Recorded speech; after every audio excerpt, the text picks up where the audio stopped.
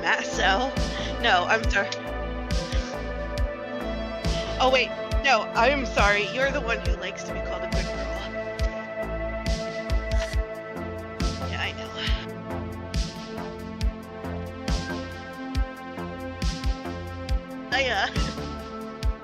I am locked in so much pain because I was like, just sit there and eat food like a good girl. She looked at me and I immediately saw the look in her face. I was like, oh, we didn't know we liked that. Oh, okay. Surprise, motherfucker. Okay.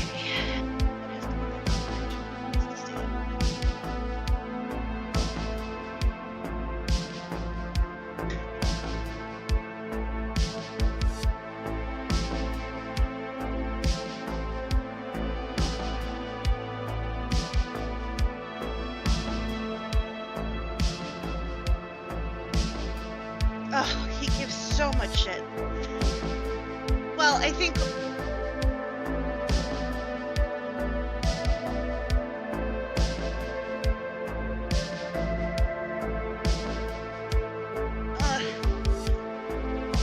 okay. Hi friends, welcome in! Jada Nickel Variety Streamer. I cook, I craft, I play video games, and I do whatever the fuck I want here because it's my channel! We are chilling with Arsenic. I'm gonna build Legos. She's gonna, go poop. Cross stitch. Go poop. No, She's gonna go poop until we're ready to play video games. She's gonna go poop till we're ready to play video games. Look at my naked neck. What do I do with myself, right? I took all my baubles off to just leave naked neck, and I feel bare. Like, Why would you do that? I could be butt-ass because they were getting tangled a lot, and it just felt constricting, but not in the good way. Because it was down here below my... nipples? Voice box. I was going to say Adam's apple, but I don't have a weenus. So, below my hyoid, because they were all around below my hyoid, it kept nauseating me more. So I wasn't feeling good. So I took them off, but now my upper feels so naked that I might have to go get a collar to wear. But like, it's hot. It's fucking hot. It's hot. It's hot. You just need a hand. I just need a hand. A cold-blooded hand. Too. Oh, by the way, here's my June nails. I'm not at my desk, so I can't see them. The green and purple French tips. Glittery. Ooh. It gives you Donatello all day, Burr. All day Donatello. We're watching Am I the Asshole and some Asians cooking some bullshit while I build my Starry Sky Lego. I thought you already built that one. No. I started building it and then I stopped because it was just my whole digestive tract was on fire and I just didn't want to stream. But this was a stream-based Lego build, so it just went into the back corner of my life until I was ready to move along. Sounds like a plan. Come on, Van Gogh. Get your ass in there. Leftover dinner has been put away. Then go my nuts. No. So I need to start this load of dishes. Little tiny Van Gogh with his painting palette. Yeah. Oh, shit. I gotta play my intro. Skip. Hang on. Let me play my intro. And then I'll turn on Am I the Assholes. Ready? Like I can hear it. Sure can. I mean, if you got the money. That shit ain't free. Hi, Silver. I love you. I played my thing. I played my intro. My fiance asked me not to wear white to our wedding. Am I overreacting? Your fawn said this is gonna be spicy. This is spicy. Like a spicy margarita. Like a spicy shargarita. Thanks! Anybody else want to play margarita right now? First, I was just like, is that the kind of spicy I like? That's the kind of spicy I like. I don't know if I it like was a this. So this is more like a ghost pepper. Welcome back to Red Flag or Overreacting. I'm the red flag. And I'm the green flag. And we tell you if you're a red flag or overreacting. If you're a red flag. No, if things are red Excuse me. flags. If things There's that no you excuse for submit you. are red flags. Or if you're just overreacting.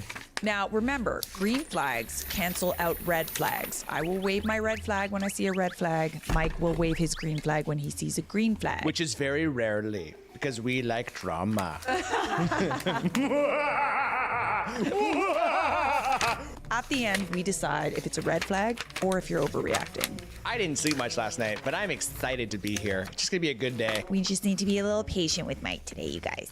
Am I overreacting? Okay, bag number Fiancé 4. asked me not to wear white at our wedding. Have you ever seen I Love a Mama's Boy? Well, that's my life, basically.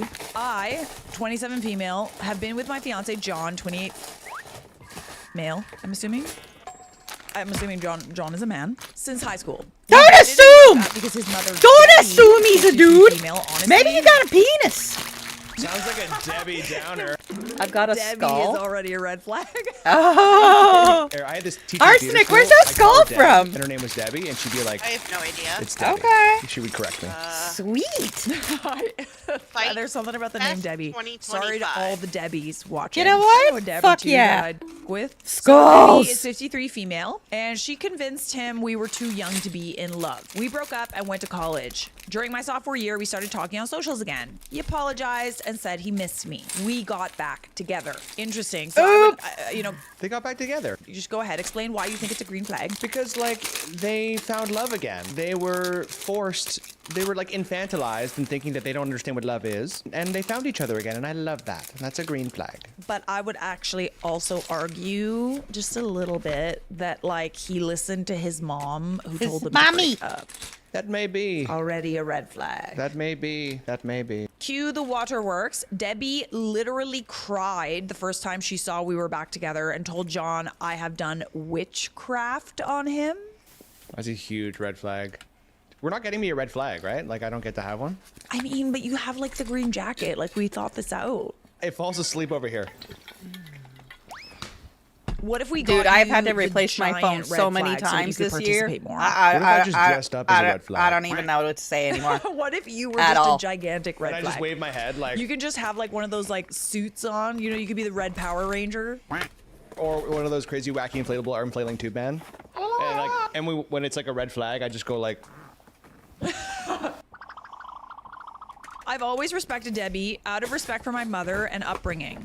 I was not raised to go back and forth with my elders, but she definitely abuses that. Since John and I Yeah. decided to get back together, she's The tried to coral hook pink him flip up in with half, and I women hate from it. Her church. I want the book style holy flip in woman. half, Job not and the even in half asks her flip in friends half. for their daughters to give it a shot. Ugh. John denies all of them, and Debbie says that I'm controlling.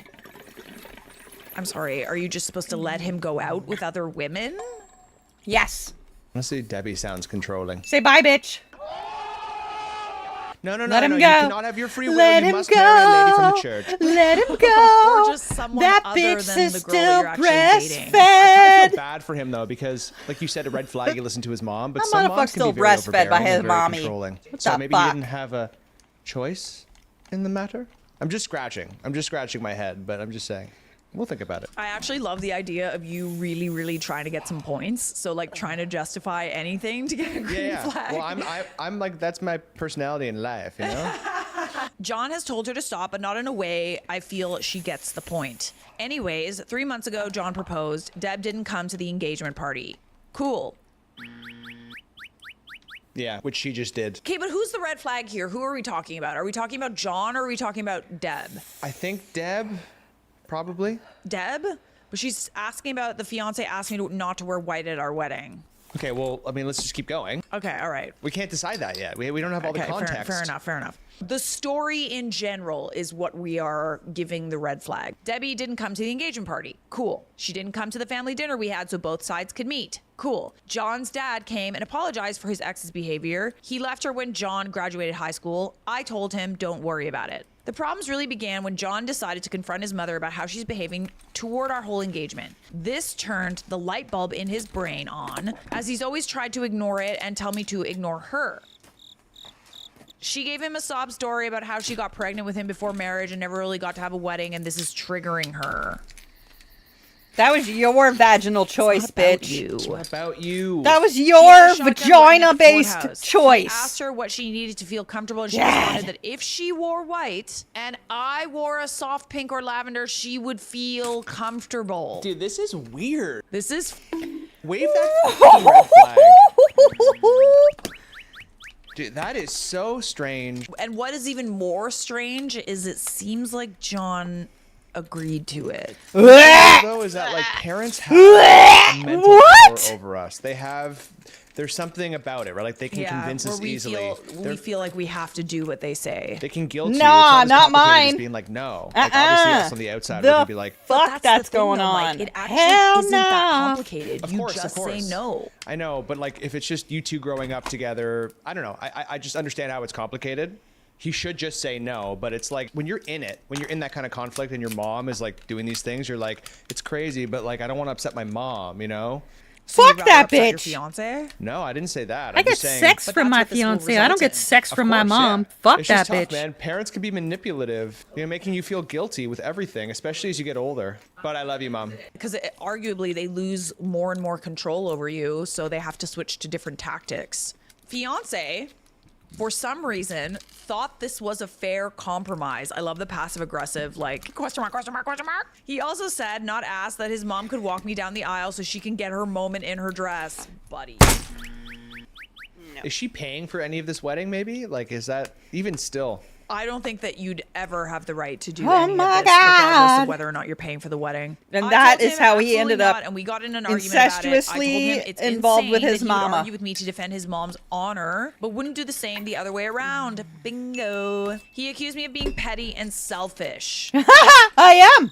It's my fucking wedding. It's literally her wedding. It's her wedding, man. It was bad. We both have agreed to cool off, but by how heated it got, I could tell we both almost agreed to call it off. Honestly, would've. might be a good idea. I would've. Or just to Yeah. take some Let's more time call to think the about whole this. thing This off. person is so under Hi, his Mac. mom's thumb that he doesn't even see how deranged her requests are.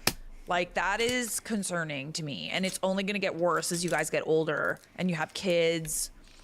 Oh, I can't even imagine it. So now we're in a weird space, and I love John, but now see how much he lets her impact our life. I just imagine her at home with this evil grin, knowing she's ruining my relationship with John, and he's just putty in her hands. I genuinely think that's what this is about. And John can't see it. Because, like, what Sorry, pride in hiccups. her right mind would agree to that? She manipulated the fuck out of him. Yes, she manipulated the fuck out of him. I think he's still culpable in what he's doing. Like, you know, it doesn't take an idiot to realize that you're not supposed to ask your wife to not wear white Cut on the her apron wedding. strings.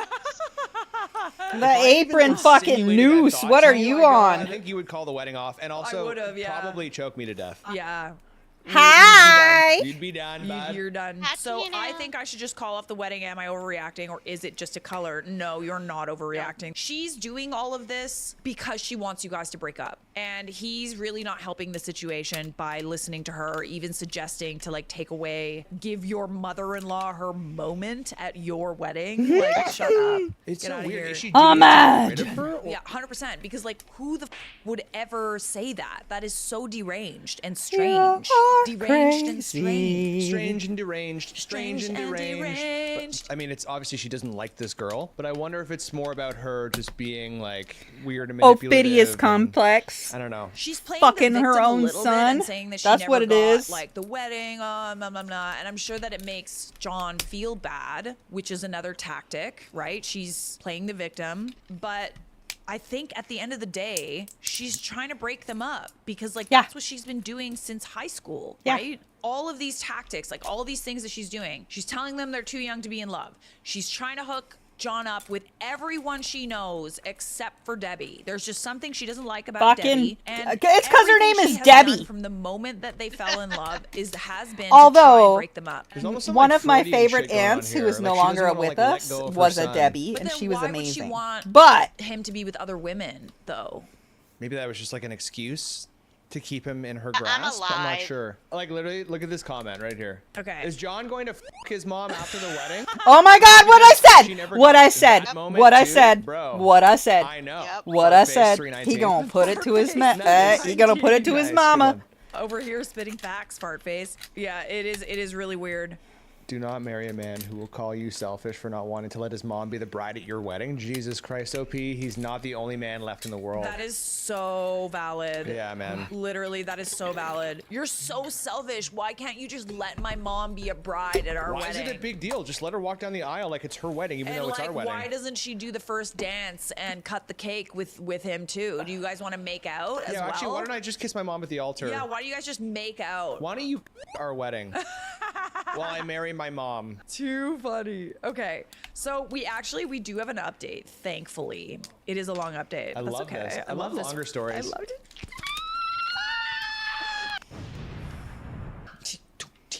I wish I had two. Mike used to be a drummer, so I feel like you could literally just take your green flags and just. Should I have like a green cymbal or like a green drumstick and hit the cymbal, and then a red drumstick and hit the cymbal and be like, oh, push. And by the way, if you're enjoying this video and you enjoy this channel, you like me and Mike, you like our dynamic, make sure you hype this video because it really helps small channels get seen. And also subscribe to the channel. We'd love to have you. Hype us up, please. Hype us. Hypity hype, hype, Hype it up. Hype up. Hype us up. Okay.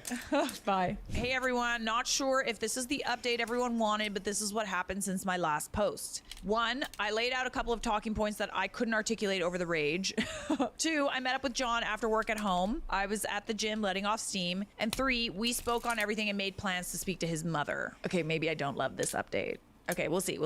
Let me just zoom in real quick. Yeah, because some of us can't read good. There's a TV there. It's hard There's for me to massive read. TV. So John came home remorseful. He told me he was anxious about it and brought it up to a coworker and friend about how I don't want to compromise. Oh my God, he told someone. Jesus. Apparently his friend, God bless his soul, went off on him about being cringy. Okay, I take back that green flag. You had to have a friend tell you, like, Yeah, dude, you're that's like weird. That's weird.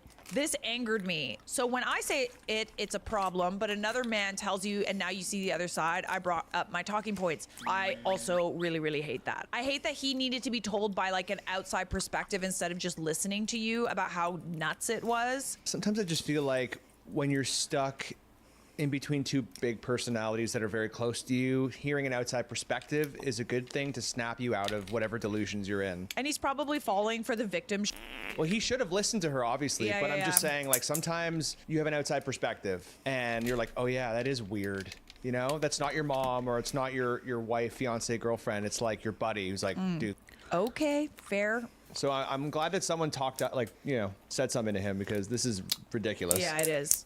Talking points. Him being easily manipulated. This was also proven when I said he would listen to whatever another man Y'all, said my for his depression partner, has even been though out his of friend agreed with control. me, I'm it hurt that he sorry. didn't listen to It me. just His mom going out of her is. way to break us up with this silly request. He was way more open to this theory, not knowing how cringe he looks, even telling this situation to someone else. I compared it to a father removing a bride's wedding garter. He got the point. Him agreeing to his mom's crazy request before even talking to me, he claimed he didn't. That he told her he'll see how I feel about it and brought it up to me. I asked why he did not see that his mother walking down the aisle on his wedding day was extremely creepy. He said that it's just a dress in his eyes. He just didn't want his mom to miss the wedding. I told him there will be no wedding if he doesn't straighten up. He said he understood. It's just a dress. Yeah, fucking right. To tell that to any woman ever. Tell is that. not, Wait, in fact, wait, just a dress. wait, Me showing wait. him how Wait.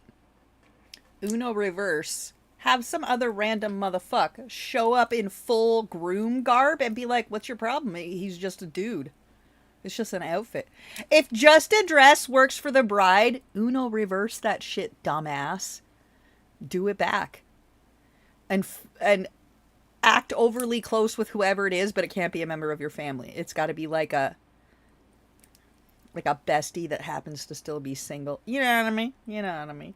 You're not really interested, but you got to tell them in advance to like play along with you so they fucking understand that they're insane. And then Like repeat the every way she said word about that the got said to garter. you. Repeat that shit. Every time you were called overreacting and manipulation, repeat every word to them for every reaction they have to the Uno reverse of a other groom who's just a groomsman or a guest or whatever, but is dressed better than the groom himself. What's the matter with you? It's just a suit. It's fine. Yeah, they walked me down the aisle because my dad wasn't here. What's your problem? It's weird. Are you insecure? Uno reverse. Don't fuck with me. I'm petty and evil and horny, but evil.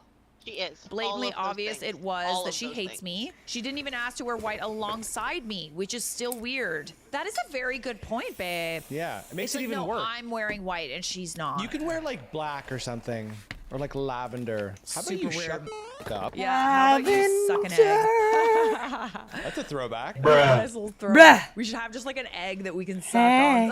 on set. She didn't even ask to wear white alongside me, which is still weird. But that I don't wear white at all, as if I'm some impure whore. Thanks, Reddit, because I wasn't even thinking of that one. It's a very good point. But then what, she is the pure one? Because she's wearing white? He said he didn't see it that way. He just knew she hasn't been showing up because she said seeing me in white hurts her. Oh my God. Get over it. How? I'm sorry. When she walks down the street and there's women wearing Literally, white, does how? she just start crying? How could you do that? How did you? Why I did never you had do my that to wedding. me? Did So you I miss said, something? do you No, not I have hear your own depression, mom and I saying just she haven't wants to been be the online bride because herself, that I she haven't can't been able to stand it bring being myself me? to be It online. Finally looked like a ding went off in his head. Boing. Me asking him what role she would play in our wedding, childbirth, Mother's Day, and everything to come. Would I always come second place? He assured me I wouldn't, and he realized how bad I f***ed up. He was just trying to keep the peace. I asked, by always making her happy and making me miserable, you took the words right out of my mouth. I refused to live my life this way. He agreed and said he was sorry and that he wouldn't want me to be miserable. We have no children yet, but we created a plan and how to deal with any big milestones. She won't be there for anything unless I'm comfortable with it, and I won't be unless she does a 180. I asked, what did his mom say to change his mind? And you all guessed it. She cried. That's the thing, man. That's what parents do. They Yeah, guilt they you. do. They guilt trip. Yeah. Took care of you for doing I know, and it's literally so hard to like see your parents crying, but like, Oh, it no, it's works, not. right? No, it doesn't. I feel like they do it because it works. Noted. Nope. When we're older. She cried about how her It baby works was getting for taken away only from her. if Weird. you How she's never are gotten her weak wedding, how his dad left her to and she the was alone and had manipulation. no one else. That she felt sick and just wanted to experience a real wedding before she dies. Then become some sucker and get married. Before she dies. Before she dies. She's perfectly healthy unless there's something she hasn't told us. Oh God, I hate that. Oh, she literally pulled the like, I'm getting old and I might die soon. I may not be here I forever. may die at some point in the Oh, next 40 so will years. everybody. You must do what I say. What if I'm not here tomorrow? And you're gonna regret your mother not having a wedding, and I'm gonna haunt you. oh my God, sounds like that's her fault. Sounds like a psycho.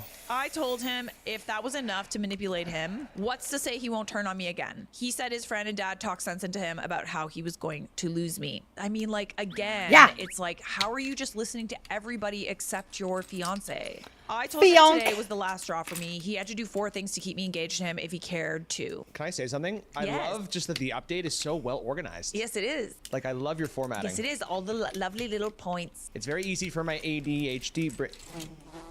ADHD brain. ADHD brain.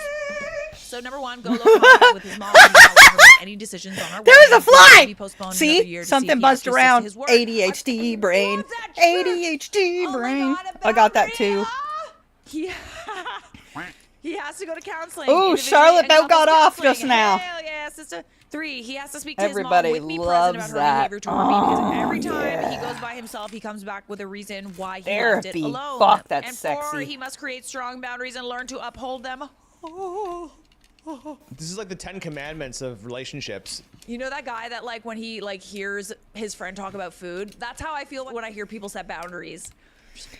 You told them that his behavior was problematic. Can Oh yeah.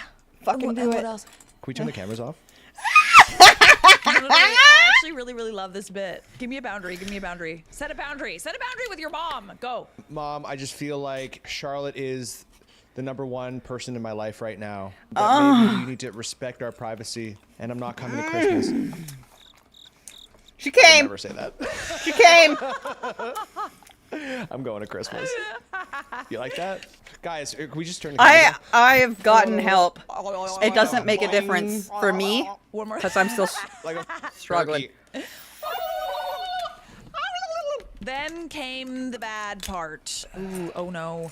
I showed him the post. Oh no. I felt so bad as he read everyone rip him to shreds in the comments. I could see how uncomfortable he was as he read how much of a mama's boy he was and other things about his mom. He was hurt that I agreed that I should leave in some comments. He read it for a few minutes until he saw someone call him a spineless see you next Tuesday and then gave me my phone back. He said it was really harsh, but I had to show him how crazy the situation sounded, even if it was just to keep the peace on a surface level. Him reading the post was icing on the cake. He said he saw everyone telling me to leave and his heart physically started hurting knowing he deserved it. Oh, that's sad. We called his dad, who I'm no longer calling future father-in-law because I will call off this wedding tomorrow if he doesn't have my back when we speak to his mom. John's dad, Dan. John's dad, Dan. John's dad, Dan. John's dad, Dan. John's dad, Dan. John's dad, Dan. Who I'll name since he's a big part of this update. Dan also read John the riot act again. He was relieved John decided to get his act together. We agreed to go to Deb's house tomorrow with Dan and John's aunt. My dad is tagging along. John said he will tell his mother that she can't under any circumstances make our wedding about her. He also said if she does cry or try to guilt trip him, he will tell her he's going no contact. Basta. I feel terrible as getting him.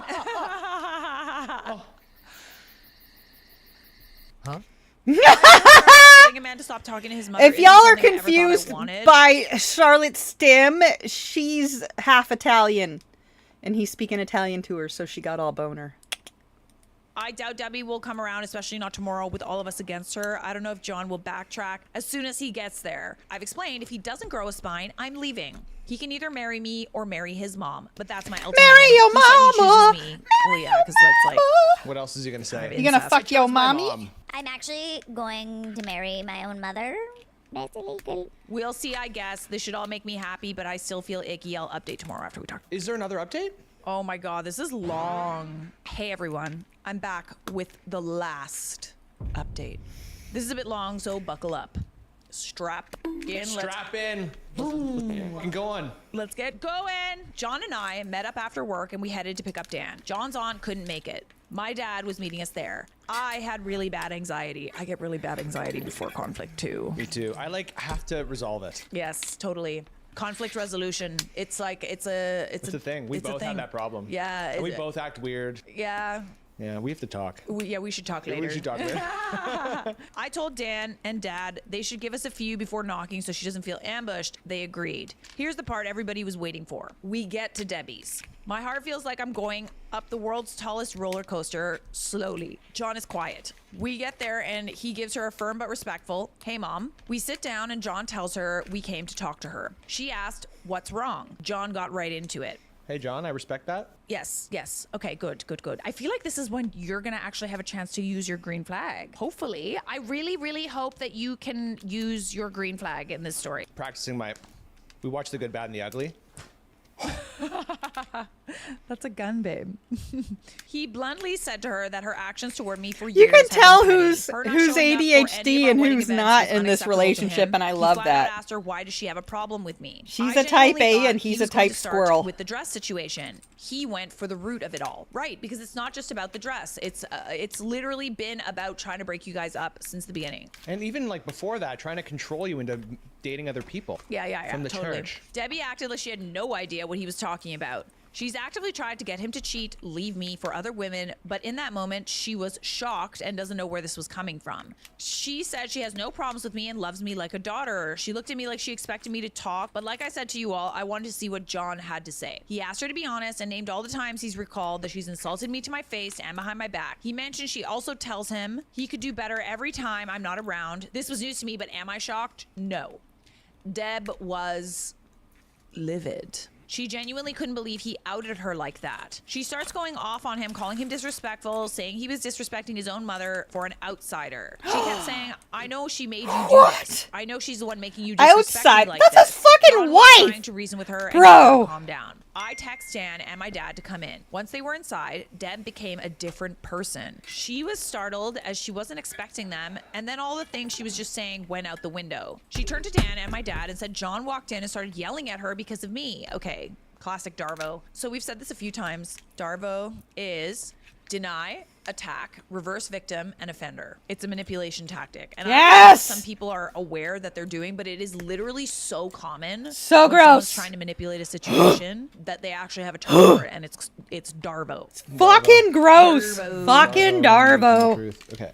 My dad looked at me and I know shook about my head. Darvo, and I No. love Once it Dan and that Dad more got people are in, aware. Everything was calmer for a little while. She went back to denying she didn't like me. They all told her it was obvious. The dress request was shameful of her. She immediately replied, "It's shameful that I won't let her son spend time with her." Okay, again.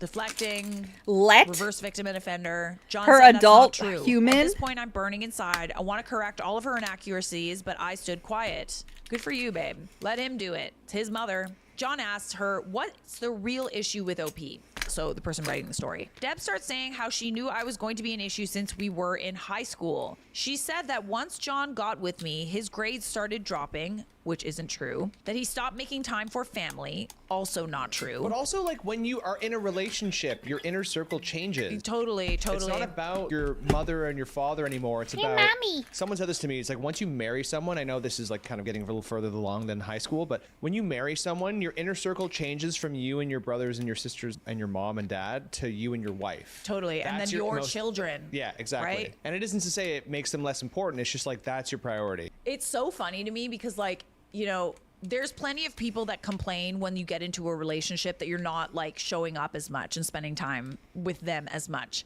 And they just don't seem to get that, right? They just don't seem to get it. They just don't. There's only so much time in the day. And it's also like, yeah, I like spending time with my partner. I'd rather spend time with my partner than anybody else. And then it's interesting when they get into a relationship and they start, you know, kind of disappearing off the face of the earth. It's like, oh, okay. Very specific. Yeah. Very specific. So he once didn't show up to celebrate Mother's Day with her a few times because of my birthday. My birthday is in April. Mother's Day is in May. That once we got back together, he forgot about her completely because I made him abandon her. He goes to her house minimum 3 times a week. She said the fact that we had an engagement party without checking how she felt about it was wrong, and all the evidence she needed to see what kind of woman I am. I'm sorry, how she felt about your engagement party?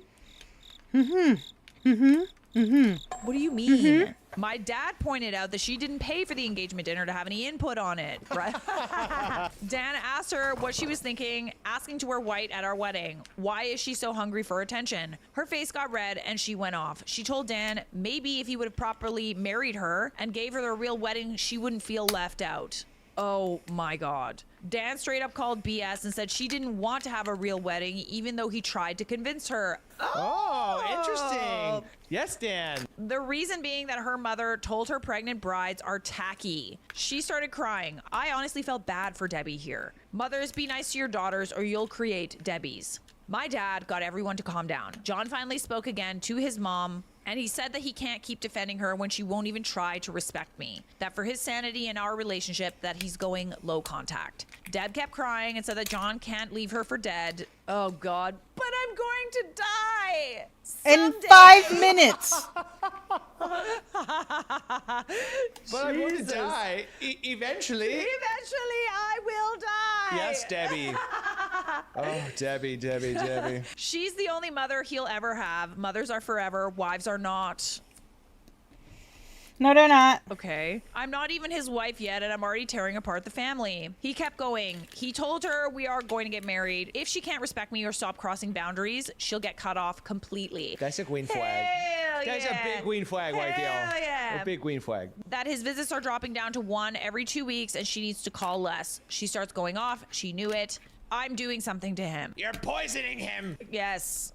I mean, look, I'm not going to play devil's advocate, but there are some relationships where, like, the girlfriend, fiance can really turn the person on everyone else, you know? Totally, That is not totally. the case here.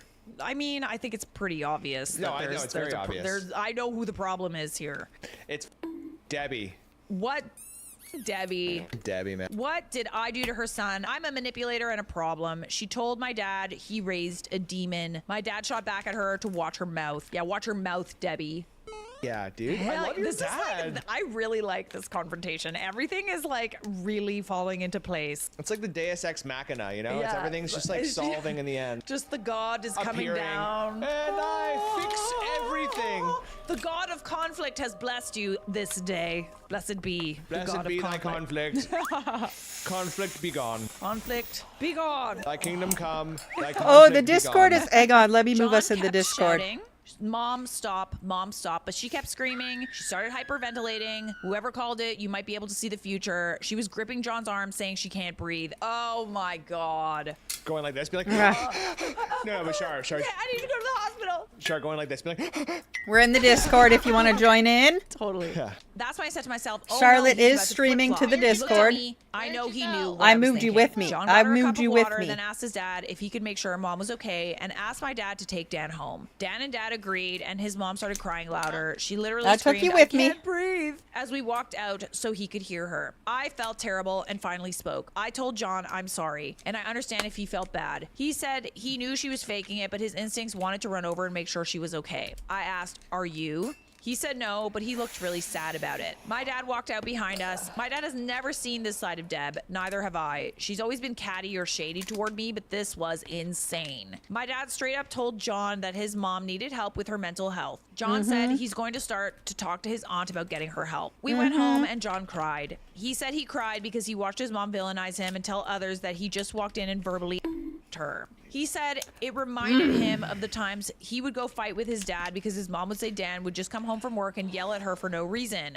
Ooh, a light bulb went off, eh? She's been doing this for a while. I guess it was deja vu for him. He was silent after she said that, so I do believe it struck a nerve with him. Right, because he's probably thinking back in his head, wow, this seems familiar. He decided to go no contact Familiar. for now. I did ask him if Familiar. he was okay with me posting this part, and he said yes. Before we went to Deb's house, I called a couple of counselors in our area to check availability, and our first couples therapy session is next month. Yay! Yay. It's a little while away. He called his provider today to check for a therapist within his insurance and got an appointment for himself for the 23rd. The ball is rolling and John seems like he's on the same page as me. I know this is killing him though.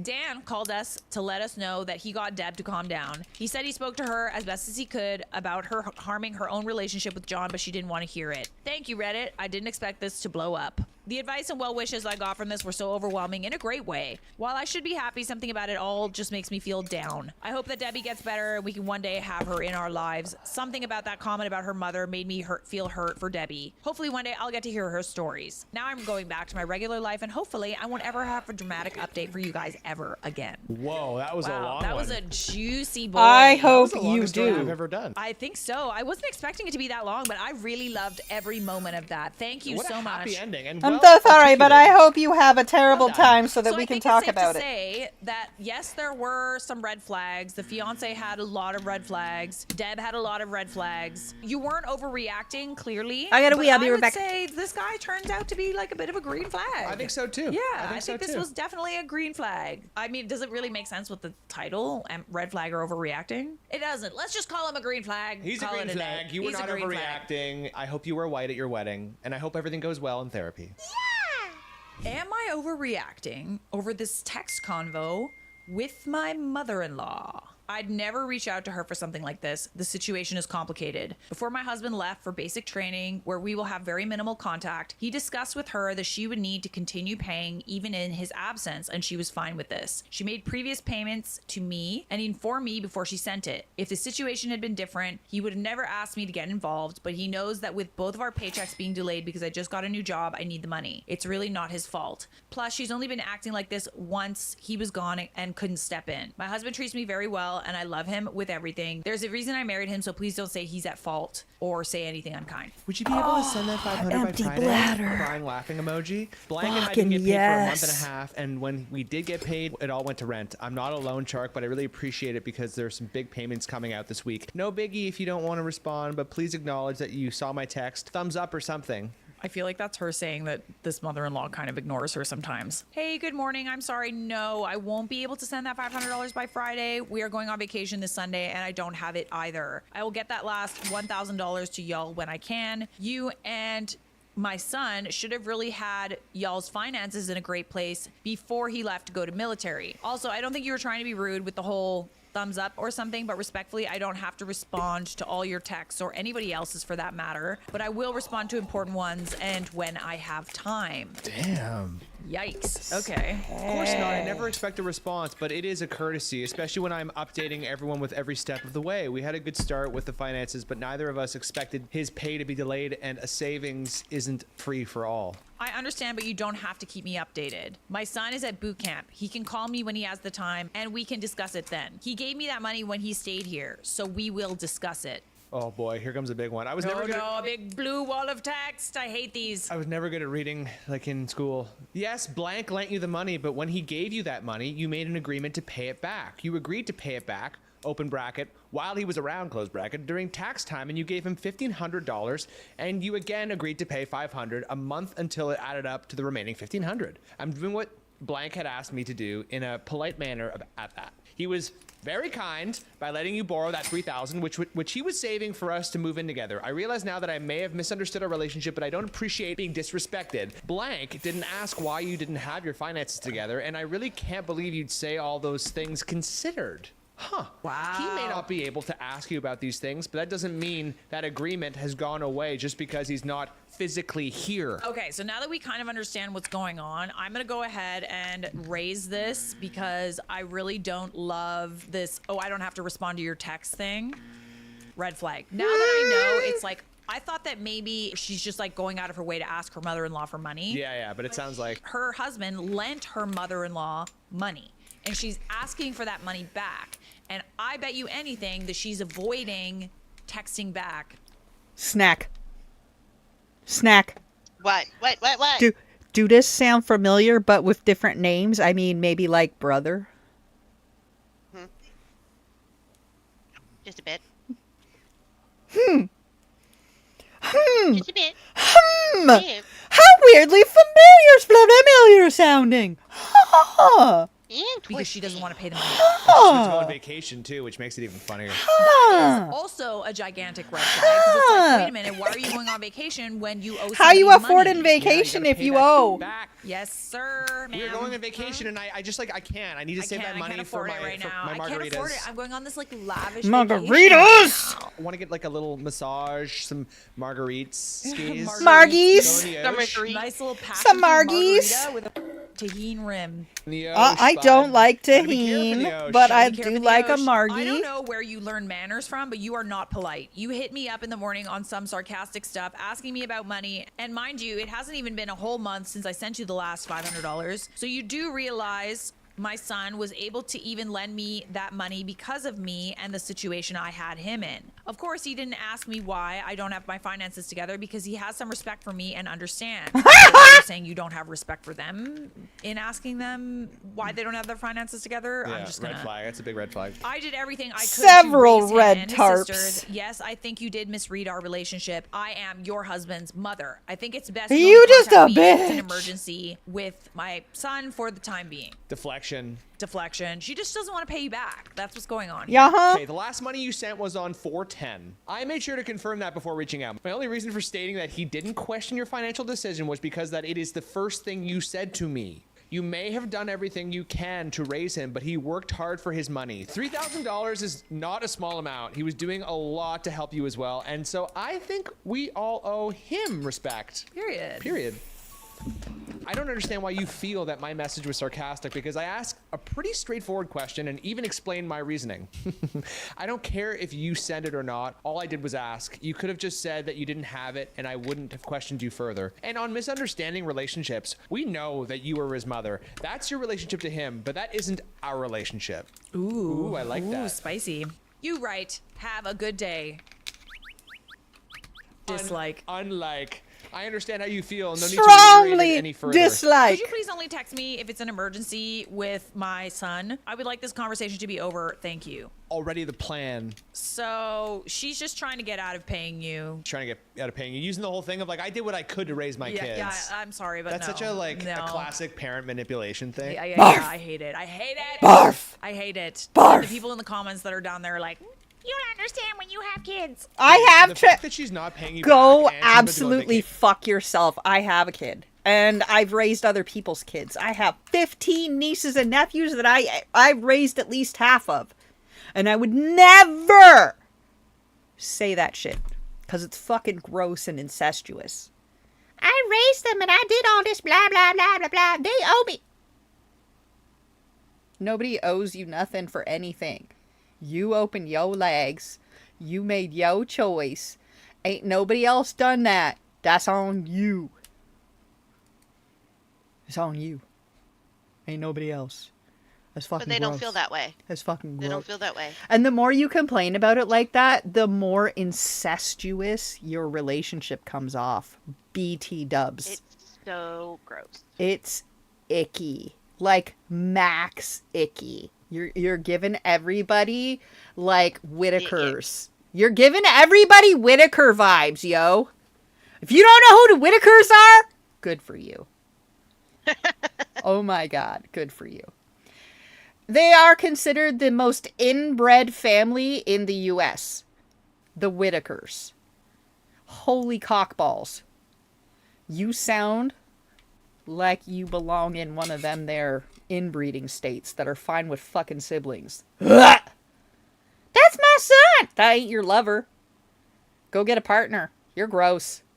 Get somebody that plugs into the wall. I don't care. You're fucking gross. You need to get off that doesn't involve your son. Do you masturbate to your son? Because it sounds like you do. Yeah. I'll deal with this when I get back. Yeah. And it hasn't even been a month technically. Yeah, literally. No, sorry, I can't pay you that money. I'm going on vacation, but you really should get your together finance-wise. Nar! Nor. I know, right? Oh my god. I know, right? They need to get their together, but she's borrowing from her son. That woman is something else. We had our shit together until we lent you $3,000. Oh my god. No, literally, why is she giving financial advice when she's going on vacation not even 6 months after needing to borrow $3,000? Like, the only reason she would say that is to shame OP. Yeah, I would say you're not overreacting, Nar, and this is one gigantic red flag. Huge red flag. You're not overreacting, and I feel bad for you because you have a terrible mother-in-law. I like when Mike goes Aussie. Like, oh, I didn't realize she'd be so sensitive like one day ago. She's not being sensitive. She's trying to get out of paying you. That's what this is about. She's going on vacation too. Yeah, literally. No, you're not overreacting. I'm kind of surprised that you didn't say something about that. Like, you're going on vacation, but you owe us money. Same. Totally. Maybe it's not your place to say it. Maybe her son needs to say it to her. But like, man, that's f***ed up. Yeah, it's super bad. Not overreacting. Am I overreacting? My friend cheated at her bachelorette party. I don't like it. I don't like it. I don't like not it really. at all. My 21 female friend, 20 female, is acting very odd. We went out for her bachelorette party on Thursday for a long weekend. Yesterday night was the main party where we all went out with her little bride-to-be veil and sash. It was all going great and she was having a good time. The point was for us all to have a good time together, but after a while, she disappeared for a good hour. She along getting with another friend in fucked. the bridal party, went out looking for her. We couldn't find her, but she texted us back that she'd see us in the Airbnb we were staying at and that she just wanted some time to herself, so we didn't push her.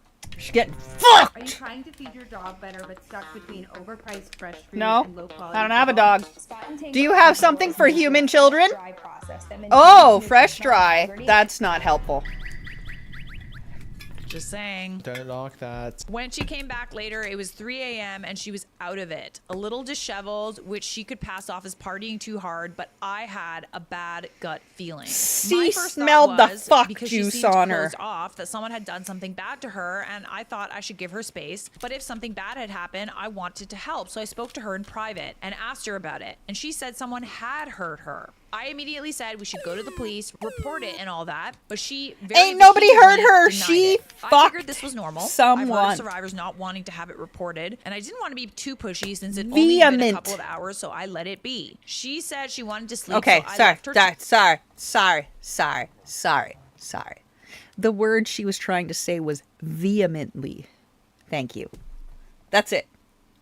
to it and checked up on her every hour or so because I felt guilty. We had planned this trip for her, but something so terrible had happened. Is what I thought, because now it's Sunday evening at noon and she pulled me aside to talk again. I thought she changed her mind about reporting it and I was fully ready to help her, but then she told me it was consensual. That she just wanted to experience something different before being tied down. And that she lied because she panicked and didn't have the energy to explain when she came back. You a hoe. This Use a was, of course, hoe. shocking and incredibly icky because this girl, one, Use a lied about being hoe. harmed, yeah, and two, cheated on her fiance. She's been problematic since her wedding planning began, making unreasonable demands for bridesmaids' dresses and acting like a bridezilla, but this is a whole new low. I freaked out on her, told the other girls that while we were looking for her thinking something happened to her, she was out cheating on her gem of a fiance. This was perhaps not my place to make a scene, but I was just so done with her. I then told her she had to tell her fiance what happened by the end of the week or we would, She's because a his family's paying for the entire hoe. wedding that's in June. So I figured if they need to cancel and get what they can back, it needs to happen ASAP.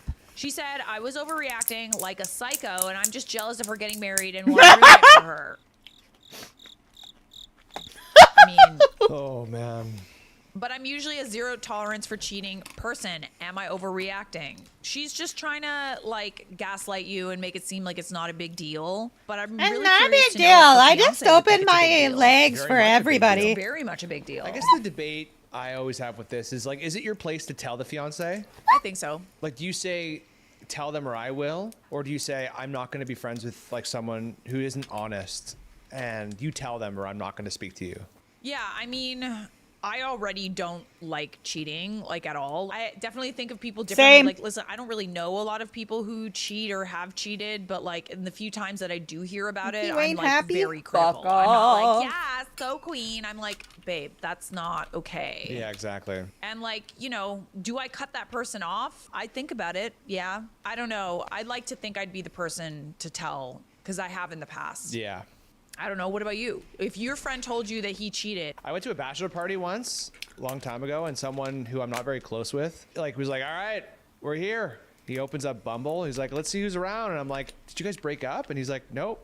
Like, I thought you were in a relationship. He's like, not today. And I was like, whoa, that's... does she know that? Ew. No, I think they broke up, thankfully. Yeah. Okay. Thankfully, But that's like, good. I was like, oh God, like why are people like this? I don't get it. I don't know. Some people really do get like hall passes on their bachelorette parties. I honestly don't believe people when they say they have a hall pass. Some people have open relationships and Yeah. they like that because it takes the pressure off of, I don't know, it takes the pressure off things. Like we know people with open relationships. Yeah. It to each shoe's own, right? If you and your partner agree to have a monogamous relationship, then cheating ain't no bueno. I have a No bueno. monogamous And also, like, relationship why do you with need to my cheat before your wives. wedding? Like you wanting to cheat and like get it out of your system just proves you're not ready to get married. That's it. Nor, Damn right you first do. of all, your friend is have nowhere a near the very maturity level sexy required for relationships with even my a serious wives. relationship, let alone getting married. Cheating in any capacity is disgusting, but especially when it's on the I cusp love of my being someone's bitches. wife. Lying about being is deplorable, awful, literally awful because it Great. takes away from people who have experienced that and like it's already hard to be believed,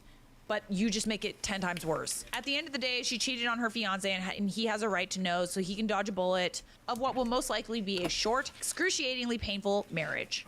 And Oh, these go get are tested. gray. No, I totally agree with that. You know what? Not I don't have a overreacting. The green. marriage will end in divorce anyway, so save them time and I'm out of money. brown. That's a Oh, bad there's a friend to brown. have. Yeah. I love this whole like, oh yeah, they all went out to celebrate her and she just disappears. Yeah, it is weird. Like that's so, oh yeah, I'll just meet up with you later. What do you mean? We're literally all out to be with you on your bachelorette party. What do you mean meet you later? It's just really interesting. Like it's part of the culture. I'm guessing that this is in the United States. People get married earlier. I think they in are general. she is like very, very young. Like I will say that they are very, very young, but it's very clear that they aren't. Well, I mean, look, lots of people in their 20s, arguably mature enough, but some people just know and it works out great. But I don't know. I feel like getting married very early, you miss out on just exploring and you think you know what you want, but like then you miss out on things. I think it's important to spend like your early 20s exploring, meeting people, trying things, and finding yourself too. I don't want to say in a hoe phase, but like definitely like get to know like what you like and what you don't like. When I was 20 years old,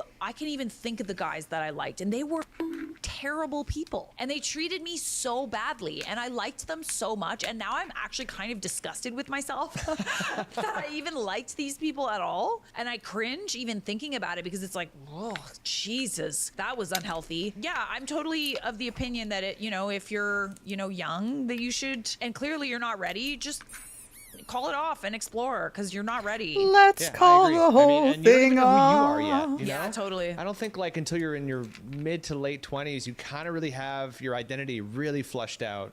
Especially kids in the States now too. They're in so much debt tuition for college is insane. Totally. It could be a religious thing, though. It's for sure. I mean, yeah. It's a and Jeebus it's just like thing. the culture. Yeah. OP kind of copied some comments. Oh my god, you're such a detective. Your curiosity killed you to get to the bottom of it. You were ready to report. This was such a move to get her out unconfessed. Just stay away. I think you are a bad influence and the whole reason for this blunder. This person's a cheater.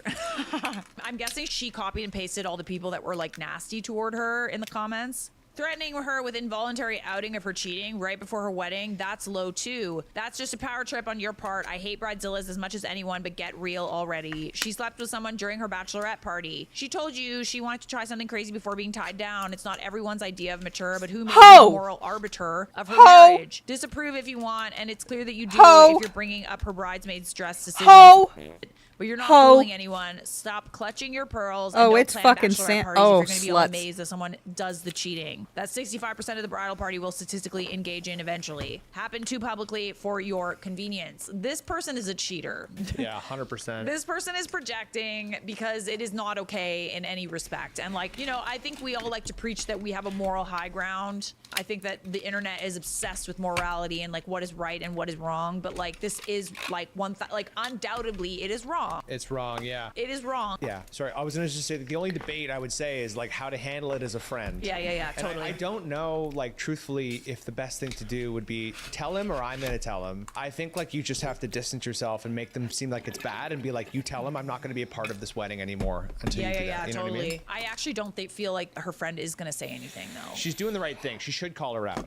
Be a good friend. Did I, like, with my experience on that bachelor party, I didn't know the guy well enough. I didn't know his girlfriend. I was just kind of like, okay, like, that's not great. Yeah, but it's not like you hang out with the guy. No. Should I have said something? Maybe. I think, you know, this not my circus, not my monkey thing. It's like, I think that only applies if it's not someone that you're close to. I think that you really do have to, you have a moral obligation, I think, to say something. So guys, I had such an overwhelming response, but all these people, among an unfortunate number of others, thought I was oh so bad for being mad over my friend lying about SA and for being against infidelity. So I decided to expedite telling her fiance. Yay!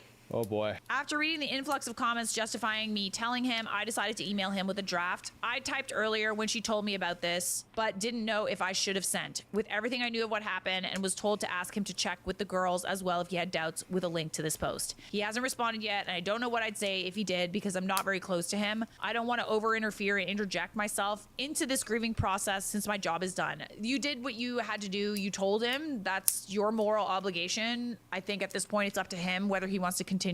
I've told him and I've cut her off. If they can go on with the wedding, I've made it clear I'm no longer in the wedding party, and so have 3 other bridesmaids, so she wouldn't have a wedding party if she moves forward. Appreciate all the people who gave me genuine feedback and advice instead of outing themselves as terrible characters, literally. Good thing that internet co-signers and upvotes were enough for you to decide the trajectory of someone's relationship by undercutting their opportunity to confess on their own. This person would not have confessed. She's too young. She would have avoided it. Even just in the way that she like lied about where she was going. She lied about the encounter and said it was like not consensual. I do not foresee her taking responsibility. So if they work Here's through the this, which I village hope at they the do, bottom you of the just lost a painting. friend. Maybe I'm gonna more move it than one, aside. depending on how close your circle is. And if you are friends with the future groom, you lost that too, all because you had to be a shiro. So like, when was the last time you cheated? Was it like yesterday or? A shiro?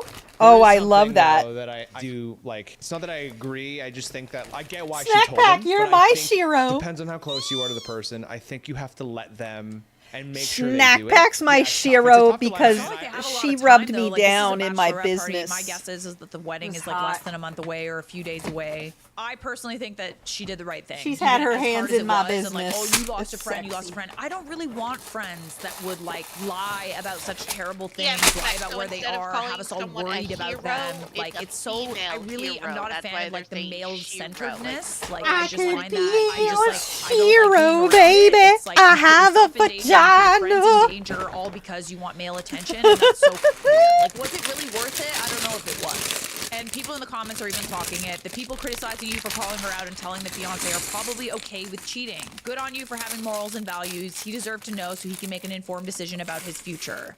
Yeah, they make a good point. Like, and you said it too. It's like, you know, she probably wouldn't have told him. So I guess, yeah, good for her for telling him. Yeah, I agree. But I always like to point out the dilemma Yeah, for sure. of I like, agree is with it that. is it your place to say something? I think in this case it probably is. And it sucks. It's not easy, but Ah. this is is a pretty big character flaw that I'm not a fan of. Like if it was like my brother, you know, like if it was like you cheated on my brother, I'd be like, you tell him now or I'm gonna tell him. Totally. But if it was like a friend, an acquaintance, maybe not. I don't know. I'd be like, tell him. It might be situational, Yeah. but I mean, it's clear that they're close and she's in the bridal party, right? So I think in this case, it makes sense. It's weird how people can just like justify this behavior. Be like, oh no, they're like, it's fine. It's just a bachelor. It's because that's how that's like they're But it's projecting. also movies and things like, oh yeah, There's bachelorette. so much cheating in movies, and it's so weird. Like it's like you can tell that it was written by like a man because. Well, no, I mean, think about it. Like all of our favorite rom-coms, it's like we always cheer for them, right? And that, but in reality, if that happened, you'd be like, that's up. It's because I think that there's like, you know, that forbidden fruit aspect of it that makes the story interesting and Or it makes the finding your- characters human, right? It's like characters are like flawed. So there's that kind of aspect of like this character is flawed. You see the chemistry with the person that they cheated with. That's more. I think it's more about like finding your soulmate kind of And thing. who can argue with finding your soulmate, which is why sometimes we like, I think, get behind it in movies, or like, you know, they portray the wife as being this like horrible person or whatever. But I would bet my bottom dollar that whoever wrote those scripts is a cheater. Cheating man. Cheating boy. Am I overreacting for snapping at my friend for calling my shoes and me trashy? Let's wait for the reveal on the shoes. My friend works in finance and his office throws the team a celebration for lunch at a nice restaurant where they have exceptionally good quarter or whatever. Dates are allowed, and he said he was tired of being one of the only people to go alone every time. So he asked if I would be his +1 this time. The dress code was business casual. I wore a loose white button-down shirt, gray slacks, and 2-inch leopard print heels. He saw my shoes, and he said that they were tacky. When I asked how, he replied that only certain women wear leopard/cheetah print. This kind of reminds me of like my brother. I like went to Italy with him. We like backpacked through Italy, and I like really wanted to buy this leopard print jacket, and he was just like, "Only whores wear leopard print." I was like, "What? Since when?" I was thinking in my head like it was like when Shania Twain was really popular, and I was like, "What about Shania Twain? Shania Twain's not. They don't impress her much." Maybe this finance guy like has been with a couple people who, you know, ladies of the night. Possibly. Leopard print is not, in fact, only for those kinds of women. Hoes. Honestly. Wear whatever makes you feel good. Yeah, and it sounds like she had like a pretty reasonable, like gray slacks, white button-down shirt, and the leopard print heels. Like, sounds pretty business cash to me. I questioned him further about what kind of women. He said the kind that wear print styles. I pushed him until he finally admitted he meant trashy women. For context, I'm also Latina. I don't have proof because he didn't explicitly say it, but his tone and way he kept dancing around the question felt really racially loaded. He's probably referring to the stereotype racists imagine when referring to trashy Hispanic women. If you're picking up on that, you're probably right, but like I'm not Hispanic, and like I said, my brother told me not to buy a leopard print coat because he said that wear them. So like I think it's a stereotype in general. But also like, who is this guy to tell you what to wear? I know, That's so literally. disrespectful and It is. misogynistic. It is, and like obviously he's not very good at fashion because leopard print is very in right now. You're gonna wear that? That's like not very appropriate. Yeah, off. She's wearing gray slacks. I'm trying to protect you, you know? I'm trying to protect you. Yeah. Make you fit in more. I feel like if he really felt that way, he would have been like, honestly, like it's not really appropriate attire for like, you know, we're looking for like something a little more business casual. I feel like business casual, as long as there's like a closed toe, I think But it having was open just her toed in the shoes. shoes is It was Yes! casual or not work appropriate. It wasn't There is the like, outfit, you know, it corporate was the culture, and like shoes. open toed shoes are Okay. not appropriate for like corporate culture. Closed toed shoes are, and guess what? These are closed toed shoes. Maybe because of the height of the heels? No, it's the leopard print. Those are nice. Those are cute. Especially with white slacks. Is that what you said? Gray slacks and a white button down. Yeah, are you joking? That's super Yeah, nice. it's super cute. And like arguably, I don't even know if you'd be able to see more than just like the tip of the toe, realistically, if you're wearing like wide leg slacks. I got mad and I told him I was doing him a favor, that he needs to shut up before I get so angry I make us both look bad, because I'll either be upset the whole time or just not go to the lunch. Was he right about the shoes? Should I apologize? No, he wasn't. He was not right about it. Like, I don't understand what his issue is. I don't know if it He's was like racially gay. charged. You would probably be able to pick up on that more. It is a bit of a thing, I think, with some people to feel that way about like leopard print. Yeah, I don't know. I just genuinely feel this is such a non-issue, and he made it such a big deal and was very like demeaning in the way that he spoke to you. Especially when you're wearing gray slacks, a white button down. Like a short skirt and like a really low cut top. Like you were wearing something very work appropriate. And it's not even your work, by the way. You're his friend and you're his +1. There's a reason your friend usually attends these lunches alone. Oh, clock it.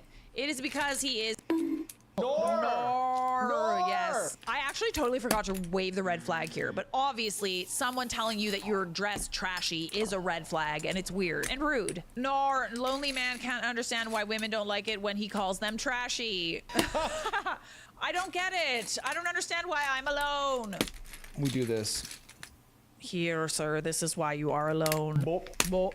Are you sure he's actually a friend? That's also a very good point. As a woman in finance, I wear leopard print all the time. He has a very stereotypical, outdated view of the world. He probably thinks red nail polish is for hookers too. Damn straight. Yeah, but to be honest, like I feel like a lot of people have these sort of feelings about like what women wear. I can't even tell you how many times, you know, I'll be like putting on lipstick or whatever, and like someone will say like, I don't know how you like have the energy to do all of that. Like I don't understand why you like do that. Like because I enjoy it. Because I look good. Is that like, why is there this like weird thing that you think that I'm doing it It's for like weird male that you think attention it's or your to appear a business. certain way or whatever? Maybe I just enjoy it. Maybe she just likes the shoes. I like to dress up. I like to dress up because I like to look good. It makes me feel good. Literally. Yeah. Totally. I agree. There's always like red lipstick, red nails, Yeah. that kind of thing, you know, and high That's- heels. I think that's super classy. Like a really nice red lip with a matching red nail. Like that is like the epitome of like class and elegance and Class, pure. Touch of class. Touch of class. Ladiness, if that's a word. This guy clearly has a somewhat outdated, misogynistic view of what women wear, and I get why he doesn't have dates. I think you should wear them every time you see him. In fact, just show up next time in an entirely leopard print outfit. He's gonna love that with red nail polish and red lips. Yeah, and maybe go buy that leopard print coat that I honestly should have bought. Like, I'm just, it's so cute. Reminded me of Shania Twain. Well, guys, we've come to the end of the video. If you enjoyed this video, make sure you check the video. Oh my god! Right now. We totally enjoyed it! We loved it. We loved it.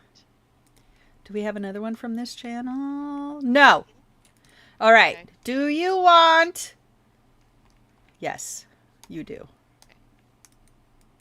Do I? 6 reasons Yeah. why you should ditch your old water bottle for the Mesa Week. I Let's start don't with wear the leopard incredible just because I don't like that kind of pattern. The day. I will wear patterns, but not typically animal prints because I just don't like them. It's a preference, not anything else. I just don't care for them. Right, That's it. but that's a personal preference. It is not a Same with yellow and orange. I don't wear them. right. They make me look. It's Sick. a They point out my sick. They well, and that's also, really like, make my sick skin noticeable. tone versus hair color, things like that. Yeah, it's a whole thing. 8 and block him. Am I overreacting? Welcome back to Am I Overreacting, where we decide if it's a red flag or you're overreacting. We also have a green flag, which I will not use much. It also just like scratched my face. Owie. Let's get into it. For context, I, 30 female, met this guy online and have been talking to him the past few days. He asked me out and we planned a date for today. He seems really nice so far. I like him, but he's made a couple comments that maybe seem like a red flag to me. First off, I did my nails for the date, and he asked me to send him a picture. So I did. Okay, that's nice. He's interested. Green flag. Then he makes something like, those would look great wrapped around something. They would! And I kind of brushed it off because that's how some guys are. But it did give me the ick a little. Okay, bestie. If you don't already have need that to tone stop going with brushing your it nails, that's a problem. Okay, Listen. I'm talking to you. Wait. We don't brush it off. When a guy makes Wait. Well, y'all aren't looking. I'm gonna send a message to Snack so she can see what happens. I send a picture of my nails each time. And what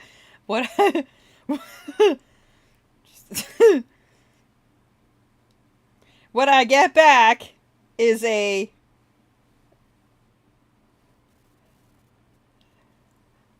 very artistic. Hang on. Open up your messenger snack. You ready? I send this. I get back this. Every month when I redo my nails, I send something like this, and it's usually got a... It's in the throuple.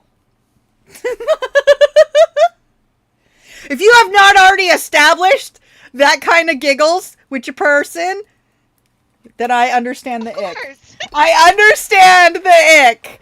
Alright, every month. Every month. I'll send one, whether it, like, because I'm like, I saw him the day you're before. literally I saw him the lining day before, and I'm like, I've got such a good idea for the next set of nails. Hang on a shit.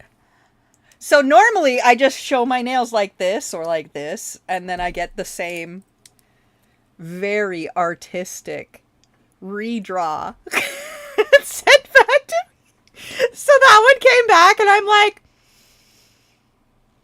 I feel like it was a missed opportunity to not draw spooge bukkake style all over my face. I am disappointed.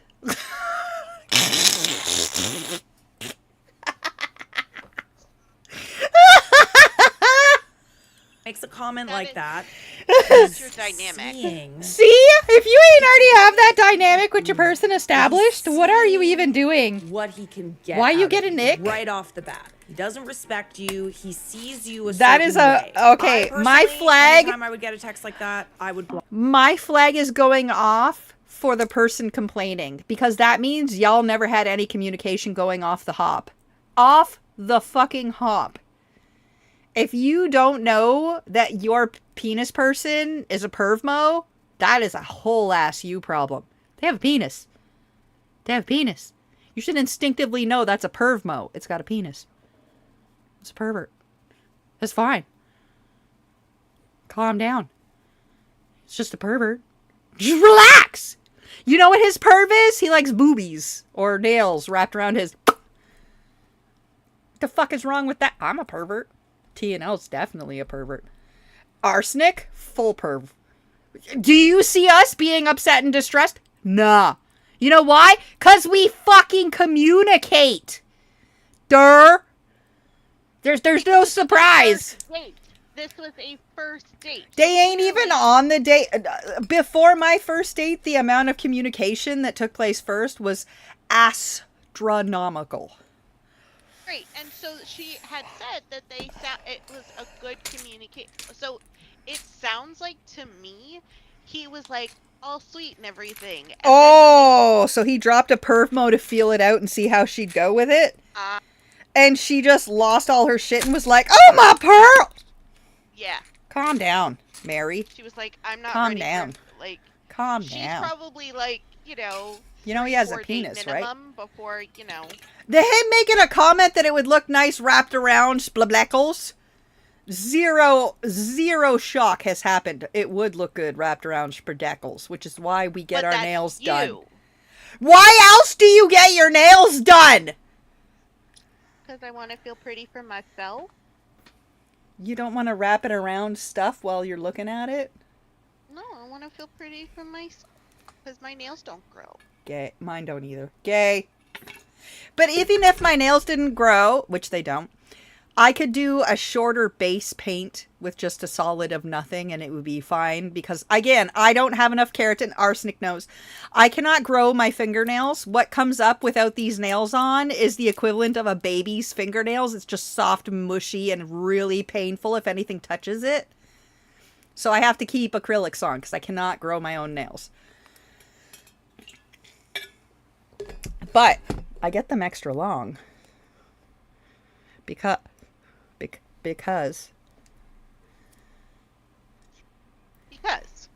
Because I'm gay. Mhm. Super, Absolutely. super gay. Super gay. I have discussed not doing these too long, but I don't have a female companion right now. If you know, you know. So I keep If you've ever had a female companion, you should know.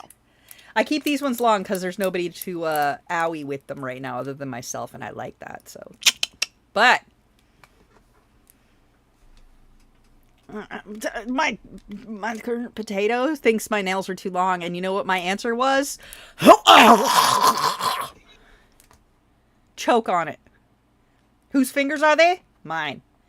Whose nails are they? Mine. Who pays for them? Me. Whose opinion matters? Not yours.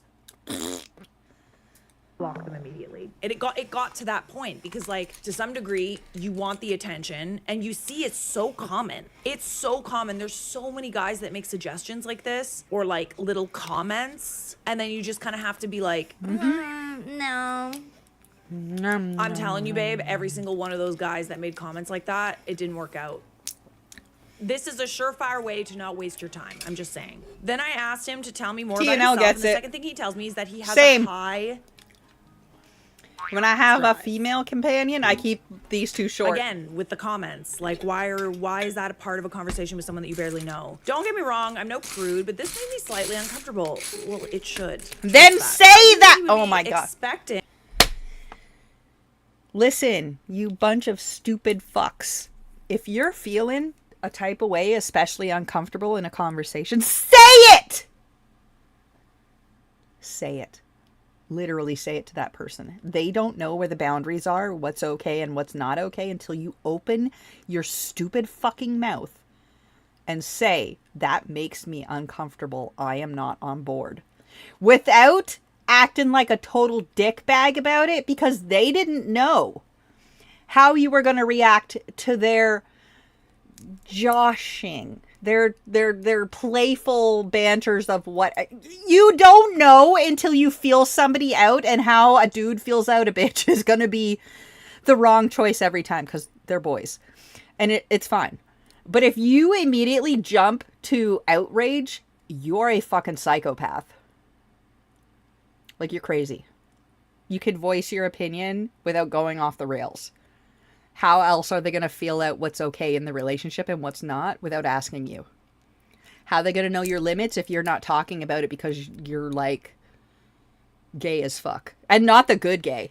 If you were the good gay, you wouldn't have gotten all bitch about it, and you would have just been like, yeah, I'm not comfortable with that. Let's take a few steps back. And you know why? Because we fucking communicate. Shock and awe. Communication. Communication! On the first date, but this made me rethink. I'm also recovering from a surgery that I had 3 weeks ago. Oh my God! So that Surgery! really isn't even Excuse? an option for me. Not that I would want Shut to do up. that on a first date anyway. Babes, you don't need excuses to not want to do that on a first date. If you don't want to, that's I only enough. do that on a first That date is with reason arsenic. enough. Anyways, I kind of feel like he's making too many comments Shut too up, quickly, bitch. especially considering I didn't engage with his first comment at all. Am I overreacting? You didn't Feeling like maybe engage, I wanna but cancel you the didn't date and address. block him? You're the problem. You didn't engage. You didn't address. You didn't communicate. You are the problem. Thank you. You already know how I feel. You're blocked. I just feel like these comments are an indicator of his expectations, or maybe he's just being a guy of thoughts. Screenshots for context, and also my nails because I think they're cute. Oh, hold on. So I almost wish they would have like a Hold beige up. flag. Wait a because I'm looking at this and I'm minute. like, Uh-oh. Snapchat. Okay, I wanna people see these use nails. Snapchat I wanna as see a these means nails. of communication. They use it as a means Want of to entertainment. see them I stopped too. using Snapchat when I was like 24. Because I didn't like the fact that messages get deleted, photos get deleted. There's something very sneaky about Snapchat. And also the like find my friends thing. Like, it's just, I don't love it. So I'm not saying it's a red flag, but it's definitely a beige flag. Take note of it, especially if he's in his 30s. I'm just saying. I just ate some chicken shack with potatoes. It was fire. OMG, that sounds amazing. Tell me more about you, handsome. Well, I'm a clean freak. Ha ha ha. I like things a certain way and order. Very big on cleanliness. I have a really high drive. Nobody asked you, Bamba John. That's when I'm with someone. I like to cuddle a lot. Just be around my person, date nights, activities, movies, dinners, go places we've never been. I just like to work and come home, lol. Okay. Normal? Those are really cute nails, babe. Love the little bow. Love your nails. Don't love the guy, though. I'm assuming the rest of the conversation just wasn't included. Sounds yeah, like a- I would say one comment. Sounds like is a one thing. closed-minded Like, prude honestly, it's just like situation. it never fails. If you don't respond, it's like, did You she hear don't me? Did she acknowledge see it, I want her to then know it that I doesn't wanna get give it a go. corrected. I want her to Boys eat are my stupid. schnitzel. Boys are stupid. You can't just ignore it. If you have a problem with anything that's come out their mouth, you got to say it immediately because they're stupid. They don't run on subtle. They don't read between the lines. They're boys. They don't. They just don't. Unless your read between the lines is you sitting on their lap and licking their forehead and letting them know you're ready for some... They're not going to catch it. I mean, Tina literally just says, yeah, we are kind of dumb. It's not So- even kinda. Keep your subtle bullshit to your vagina friends and actually open your mouth to anything with a penis. Tell them. Tell them. Because they don't know. They're just letting anything that pops into their head come out their mouth because they're fucking boys. They're boys. There's no thought processes. There's not. And that's fine. You know exactly who to go through when you need to get a bug killed, when you need some barbecue shit done, when you need something heavy done. You know to do to go to just, hey, can you go lift up these blah blah blahs? Can you go fix this do? They're gone. My oil needs to be changed. Bye. They're gone out the door, already changing your oil. And all you need to do is open your fucking mouth and stop treating men like they're women, because they're not. They're not going to get it. Ever. That's not how they're wired. It's like trying to process a serial killer or a cannibal. They're not fucking wired the same. They're not. They're not. You're just going to make yourself crazy trying to figure it out. Just why? You could have solved all the problems by opening your fucking mouth and stating exactly what you wanted. Stating exactly how you felt. And that dude would have been like, oh shit. Okay. I won't talk like that anymore. I won't do that anymore. Blah, blah, blah, blah. Because they don't know. They're stupid. They're just trying to feel out what's okay. They're just dumb boys that are adorable as shit and stupid. Just so stupid. But so helpful. So helpful and handy. Stupid as fuck, though. But so goddamn helpful. Dumb as shit, though. Hey, guess what? Guess what? Hmm. Guess what? Guess what? Yeah. You're pretty. I love you. You're my best Oh friend. my god. Just touch me.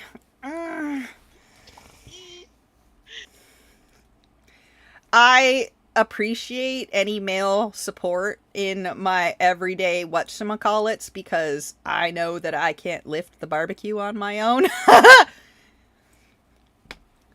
But I also know to open my fucking mouth when I feel any type of way about any shit because nobody knows how you're feeling or thinking until you open your fucking mouth. Vagina or penis. I make crude jokes constantly. Just 24/7. Boobies, penis, vag, everything. All the time.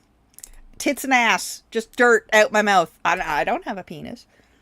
And I don't know if you're uncomfortable with what I'm joking about unless you open your fucking mouth. You're the problem.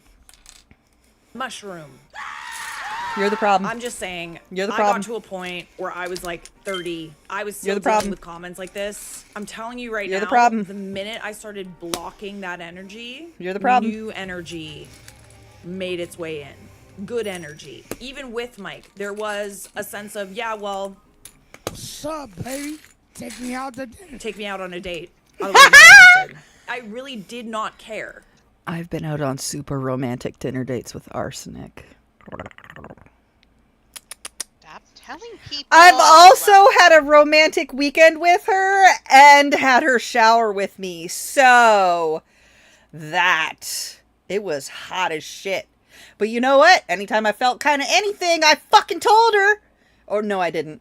I was No, high as shit. I was high as shit. I constantly was checking with you on feeling. And I may not have answered, and I would not be able to tell you if I did or what I said, but she might be able to because I was high as shit. on all the painkillers, post-surgery, wrecked off my ass, not awake. Not awake at all. But apparently I had some good conversations. You slept so so good. so not awake. It was so hilarious. She told me after when I wake up and I was a little more coherent. She's like, "Oh, you said this, this, and this. Do you want to go get it?" And I was like, "What?" Yeah, I was talking to you. We were like, "What?"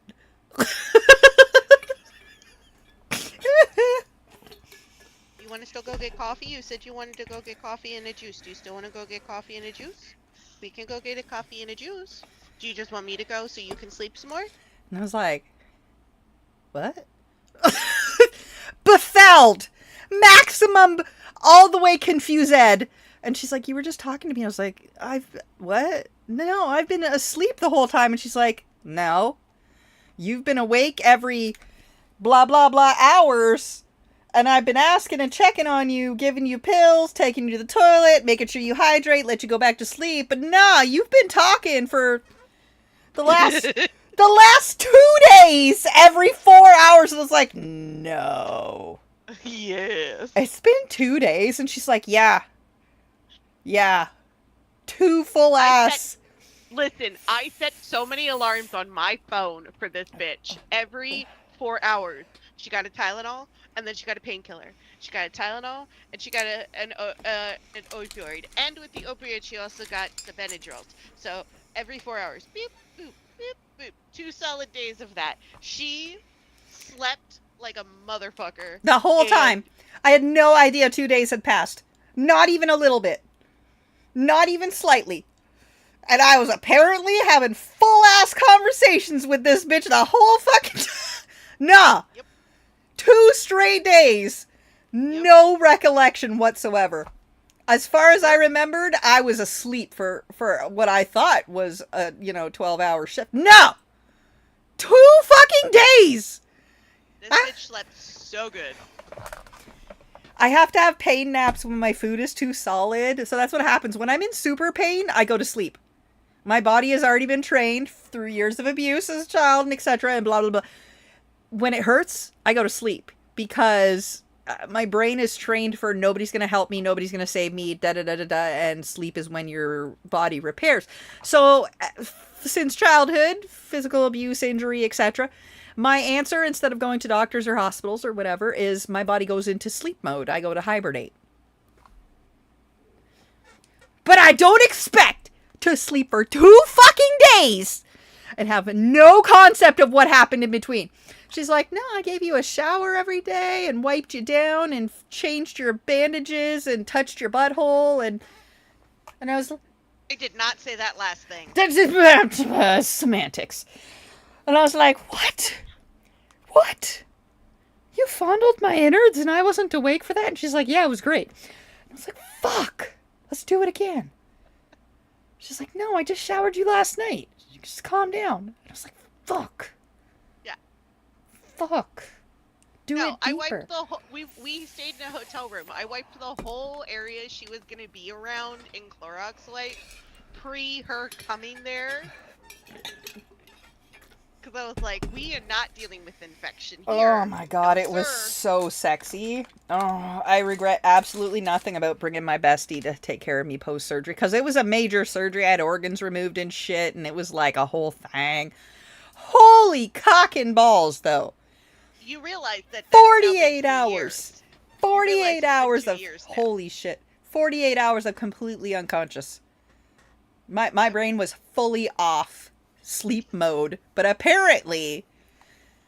sleep zombie mode equals hit on arsenic and take her to the bath. Whoops! Whoops! I'm so sorry. I am almost regret. Nah. No, she regrets nothing. I regret She nothing! regrets nothing. You know She why? regrets nothing. You know why I regret nothing? Because while she was taking me in the bathtub, her husband was in the other room on the bed listening to her rub me down.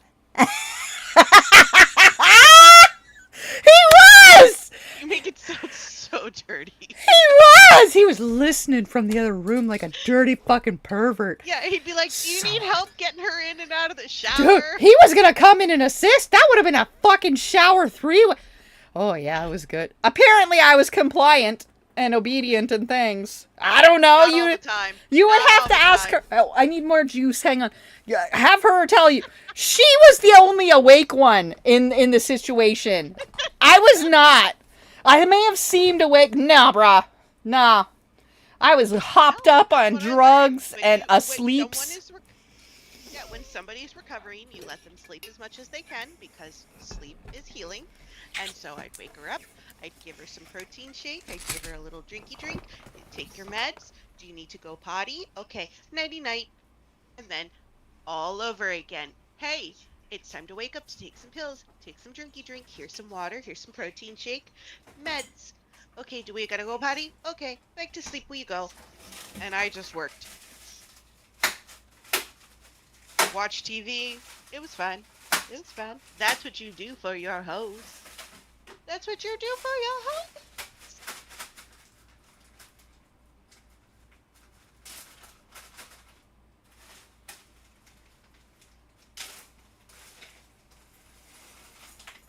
I don't know what else she expects me to say.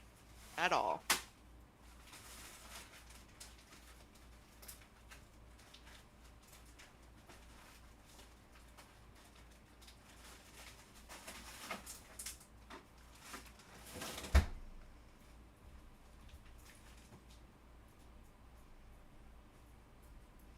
I'm back. I got ice and juice. Good for you. Oh my god, do you know what song has been stuck in my head? Which I don't really need to explain because you definitely know the band. Five Finger Death Punch, DMFR D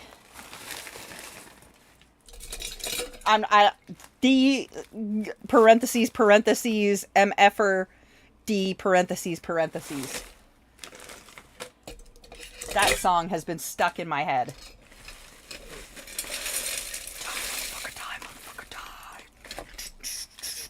Oy vey. It's been like weeks of that song being stuck in my head. Okay, here. That's Play. There was no part of me that cared if he was going to follow through or not, because unless Apple he made juice? the investment in me and wanted to impress me and be respectful of me and we had chemistry, I wasn't interested. And that's the way you have to operate when you're dating. Anyway. When I'm dating, I like to make sure I get along with their girlfriends because they matter more.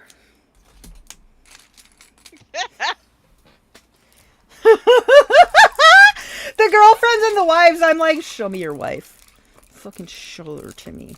Oh my god, if you really want her to be happy, bring her over. Let me eat that. Let me put my mouth on it.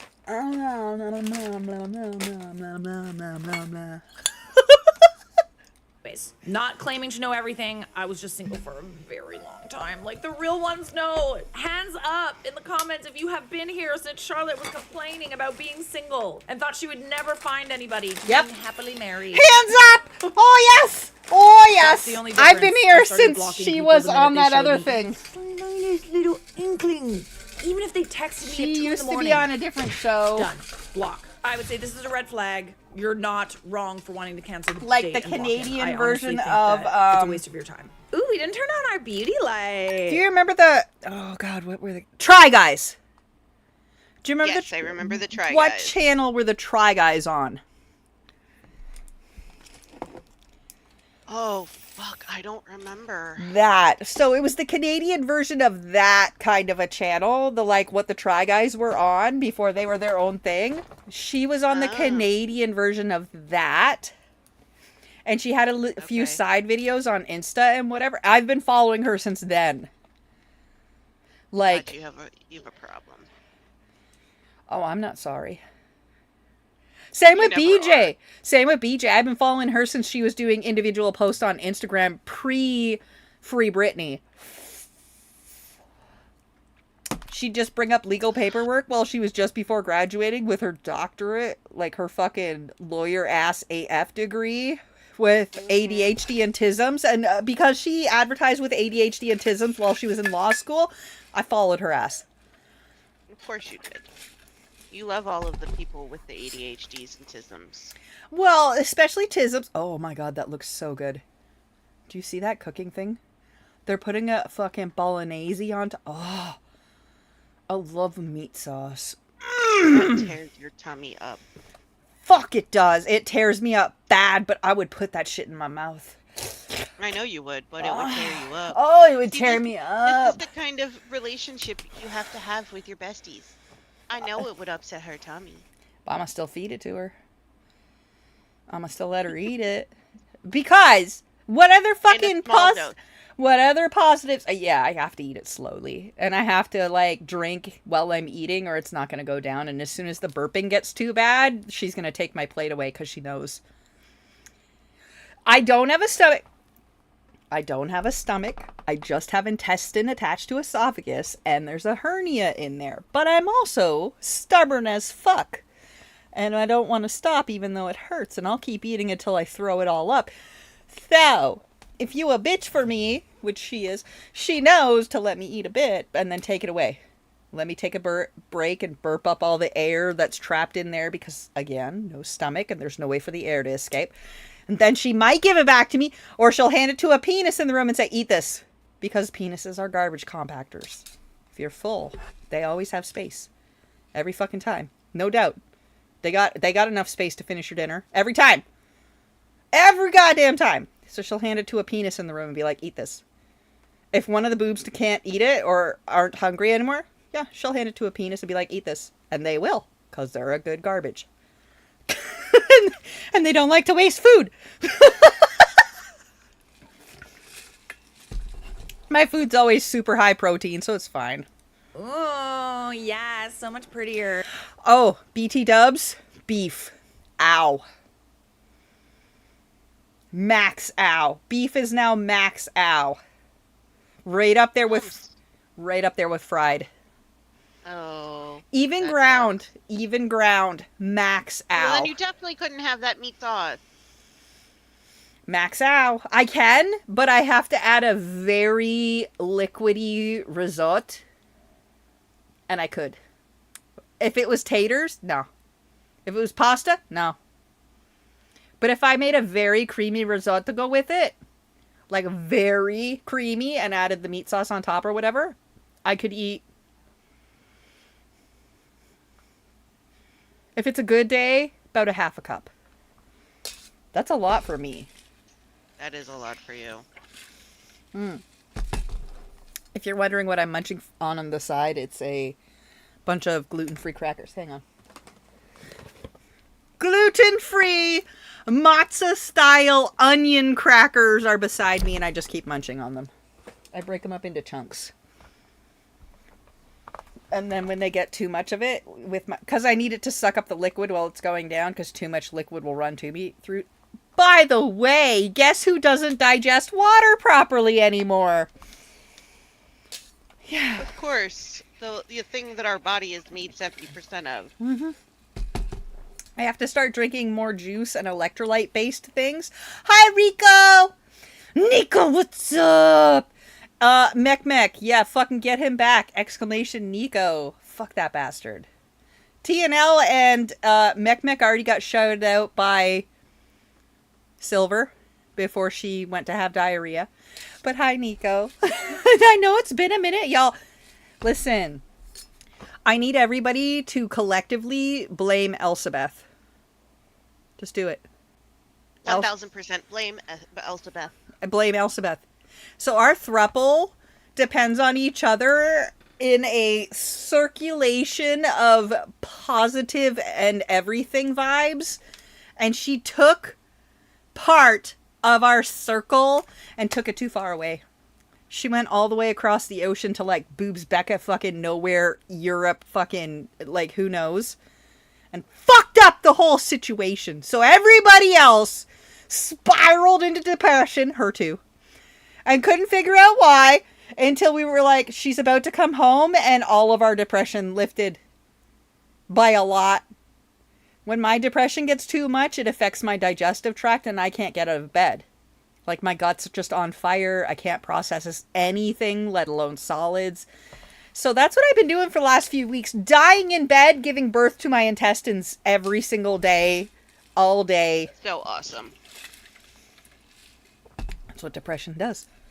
So I wasn't streaming because I was dying. But she'll be back in the Mercas in a few days, maybe a week, whatever.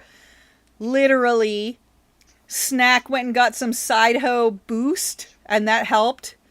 And then her letting us know she'd be back soon helped so much because, oh my God. If you don't know about women's being super close to each other and their whole menstrual cycles syncing up, go Google that shit. We are far past that. We are not even anywhere in the same states and we don't need to, but when I still had that option, all three of us were on the same cycle. Before she left the country, one of us would get it and all three of us would have it within a day or two. It's fucking insane.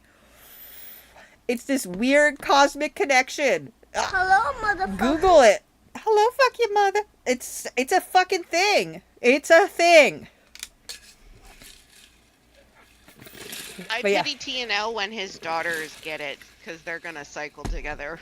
I don't pity TNL because he's got a whole harem of beard fucking lovers that would hook him up for his babies. We ain't even his fuckies, but we would hook him up. He's our buddy. That's our broski beard. We would hook him up with his babies. He'd be like, my I know babies what just you're had saying, periods, and me and Arsenic would be there the next week. The babies just got their period. We're like, we're on our way, and I'd be sending for both of us to go over there and help him out, and we would, because that's what family is.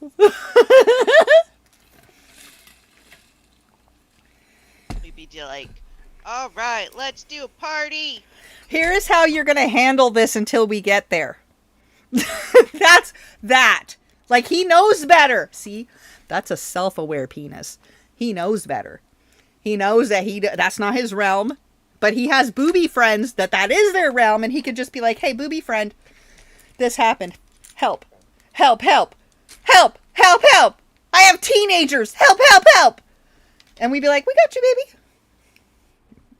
Because I just had this conversation with Arsenic the other day about Alice hitting that puberty thing and, terror. We know, Rico. We know. We will help you too. Yo, all of the fam. You don't got boobs? We got boobs. You got babies with boobs? We can help you. You got them hitting their maturity things? Just open your mouth. We just talked about this. Open your mouth and call on your hoes. We're buddies and besties for a specific reason, and it's for supporting each other. Love it. Support us and we'll support you back. Don't love me and I won't love you, bitch. Don't go anywhere. We've got more dating drama coming up right now. Dating if you're enjoying drama. this video, just make sure you hit that subscribe button. By the way, it's free. I am It's free. subscribed. I had a message Shut up. sent to me from someone saying that subscribing is free, and a lot of the older generation don't know that. If you think that it costs money to subscribe, it doesn't. It's free. This is free real estate. You get free content from me on the regs. Subscribe. It's free. I almost feel like we should have a little commercial break between every video that's just subscribe. It's free. Timothy, can we make something like that? Am I overreacting? Who's Timothy? Oh my. You told me She's having an I needed affair. to make more friends. Why do I feel like I want to crack my knuckles every time? I've been in a relationship with this guy, and one of his biggest critiques of me has been my small social circle. A lot of my friends have moved. I do have some activities and I have a great job, but usually I don't have my beauty light.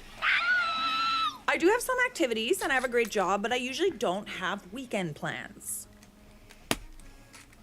I wouldn't overtly call this a red flag, the way you've described it so far. I actually like that he wants you to have a life separate from him. Thanks, Mike. See you next month. So you can get these delivered? It's literally water.com. Ooh, fuck you, water.com. That's a lie. Maybe. Water.com is a lie. They don't have all your favorite brands. They're fucking liars. They're liars. They're liars. But you can get a lot of the main brands delivered to your fucking house at a really good cheap price. Cases of water. English? That's impossible. Fucking Nico! I was talking just now! Water.com is a lie, though. Unless you're into, like, the other ones, then that's fine. Arrowhead. They have that. The Nestle waters. Some of the glass bottle ones, but they don't have every brand. That's a fucking lie. Thank you. That's all I wanted to say. Green flag, maybe. Just saying. I think it's a red flag when a guy isolates you and doesn't want you to hang out with friends and just wants you home all the time, personally. I have amazing friends and people I talk to daily, but I don't have plans every single weekend, especially since my friends moved. I had a lot of friends in college when I was going out every weekend, but I don't want to do that. Back when I had a nice boyfriend, we planned stuff every weekend and it never felt unhealthy. I also have brunch with my family every Sunday, but I guess that's not cool. Okay, I'm gonna read what the text messages say. Have you decided on whether you want to be alone this weekend? You don't have any plans this weekend? Can I tell you something? Like, not on the phone? Okay. I had an ex-girlfriend over a year ago. You're back together. One time, she left her phone unlocked and her text messages open. No. You learn more by listening than interrupting. I don't love that. So, she left her text messages open, and I was the only person that she had talked to that entire day. Okay, I'll make other plans. Haha, what I'm saying is that sort of behavior is extremely unhealthy. Making a guy the center of your world. Even if you didn't go out of your way to self-sabotage, which you do, you need to have other things to do. Honestly, I don't love the way he's talking to you, but like, I don't think that he's wrong. I do think it's important to have something separate from your relationship. That's just my opinion, though. That's my opinion! Separate from my relationship, I have super, super maximum erotica, sexy, gay AF relationships with my besties. Thank you. The kind where you're never quite sure if we're fucking or not. Those. Because we are. Shut up. There's plenty of people who like live and breathe for their relationship and it works really well for them. Just me personally, like if I was just hanging off of my husband's every word, I've never been like that. I don't know. I also feel like this could be his way of telling you that maybe you're being a little needy, but you're not wrong for wanting to hang out with your boyfriend on the weekend. I'm gonna do this just right now. We'll see what else he says. Okay, I did not want this to turn into a life lesson, but I just wanted to hang out. Yes, well, it is a life lesson. Maybe this is a bad idea. Maybe it is. Okay, well, goodbye, I guess. I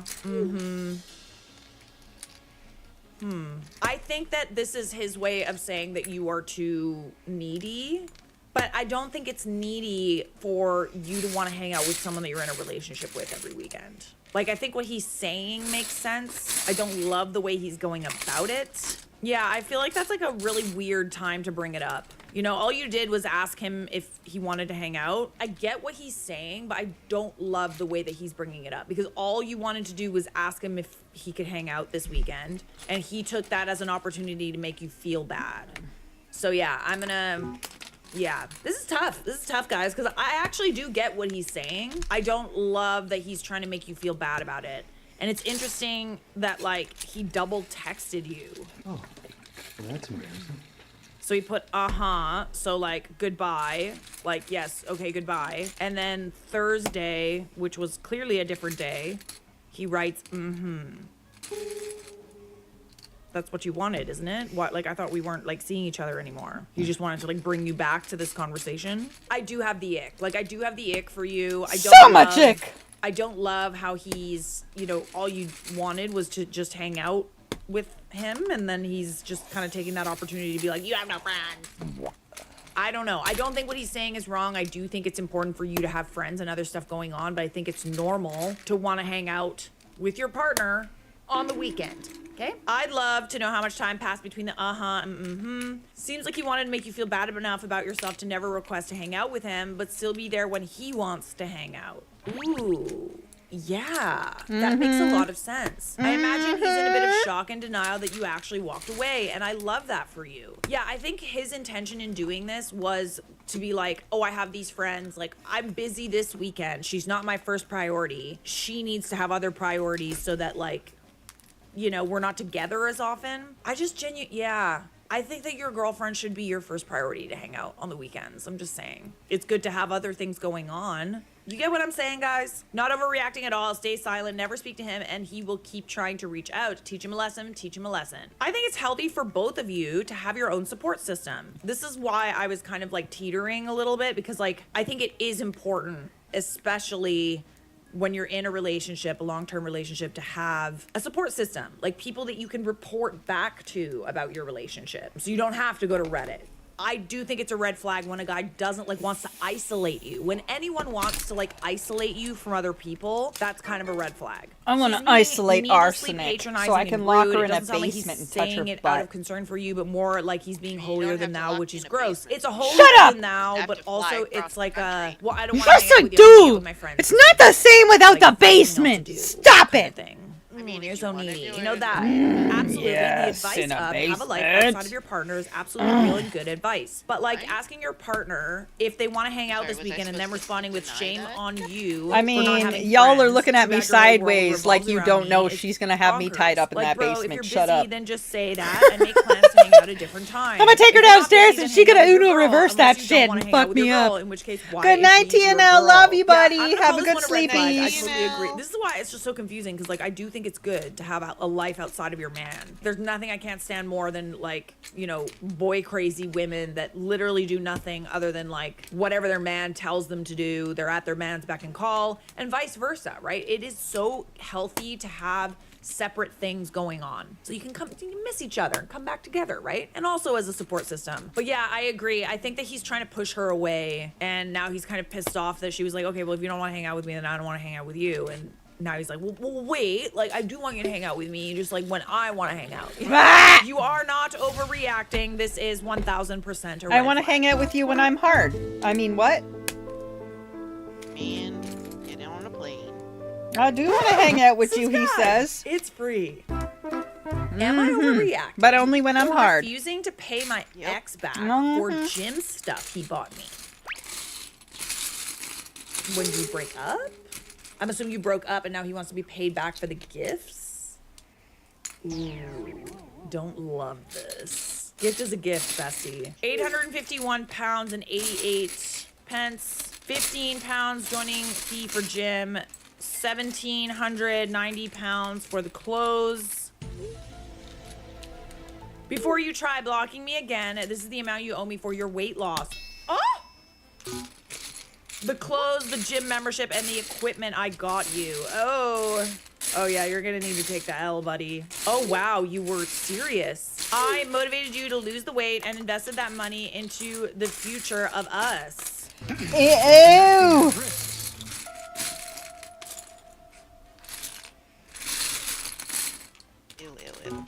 Icky! Asking for that investment back. Oh! Use the money to get in shape and have now walked away. I broke up with you because you cheated on me. Oh! Whoa. Okay, so he cheated and then you walked away from the like, okay, I was picturing like, you know, you got super hot and then dumped your man. But no, he is the reason the relationship is over. Okay, got it. Cool. Glad we're all on the same page. Oh, dodge that bullet. Investment, you told me they were gifts. No, you can't just decide a gift is a loan because you're upset. It's over 2,000 pounds. Well, yeah, you should have thought of that before you cheated.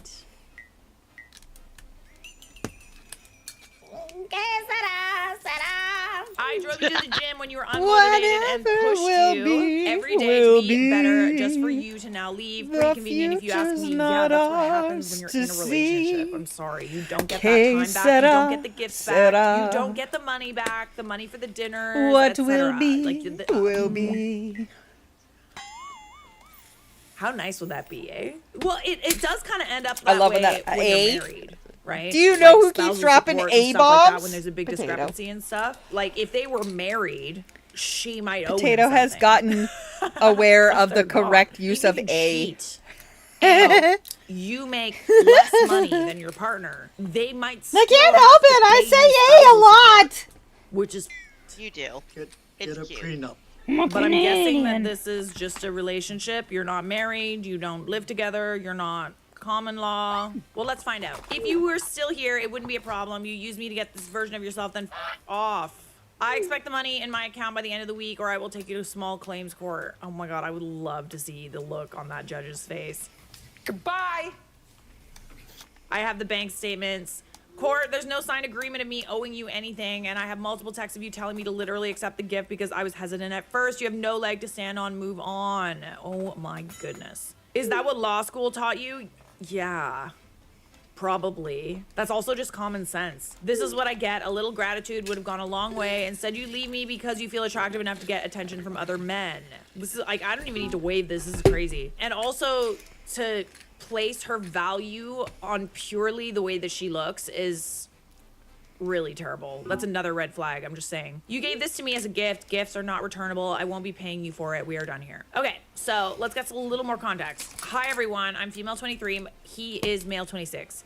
I've been with my boyfriend just over 2 years. When we met, I was around 250 pounds. He knew my size from the start. I didn't gain any weight during the relationship.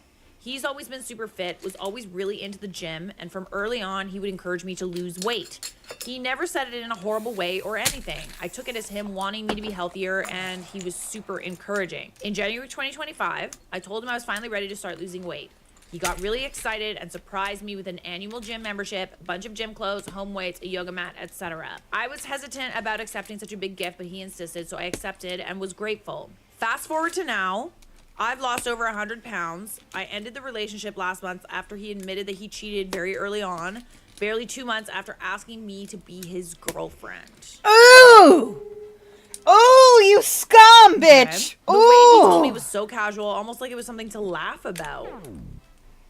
He genuinely seemed to think that because we've been together for a long time and it happened at the start, I would just brush it aside. Oh! Oh, you nasty! I've Ooh, always been fuck! clear that I wanted to wait a while before having, and he chose to sleep with someone else anyway. His justification was that it didn't mean anything and that men needed The that. I fucking don't nah! tolerate cheating no matter when Nah. it happens. So to his surprise, I ended things. Wow. Yeah. Men needed that. Now he's insisting I only broke up with him because I lost weight. That is not correct. On top of that, he's demanding I pay him back for all the gym-related stuff, which is over 2,000 pounds. He said the money was an investment. If you've been thinking about getting Pocket, this is your last chance to save. An investment in him cheating and being forgiven? And he could take me to Nah. court over it. I genuinely want to see the look on that judge's face when he says this. If he does, That's cute. I would love to Do see it. this. Take it to court. Thing I ever heard. I have multiple text messages from him saying that it's a gift because he was proud of me for wanting to change and make healthier choices. Honestly, the whole thing feels ridiculous. After I broke up with him, I blocked him on everything, but he keeps texting me with other phone numbers. Part of me wonders if paying him back would just make him go away, but I think he's doing this to try to control me and perhaps get back together with him. He's being super petty, obviously. Like, you're not gonna pay him back. Clearly. That's not how relationships work, honey. Am I overreacting for refusing to pay him back? No. What are you smoking, my guy? Don't pass that over here. The Delulu is strong with this one. He's obviously, his ego hurts because you were that fat chick.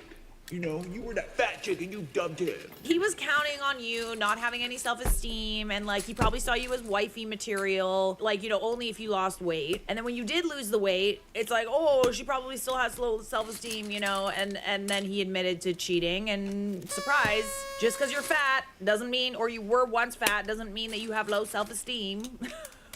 This guy, get out of here. How much of a narcissist do you need to be to read I broke up with you because you cheated on me and still mental gymnastics yourself into thinking that your partner left you because she got fit? Seems like a classic case of the trash taking itself out. Literally, what? The math ain't mathing here for this guy. You don't get it. If he hadn't done all these things for her, she wouldn't have the confidence to leave because he was cheating on her, but now she does, so she owes him. Saying with the most sarcasm ever before anyone misunderstands, he's a loser and OP is not the a-hole in any way. Nor is she overreacting. He's very clearly, his ego got bruised because the fat chick dumped him. She's so fat, how dare she dump me? Is he skiing or is he in I don't think he realizes that the fat her would have left too. Literally. Oh my god, yo, you remember when you were fat and I cheated on you? It's so funny. So here's an interesting take. I don't think he actually thinks that. He's just making up some excuse to keep some semblance of control over her. It got her talking to him, so he'll take it as a win. Yeah, no, it's for sure him being controlling, and he wanted a reaction of some sort. Even if it's a negative reaction, at least he gets the attention. I still can't believe that he was just like, just casually told you he cheated on you. Oh my god, remember when we were dating? Like, I asked you to be my girlfriend, but then I, cheated on you? It was so funny. Oh, why are you upset? You're done. You're done. How stupid are you? I honestly don't think it's narcissism. Oh my it's just god. the regular. You're done. You're done. Is from account by a very... Mama, what's the word I'm looking for? She has the shouty cuss words. Tourette's.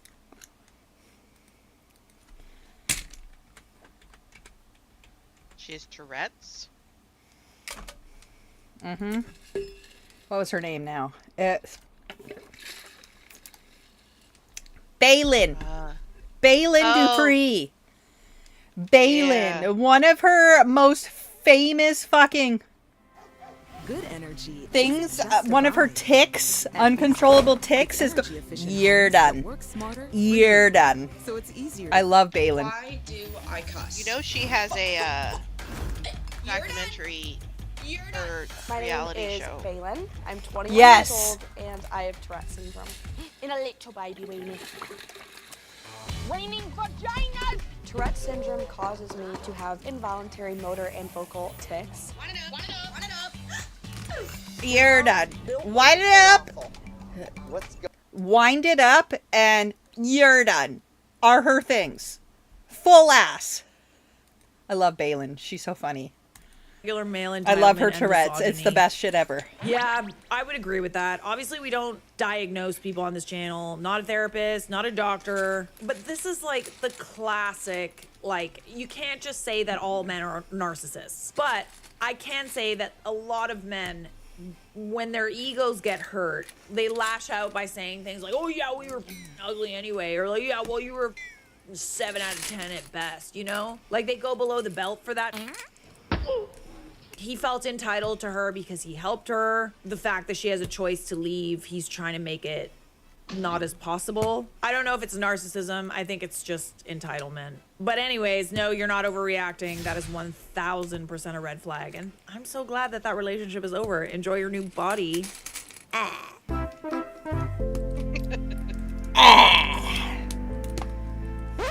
Subscribe. It's free. Ooh, okay, this is on topic. Am I overreacting?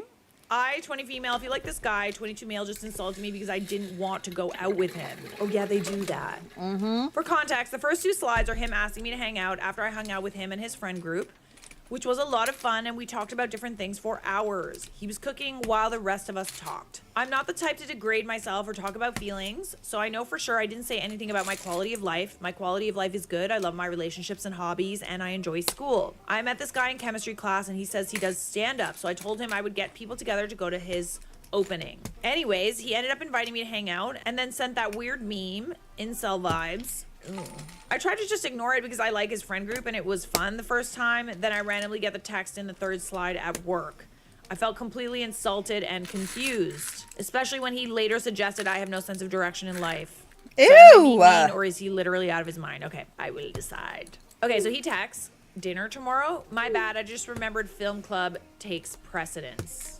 Hey, I'll have to let you know tomorrow. Oh, actually, I can't tomorrow. I have a dinner with my family. No big deal. Wanted something from blank, and I also figured you might also enjoy link next week. And then he sent this meme. When you ask a female to do some she, and she thinks you meant like a date. Okay, so I'm assuming you didn't answer, and he texts something like, oh, well, you thought it was a date. It's not a date. Sorry, forgot to message back. Yeah, let me know what you guys are doing next week. I'll see if I can come. Good gang. Okay, yeah, I'm already like, I don't love the double text with the I didn't mean a date. He meant a date. He was marinating marinating. You had this boy obsessed because you didn't text him back within like 5 minutes. Might be way off base, but I'm sorry if I hurt your feelings by showing you to the friend zone.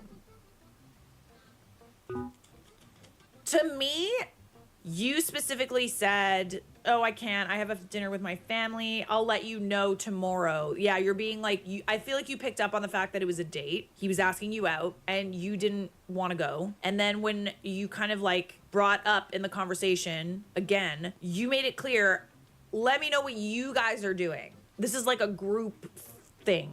Friends, not private, not me and you with everyone else, you know? I would actually argue that you friend zoned him. It seems to me that you kind of hate yourself. Oh! And I see no point in trying to romance someone who has a bad relationship with themselves. I hope there's some consolation in knowing that it wasn't for lack of good looks or a charming personality. This is just one gigantic red flag. Honestly, like, I don't think that this does it justice. I think that we need, like, you know the red flag guy? Where's the red flag guy when you need him? What? We're only gonna reserve this meme for very specific occasions. Otherwise, it'll just be the little one and the green one. But this is... Oh, God. That's a red pill. My God, that's scary. I'm scared for you. OP responds, I have a boyfriend. This is the weirdest text ever. I don't know if you're trying to be funny or something, but I thought you were basically inviting me to your friend group, and now I'm really confused. Oh God, oh God, oh, wall of text. No, not the wall of text. That's pretty much what I was trying to do. But then when you showed up solo to the link on Tuesday and talked mostly about how depressing and stressful your life is and how you've been feeling kind of crummy about yourself lately and made no mention of a significant other of any kind, I got the impression it might be because of a recent breakup. I mistakenly thought that you might have thought me asking you to get some soup on Friday was anything more than a friendly invitation. I had to feed the cat and the toilet wouldn't today, flush. I thought that my actions were the cause. Oh, he obsessed. That's with fine. me I just today. had to wee, so whatever. It's giving obsessed. I'm just Why saying. are you so Forgive me for obsessed with misunderstanding. I me? suppose I just be making shit It's up the in my boobs. head sometimes. I mean, what? Yep. Let me tell you what I'm literally obsessed with. Riddle's original Oh my fragrance God, oil. hang on Their now. original scent is meant to... I dislike the use of literally and obsessed. Thank you. You're welcome. They are so excessively used by what's the group after millennials? I think that's Gen Alpha. Them. Literally and the other one. Literally especially and obsessed. I'm literally obsessed. Shut the fuck up. I'm literally obsessed. I've done this entirely once and no fucking anything else, and I'm literally obsessed. Shut your mouth. Just shut up. Also, I want you to know I'm going to eat you first in the zombie apocalypse. But also, what? did you hear that? Sam? Did you hear it? Did you say 6-7. What's 7? 6-7? You have not seen all of the 6-7 shit. What's 6-7? It's what the Gen Alphas do. They're like 6-7. Ugh. You know what other fucking thing they do now that I have been floored by, and we will watch later on, is, I watched it without you, is physical assault on people who reject them is now the thing going crazy online, is physically assaulting people who reject you. Right. Uno reverse. The other thing going wild online right now is the previous gen, the millennials, dudes, drugging their wives and sexing them up, which BT dub is called seminophilia, she knows. But drugging them unconscious and ing with them on camera or streams or photography, or even allowing other strangers to come in and with their spouses. And they had like a whole website Bumble style with it. And I just learned about it, and I was like, oh my fucking what? Gross. Yeah. But they had been married. Like, there was this one case in the UK, in England, where they had been married for more than 10 years, and he had been doing it for more than 10 years. Drugging her unconscious and letting other people with his wife, and that's what blew it up. Oh my God. Oh my God. Not that I have anything with filming sexual acts, because I don't. I'm a pervert. But I need to be aware of it and agree to it and pose because, but also, I'm okay with seminophilia if it's consensual, but don't film it unless I'm involved, and then we can both get money from it.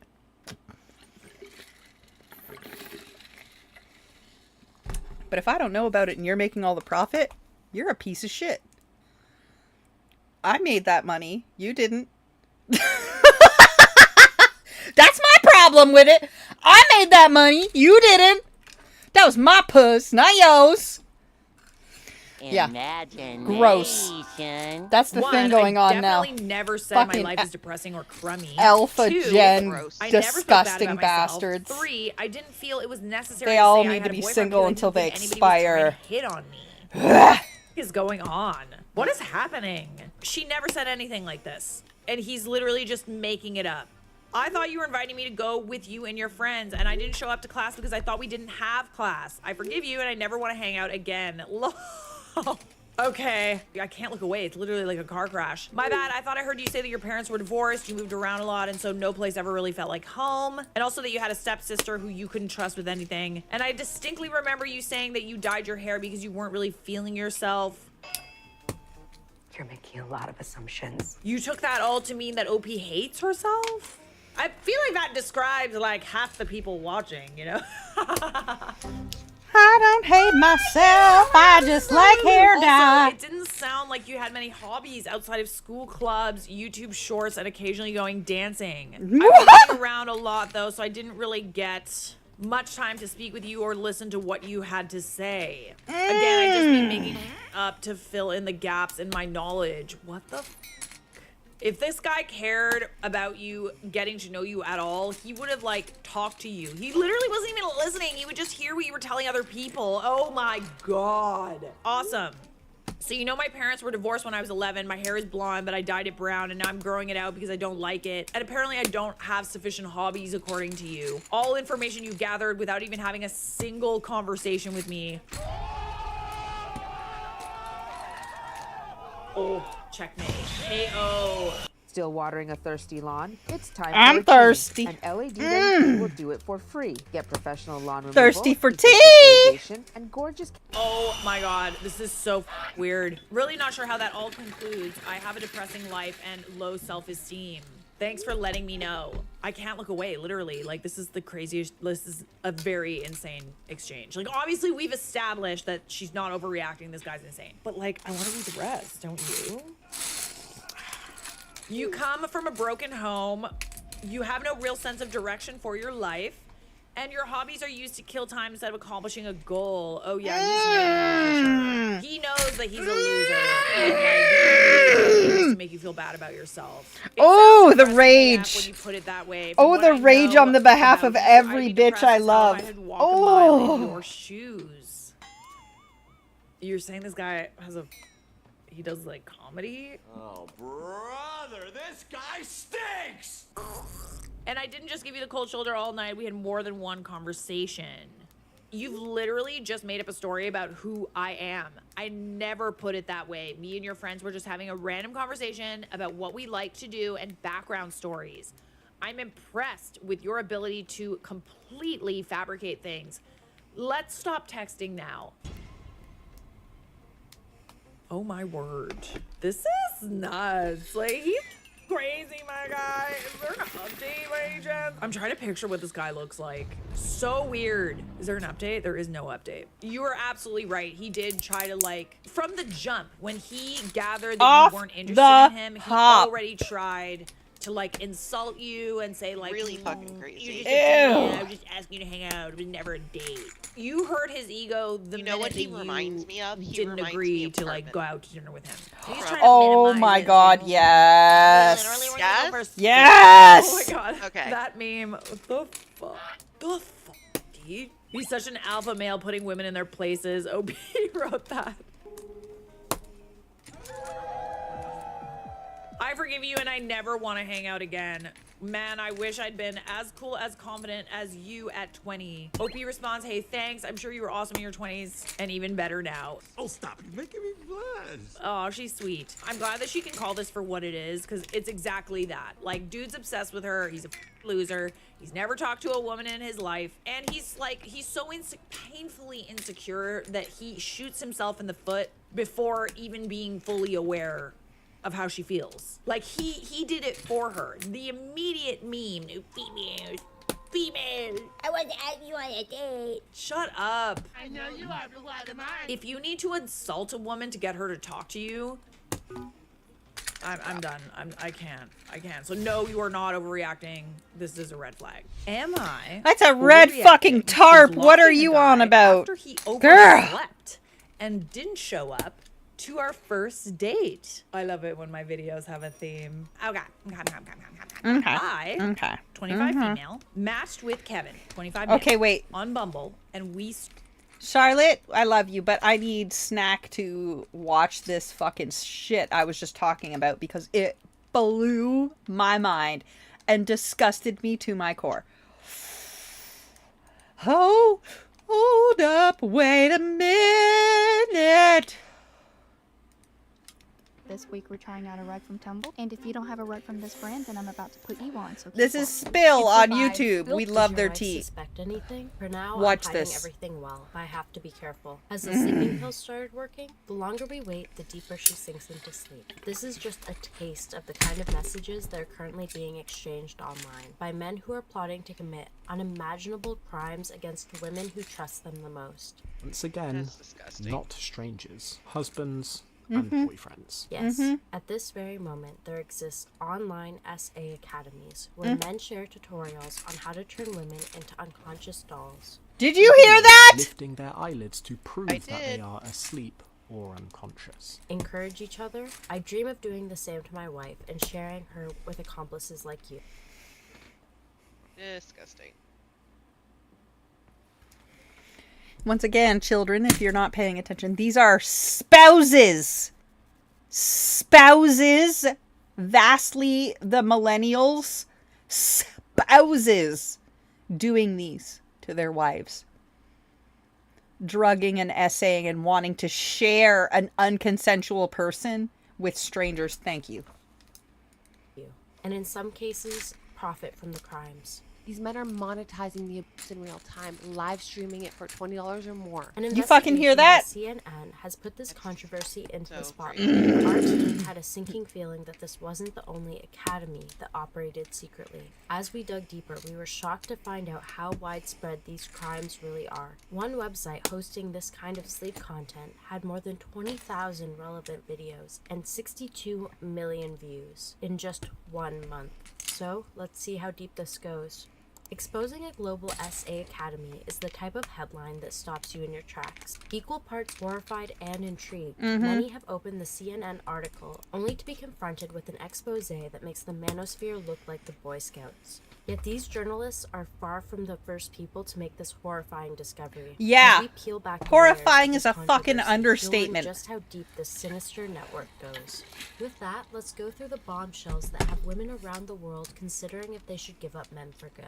All these women thought Why they you knew wonder their why husbands. bitches are gay? Here They you go. trusted them, Here you but go. They were living with a stranger. And where better to start than the dark corner of the Here you internet go. where these Why users bitches turn fester. gay? The Here you go. investigation published as a part of CNN's series on gender inequality called As Equals began on one site, which we'll call ML for short. ML is an adult entertainment website with a controversial reputation. This has to do with the content that the website platforms. See, ML is 100% user contributed, which, according to the website's About section, makes it a moral-free file host where anything legal is hosted forever. With popular tags like chloro, short for chloroform, you know, the Sullivan famously used to knock people unconscious, in categories like blasphemy, upskirt, torture, punishment, 18 and abuse, and others that hint at an Are y'all inability fucking to listening? consent. Are y'all It's not listening hard to to this see where the site insane gets its bullshit reputation. going on? That's why I when sure internet hope so. users find the website in their significant other's search history and ask if they should be concerned, the response is typically something along the lines of, yes, very. Yet the makers of ML seem to relish in the disapproval. If you want to blame someone for the content on this site, blame the freaks of the world, not us, the site reads. And if it's the freaks who are visiting this site, there's an awful lot of them. According to CNN, ML received roughly 62 million visits in February alone, a number that the general public has found disturbing. 62 million! Are you kidding me? Are you kidding me? The intensity of this reaction mainly has to do with the form of adult entertainment ML has become a hub for, sleep content. One of the reporters for the CNN article, Saskia Bondorn, defined the material as videos of women who appear completely unconscious, sedated, and then men go on to perform acts on them. On ML, there are over 20,000 videos depicting sleep content, some of which have received hundreds of thousands of views. Y'all In these videos, listening? the men behind the camera like to prove that the women they're recording are truly unconscious, whether that's by capturing them snoring or by performing what's known as an eye check. The man in the video will lift up the eyelid of the woman to show that the eye is unfocused, glassy, and to really prove that she is under. Eye check videos are so popular that they have their own hashtag on ML, hashtag eye check. And as our team searched through these videos, what we found was truly unsettling. These women, whether they were clothed or unclothed, snoring or silent, old or alarmingly young, had one thing in common. They were completely vulnerable. Sabrina was so tired and wasted, so cute. One uploader captioned a video of a sleeping woman as he filmed her unconscious body. On another video, one user commented, "Nice small pupils. She's out for a while." Another user replied, "Exactly. Wonder what he gave her," followed by 3 bill emojis. While ML states that the content uploaded to the site must be legal, given that anyone can upload to the site, whether all these videos are consensual is highly questionable. Even if this content is staged, viewers might be recreating what they see online IRL. Without their partner's consent. After all, in the comment section of these videos, users appear to be telling. How horrified are you right now? So. Max, right? I was waiting to show this with y'all, but like I was, depression, blah, blah, blah, blah. But like, the entire fuck. It's the generation after us. Oh my God. Oh. That's not okay. My entire religious-y, non-existent Jeebus AF. Holy horse fuck. What is wrong with y'all? You understand that's a jail time sentence to what? What? And you're putting it on the internet, which cannot go. Listen, you stupid motherfuckers. Even with a VPN, the second anything is on the internet, it's tracked. Your IP exists. There's no VPN that can hide you. You're going to jail once you're caught. And you're going to get caught. Because you put it on the internet, you stupid fuck. Like, stop. Oh my, gross. Let's keep going. On themselves. Love this kind of shit. Would love to see you do Hey, use a VPN. It'll be fine. No, it won't. But according to CNN's investigation, no, it won't. I hope you end up in jail, you sketchy piece of shit. It's a teaching tool. Yep, it seems the goal gross. of ML to build a truly unique site for the internet generation had been achieved. It just might not be the type of community anyone would want to be attached to. This brings us to the messaging platform that ML members use to discuss their illegal interests. Telegram. CNN's investigation revealed that ML members have created private groups on Telegram, which their journalists were able Which to is why I refuse to download Telegram. 1,000 members. Every sketchy shit goes on Telegram. The classic representation of snoring. According to CNN, at any hour of the day, men from around the world could be found messaging on the group chat, sharing advice on how to dose and then film an essay on their unconscious partner. Yes, these users are talking about taking advantage of the women in their lives who trust them the most, typically their girlfriends or wives. And this is why they say all men, because they cannot trust anyone. This content was even offered in exchange for cash, preferably crypto, with some users even offering live streams, allowing strangers around the world to witness them SA their partners in real time. How much are you willing to pay to watch me F my wife while she sleeps? One user asked in a chat room. Another user shared a video from his previous live stream to advertise his next. According to CNN, the footage showed his wife snoring as he climbed on top of her. In one interaction, CNN asked a user how their streams were going. The user responded, "Yeah, it went well. That night, 3 guys bought, and I streamed my unconscious wife to them." "And did they direct you?" CNN asked. The user confirmed. "They told me what to do and I did it." Yes, the members of this community had each other's backs. One psychologist interviewed by the CNN even referred to these users as a brotherhood. "I hope I've helped in some way, my friend," another user wrote in a chat, before ominously adding, "Today and tomorrow are the best days to make it happen. Good luck to everyone." The community is also known for sharing advice on how to knock their partners out in order to essay them. In one chat, a user expressed concern. "Been waiting to do this to my missus for ages. I can get redacted medication, but honestly, scared of overdose." Others were quick to reassure him and offer advice. "Always start low. You're thinking long game, so if first time ain't enough, up the dose," one user wrote. Another user shared their own experience. "Redacted medication, ml in a milkshake. She felt nauseous, so I gave her a tablet of Imodium. Was redacted medication. Did F her well. But she was not out enough and had no more redacted medication on me.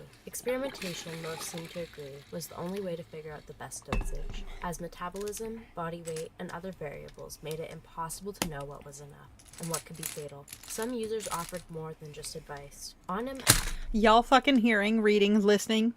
Y'all fucking hearing, reading, listening? Serious. Whole ass websites and chat rooms and channels to teach you how to assault your partner for internet. If this is ever a thought process, you're a piece of shit. Just go to jail. Go to jail. There's no fucking pass go. There's no $200. Go to fucking jail. Just accept you're disgusting and go to jail. Go to jail. Go to jail. I've got nothing else for you. Go to jail. Like, again, I'm fine with seminophilia, which is getting frisky with somebody who's asleep. That's a consent thing. Like, I've been awake so many times, and I love it. But they're aware because we have discussed, and I'm like, you should wake me up. You should penis me awake. None of that involves giving me sleeping medication and live streaming an essay via my partners, which are arsenic. Arsenic and potato. Why do you always have to... Because they're my partners! Don't be my partner then, you delicious piece of fucking ass. Don't be my sex pun partner. Also, that's not fair. Elsabeth's out of the country, or I'd blame her too. I also have a wife. So yeah, don't be my... and you'll be fine. But also, none of them would do that without my concession beforehand.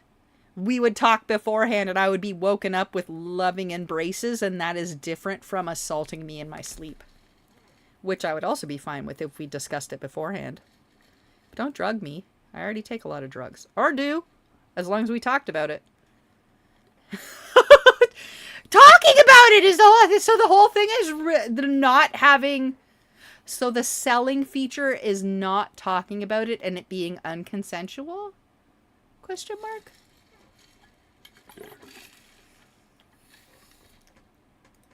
one member advertised their ability to dispatch sleeping liquids worldwide. Over Telegram, he sold the tasteless and odorless liquid for 150 euros a bottle. Your wife won't feel anything and won't remember anything, he promised. But as CNN continued chatting with these users, the openness of one man stood out. And there was one man in particular in Poland, which we spent a lot of time messaging with, who we kind of really got, to understand a little bit more about why he was doing this. Let's dig into the third layer of this controversy. Piotr. This isn't his real name, but an alias assigned to him by CNN. However, when it came to his messages, well, this stuff can't be made up. When Piotr asked if anyone in the Z chat room was awake, CNN's Saskia von Dorn began communicating with him. In DMs, Piotr wasted no time, quickly sending explicit material of his wife. I managed to record a clip once when I had my last 2 redacted medication pills. My wife doesn't even know that I recorded it, he wrote. In another message, he revealed that he still had a few photos, adding, but it was hard for me to put her to sleep. According to Piotr, this is because his doctor wouldn't prescribe him any more sleeping pills. However, he continued to send photos of his unconscious wife. In another message, CNN asked, does your wife suspect anything? Piotr responded, for now I'm hiding everything well, but I have to be careful. In another message, he wrote, I'm tempted to put my woman to sleep again, paralyze her, record everything. Despite his openness, he didn't want to meet CNN in person. His hesitance, however, didn't stop the team from traveling to Poland to confirm his identity. See, in one conversation, Piotr had let it slip that he was going to a party, which led journalists to a local restaurant. That's him. I recognize him. Suddenly, Piotr and his wife, or more accurately, his alleged victim, were only feet away. Completely oblivious to the fact that the man he had been messaging for 3 months was in fact me. Instead of confronting Piotr there and potentially putting the wife in further danger, CNN's team informed local police of the crimes he was allegedly committing. Tragically, many victims like Piotr's wife are entirely unaware of what's being done to them. Some, however, figure it out. Let's talk about the survivors. Zoe Watt's world was shattered when she learned her husband of 16 years, the person she should have been able to trust more than anyone, confessed after church one Sunday to 16 years into her tea and photographing and essaying her for years. We worry about who's coming behind us, walking down the street, or who's even friending us on Facebook. We worry about getting into our car late at night in a car park, but we don't worry about who you lie next to. I didn't realize I had to, she told CNN. At the end of a very busy day, I was just grateful I had a cup of tea before I went to bed, because I was so tired and didn't have to make it. You don't expect anything other than innocence from your partner. Wanting to spare her 4 children the pain of knowing what their father had done, Zoe didn't initially tell anyone, but the enormity of the secret tore away at her. I don't think I knew how to be around people at that time because I felt so broken. After suffering a panic attack, she confided in her sister about what happened. Their mother eventually called the police. I've just heard from my daughter. She's on her own in a house with 4 children and has just learned she's been with her son's sleeping medicine. Yet she still had a hard time describing what happened to her as SA. I struggle with that. It's like people can say it to me, but I just don't think... Whew. But she wasn't alone. For Amanda Stanhope, the warning signs were there. There were days where she would wake up with bruises on her body, in different clothing, sometimes even with a towel under her. This happened for over 5 years. 5 fucking years! But when Amanda's partner just stopped, he gaslit her, telling her that he had never essayed her, that she was on too much medication, that she was crazy. So even though I felt 100% sure that something had happened, he was trying to change my reality, saying that it hadn't happened, even though the physical signs were there, Amanda told CNN. Eventually, with her brother's support, she went to the police. But even when they were presented with graphic video proof of what had happened to Amanda, she was told, well, we can't use that. That isn't clear evidence because it looks like you're pretending to be asleep. While using social media to spread awareness has helped her heal, Amanda says she will never be the same person she was before this trauma. I see everyone as a potential predator, Amanda told CNN, adding, it took my innocence for people away. Another woman from northern Italy spoke with CNN under the condition of anonymity. In the article, she was given the alias Valentina. According to Valentina, she was treated like slaughterhouse meat by her husband of 20 years, who had been using alcohol and sedatives to essay her. I was lucky to find the videos because truly it would have been a bit difficult to believe because I had no marks, she told CNN. Now, a bed, a camera, or even a scent can trigger her. Per quanto tu possa essere menefreghista, ce l'hai sempre lì a lato. Naturally, the reaction to CNN's piece has been intense. What is your all's opinion on the leaking of every man that has ever visited this website? Good. I'm down. And while the news Yeah. has some users celebrating their singlehood, others are drawing attention to just what this means for any hope of a happily ever after. Mhm. Not all men? Sure, not all men. But at this point, how are we even supposed to know? How can we risk trusting our gut when guessing wrong will have such horrible consequences? But this isn't the first time a spotlight has been shown to the dark underworld. It's time to go back to where this outrage started. It did all begin with the mass trial of Giselle Pellico. Yes, it was Giselle's choice to have a public trial against her husband, Dominique Pellico, and his 50 accomplices that made the 50! Sinister Network front page news. Like the men in the CNN investigation, Dominique's crimes were facilitated by the internet. Specifically, the Frenchman spent almost a decade using a forum called Without Her Knowledge to recruit men of all backgrounds and ages to essay his unconscious wife. By the time of the trial, the youngest was 27 and the oldest was 74. The forum was located on a site we'll call CC for short. CC is a website that hosted unmoderated chat rooms where Y'all members could fucking discuss their 15 topics years. of Y'all hearing it? Y'all Has listening? the Oh my sleeping pill fucking started god. working? One user asked a mhm. message obtained by CNN, to which Dominique responded with a photo of his sleeping wife. Yes, like the men on Telegram, Dominique shared photos and videos of Giselle with his friends online, sometimes even sending graphic footage of essays. In one message obtained by CNN, Dominique wrote, "Once asleep, I dress her as a offer her." In case it wasn't clear what Dominique was asking, another message didn't beat around the bush. "I'm looking for a pervert accomplice to essay my wife." And if you're thinking the men in these conversations called Dominique out, think again. Instead, Giselle was essayed more than 200 times by 70 men, some of whom remain unidentified to this day. Thierry Parasis was one of the many men during the trial who denied the charges against him, and instead stated he thought it was a game. Yet, in messages, he exhibited the same impatience as the rest of Dominique's accomplices to take advantage of Giselle. 1 hour after taking the meds, she's completely asleep, he wrote. "I don't understand why we have to wait 4 hours. Dominique's reply was just as chilling. The longer we wait, the deeper she sinks into sleep. Others express their desire to do the same thing to their partners. "I don't know how you do this, but I dream of doing the same to my wife and sharing her with accomplices like you." Meanwhile, in his daily life, Dominique continued to play the part of the dutiful husband, even accompanying Giselle to doctor's appointments where she complained about pelvic pain and memory loss. It was only after Dominique was arrested for filming up the skirts of customers at their local supermarket in 2020 and police seized his hard drives and devices that what he was doing to his wife came to light. Yet the media attention and outrage did nothing to prevent this from happening again and again. Let's look at some similar stories from the all too recent past, starting with Germany's investigation. In 2025, an investigation by Germany's largest public broadcasting network, ARD, uncovered Telegram group chats where men from all over the world were sharing essay content and lives, along with tutorials on how to take part in these crimes. Some users even went the extra mile, linking shops where allegedly sold sedatives disguised as household products. Sedatives, not sedatives. We're talking But okay. same household, partners, mothers, sisters. Even more disturbing, these groups were found to have up to 70,000 members. Of these 70,000 men, there could be friends, neighbors, or even world leaders. After all, it was just this year a politician was accused of similar crimes against his wife.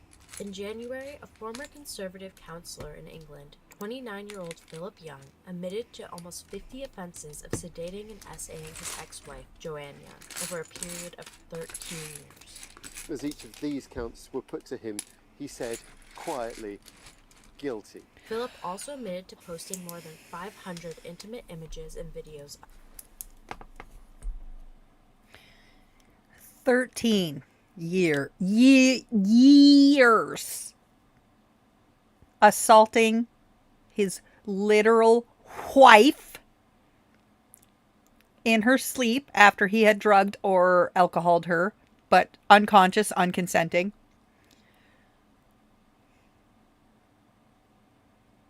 Y'all listening? Y'all listening? Oh my fucking god. Of his ex-wife. However, he's denied the charge of possessing indecent images of children. 5 other men have also been charged in connection to Philip's crimes for allegedly participating in the essay of Joanne. Their ages range from 31 to 61. While the details in this case are currently sparse, the other men and the sharing of intimate photos and videos begs the question: was Philip a member of one of these private chat groups? Joanne's choice to waive her right to anonymity, potentially inspired by Giselle Pellico, means whatever details Philip hoped to hide from his wife and the public likely won't remain a secret for long. Of course, with millions of men visiting platforms where this content is normalized and tens of thousands joining these groups, these aren't the only monsters who have been exposed. In 2025, Avery Haynes, the investigative correspondent for the Canadian journalism program, W5, infiltrated Telegram groups by posing as a man who wanted to sedate and essay his wife. This isn't the dark web. It's public sites, forums, messaging apps, all of it hiding in plain sight. What she uncovered was deeply unsettling. Men quickly took her under their wing, giving her an education on what medication to buy, or, in a pinch, how to DIY her own, how to use it, and most importantly, how to get away with it after making women their unconscious dolls. Yes, in case it wasn't already clear, these men didn't see their targets as human. This is how they referred to them. I'm very proud of my doll, and I'm going to use it to its fullest very soon. Oh my God. One man wrote Avery in an email. Another user Listen, was listen, recently wait, listen, kids, children, motherfucks, listen. You could have that effect with a conversation that still ends in consensual. You took it too far. You could have asked your partner if she was down for that, because she's asleep anyway. And I bet you she would have been okay with it because she's asleep. As long as it didn't involve other people and it was your own personal relationship stuff with your own person. Not a whole lot of partners are going to be against things that improve the relationship. They're a little bit spicy. Like, just, depending on their moral background and whatever. But you remove and negate all of that by non-consent. I wouldn't give a shit if somebody wanted to, well, I was asleep. I'm sleeping. I don't care. Just, let me know the night before I go to sleep that you're going to do some stuff and I'll, hose my meat locker down. That's it. But we talked about it beforehand and I hosed my meat locker down. That's it. So we just had to talk for a second. And if you're like, I'm going to post it online, and be like, I'm going to want 50% because I don't care. Because we talked about it beforehand and nobody else was involved. But if other people needed to be involved or you wanted other people involved, just fucking talk to me and be like, I want to have my friend come over and hit it to you. And I'll be like, let me meet your friend and let me see his dick. It's that 2-second, 2-image conversation that would have resulted in 0 jail time. That's it. That's my opinion on it. Conversations and consent could have saved you all of this. I bet you your wife would have not been upset about it, as opposed to assaulting her in her sleep and posting it online without her consent for all your jail time and divorce and payments until you die because you fucked up. Videos of a Canadian woman. This content was filmed by an ex-boyfriend and had been shared within the network for years. W5 spoke to the survivor. For her protection, W5 had her appearance virtually altered and gave her the alias Melanie. Melanie's nightmares began on the weekend of her wedding shower, when she received a message threatening to leak photos and videos the bodybuilder had taken of her. Attached was a photo of Melanie being essayed, something she wasn't aware had happened to her until that moment. I think the image will always stay in my mind because it looked like just like a dead body. While Melanie had no memory of being essayed, she did remember the person in the photos with her. It was her ex-boyfriend, a bodybuilder, who was given the alias Jeff due to a publication ban fucking Jeff. His ex-wife's identity. Melanie God. dated Jeff when she was 17 years old, more than a decade earlier. At the time, she thought the relationship had been healthy, but looking back, she remembered he pushed her to take diet pills before going to sleep, which was likely how he sedated her. Melanie's fiancé and now husband, who W5 gave the alias Steve, Steve turned to the internet and Fucking to his horror, Steve. discovered just how easy it was to find content involving the essay of unconscious women. Yep. It's evil. It is pure evil and darkness. Steve purchased the video. Oh, that's an AI person. That's funny. Which revealed she wasn't just essayed by her ex, but that he tortured her with construction tools. The files Steve purchased also showed Jeff essaying other women, which turned out to be Jeff's wife at the time and another teenage ex-girlfriend. After Melanie informed the police of their findings, Jeff's hard drives and devices were seized. Sure enough, law enforcement was in for a disturbing discovery. On Jeff's devices, they found over 10,000 pieces of explicit content involving children. They also found a memory card hidden in the armrest of his chair of content involving Melanie and a recipe for an illegal On this steak. vid? Jeff's arrest Yep, I can't. Right? Right?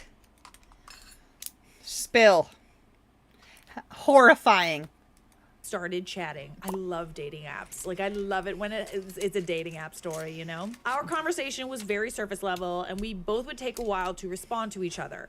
However, he eventually asked me when I was free, and we agreed that Wednesday worked for both of us. At this point, he gave... Y'all, if you're wondering why I took a hot second to show that to Snack, she knows why I did it.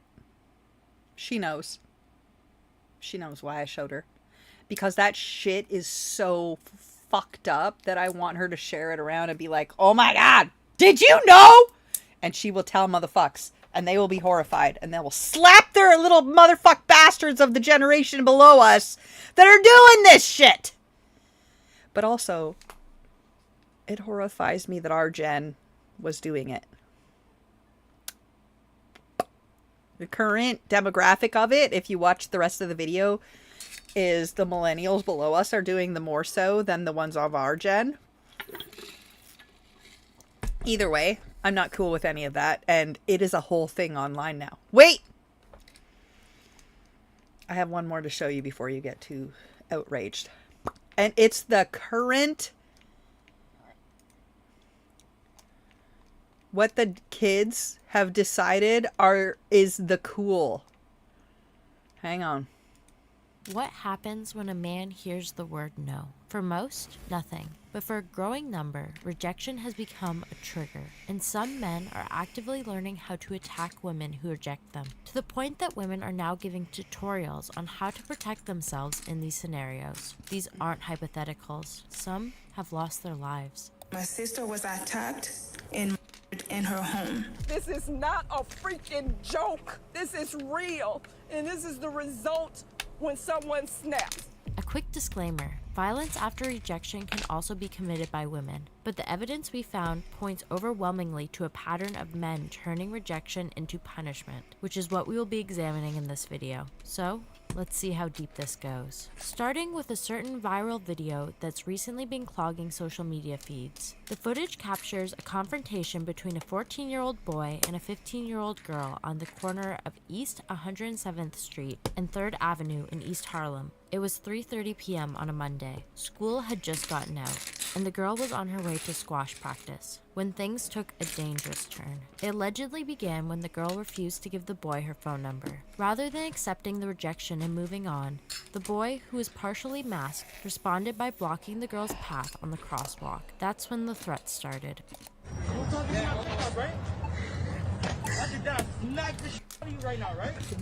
When the girl tried to walk past, the boy started giving orders. No, you stand right here. He then reached his arm out to physically block her from leaving, repeating. You stand right here. At this point, you can hear the fear in her voice when she tries to stand up for herself. You stand here. After all, from the camera person egging the boy on to other off-screen male voices, it seems she was outnumbered. And what happened next made one thing clear. Nobody was going to help her. The boy grabbed the girl with both arms, like he was pulling her in for a hug, before lifting her over his shoulder and throwing her down on the pavement. Then, are you hearing an this? Audience of bystanders laughed, oohed, and awed. The teen struck the girl while she was already down. We can't show you this visual for obvious reasons. The boy then walked away from the girl, who was lying on the pavement, unmoving. Yo, no. A According to sources who spoke with New York Post, the girl suffered a concussion and was rushed to the hospital following the attack. She is now in stable condition. As for the boy who did this to her, he's been arrested and charged with assault. But for many, this wasn't enough. As the internet saw it, it wasn't just an attack. It was attempted murder. And that meant the teen who was responsible and his behind-the-camera accomplice, who snickered instead of protecting the victim, deserved life in prison, or worse. Others, however, were more concerned by the fact that this didn't seem to be an isolated incident, but an unsettling trend. See, most women are familiar with men who can't take a hint, or even a direct answer. You're a stranger. She said no, like 3 different times. She's not interested. Most women are also familiar with how quickly flirtation can turn into anger. No, I said no. What's the big issue? You think you better than me or something? You think you too good to talk to me? But now, men aren't just having meltdowns, they're getting even. With that, let's explore this pattern of increasingly aggressive behavior. Online, women have been sharing their experiences turning men down, which can lead to stalking. Not really interested, to be fair. Oh, what? Because I'm not. It doesn't have to be a reason. Vandalism. I rejected a man. He slashed my tire. I rejected a man and he slashed my tire. And, more and more often, involve men getting physical. Whether that's pushing a woman from behind, causing a mouth injury because she refused to give out her phone number, or a bodybuilder sending a woman to the ground for turning him down. In the words of one Reddit user, he sure showed her that she was oh so very wrong for rejecting him. Or, as another user said, she's definitely regretting losing her chance with such a sweet and kind gentleman. Then there was the photo Facebook user named Cuteness of Cat recently posted in a neck brace. She captioned the post, "All I said was, ew, WTF, to a man who approached me for my phone number at the gas station, and he body slammed me onto the ground. Stay safe out there, ladies. These men are crazy and don't know how to handle rejection." Despite being attacked, many blamed Kat for the manner in which she rejected her attacker, which was criticized as degrading. As one Facebook user put it, I mean, rejection hurts. And they were right. Rejection could be painful, especially when a weapon was involved. In 2021, 24-year-old Miara Manzray and her boyfriend, Jawan Davis, were riding scooters through Atlanta on a beautiful spring day when their date took an ugly turn. It happened after Jawan told a stranger driving past to stop catcalling his girlfriend. Instead of taking this as his cue to leave, the man followed the couple to an intersection and opened fire. It was really heartbreaking. She was screaming, she was crying, and she kept grabbing her phone trying to call her mom. Bystanders heard at least 5 shots, one of which hit Miara in the shin. While Miara survived the attack, she had to get a metal rod in her leg, all because one man felt rejected. It's definitely a cowardly act to, try and shoot somebody that just because they don't want to talk to you. Other responses to rejection are less physical and psychological horror. Assad Hussein's relationship with his girlfriend didn't exactly start on solid ground. For one, he lied about his identity, claiming his name was Mick Rennie. He then started accusing her of cheating, at one point ringing her doorbell for 2 hours because a male friend was visiting and only stopping when the police were called. But it was after Assad's girlfriend broke up with him for his controlling behavior that he decided to seek revenge, in one of the most disturbing ways imaginable. I'm sick of people lying and cutting their videos when showing how this concealer stick from Tarte works, so I'm going to show you guys with no cuts or edits. In July, Unrelated to the current heinous shit we're watching, I love the brand Tarte. Their makeup is fucking awesome, and I have highly sensitive skin, and that brand is fucking awesome. Tarte. I do like them. I just wish they were a little cheaper. I don't. I will pay for what they have because I can use the smallest amount of their product and cover fucking everything. So it is worth the value. Tarte. It is, but the problem. But it is expensive as fuck. Yes. Right, and I also don't put makeup on every single day. Like if I was in the office and I wore makeup. I wear makeup like never. So I used to wear it a lot because I have hormone imbalance and I grew a beard at one point. I got laser and lost a ton of weight, but it's starting to come back again. That's because you don't have the female stuff. I don't, because my brain don't process that hormone. It don't. But yeah, unrelated to the heinous shit we are watching, I like that brand of makeup. It is very, very good. It is pricey, but it is worth that price. Thank you. 2024, a month after the relationship ended, Assad created fake Tinder profiles of his ex, made up that she had an SA fantasy, and asked men to break into her home in Cheshire, England to commit the SA. In total, at least 18 men ended up showing up to her home. In conversations with the police, it was revealed that some men received identical messages from the fake profile, asking to be roughed up and reassuring them that when she said no, that really meant she wanted it more. In one visit, a man entered her home and stayed there for several minutes. But she wasn't home. What's chilling is, her teenage daughter was alone upstairs. On another visit, a different man damaged the front door and forced his way in. When she confronted him, he showed her the messages he had received. After a 9-day trial, Assad was recently found guilty of all charges. He'll be sentenced for his crimes in June. But let's make one thing clear. Women aren't just being attacked for rejecting men, their lives are being taken. It's time to look at the deadly side of rejection. Prosecutors say Marcel Lagrange shot and killed a mother and father in front of their own children, all because he was rejected by a woman. My sister was attacked and in her home. Louisiana police say a gunman was targeting his own family. There was 28-year-old Nicole Hammond, for example, whose life was taken in 2022 by a coworker in the parking lot of their workplace after rejecting his advances. Saying the two exchanged text messages the night before the murder in which she told him she didn't want him to touch or manipulate her, and asked that he not make things uncomfortable at work. Then there was influencer Sana Yosef, who was found dead in her home in Pakistan in June 2025, just hours after she turned 17, all because she rejected a 22-year-old man's offers of friendship. Following her death, Sana's TikTok gained hundreds of thousands of followers overnight as the internet mourned the passing of the bubbly influencer, who had become another woman silenced for simply saying no. And while some users, mainly men, suggested Sana had it coming as they considered her social media account sins, most blamed her death on one thing: the fragility of the male ego. This, of course, wasn't the only time hurting a man's feelings had deadly consequences. In 2019, after a couple of dates with a man she met on a dating app, Fabiola Thomas decided she didn't feel the spark and ended things. "I'm not your woman," she told him. "Never was. Stop claiming me because I never claimed you." The man, Antonio Wilson, ended up finding out where Fabiola lived. He then broke and attacked her, taking Fabiola's life in her own home. She only met him in public places. She would even meet him outside of friends' houses in parking lots. So it is very scary because Ms. Thomas did everything that you would, want to do. But sometimes a bruised ego doesn't just turn a man against one woman, it turns him against the entire world. After a woman rejected Marcel Lagrange, he warned that multiple people would die because of what she was doing. Unfortunately, he made good on that promise. On the night of June 19th, 2023, in downtown Westbrook, Maine, he settled on 2 targets, Brittany Cockrell and Michael Hayter. The happy couple was in their parked car when Marcel fired at them. Their 2 young children were in the back seat. Something that we'd never think would happen here in Westbrook, in our little downtown lovely community. In her victim impact statement, the couple's oldest daughter, who was not present the night her parents' lives were taken, told the court, "He killed my parents, and I hope he gets the 2 life sentences he deserves. No parole for taking my parents, for my siblings having to watch." In the end, Marcel Lagrange did receive 2 life sentences for his crime. Others have managed to escape consequences entirely. What happened to Mia Marcano for many serves as a haunting reminder of what some men are capable of when they feel rejected. On September 24th, 2011, 19-year-old Mia Marcano, a student at Valencia College in Orlando, Florida, went missing. Just over a week later, Mia's body was found in a wooded area. Her feet, hands, and lips bound with black duct tape. By this point, there was only one person of interest, Armando Carbonero. The 27-year-old was a maintenance worker at the same apartment complex Mia lived and worked at.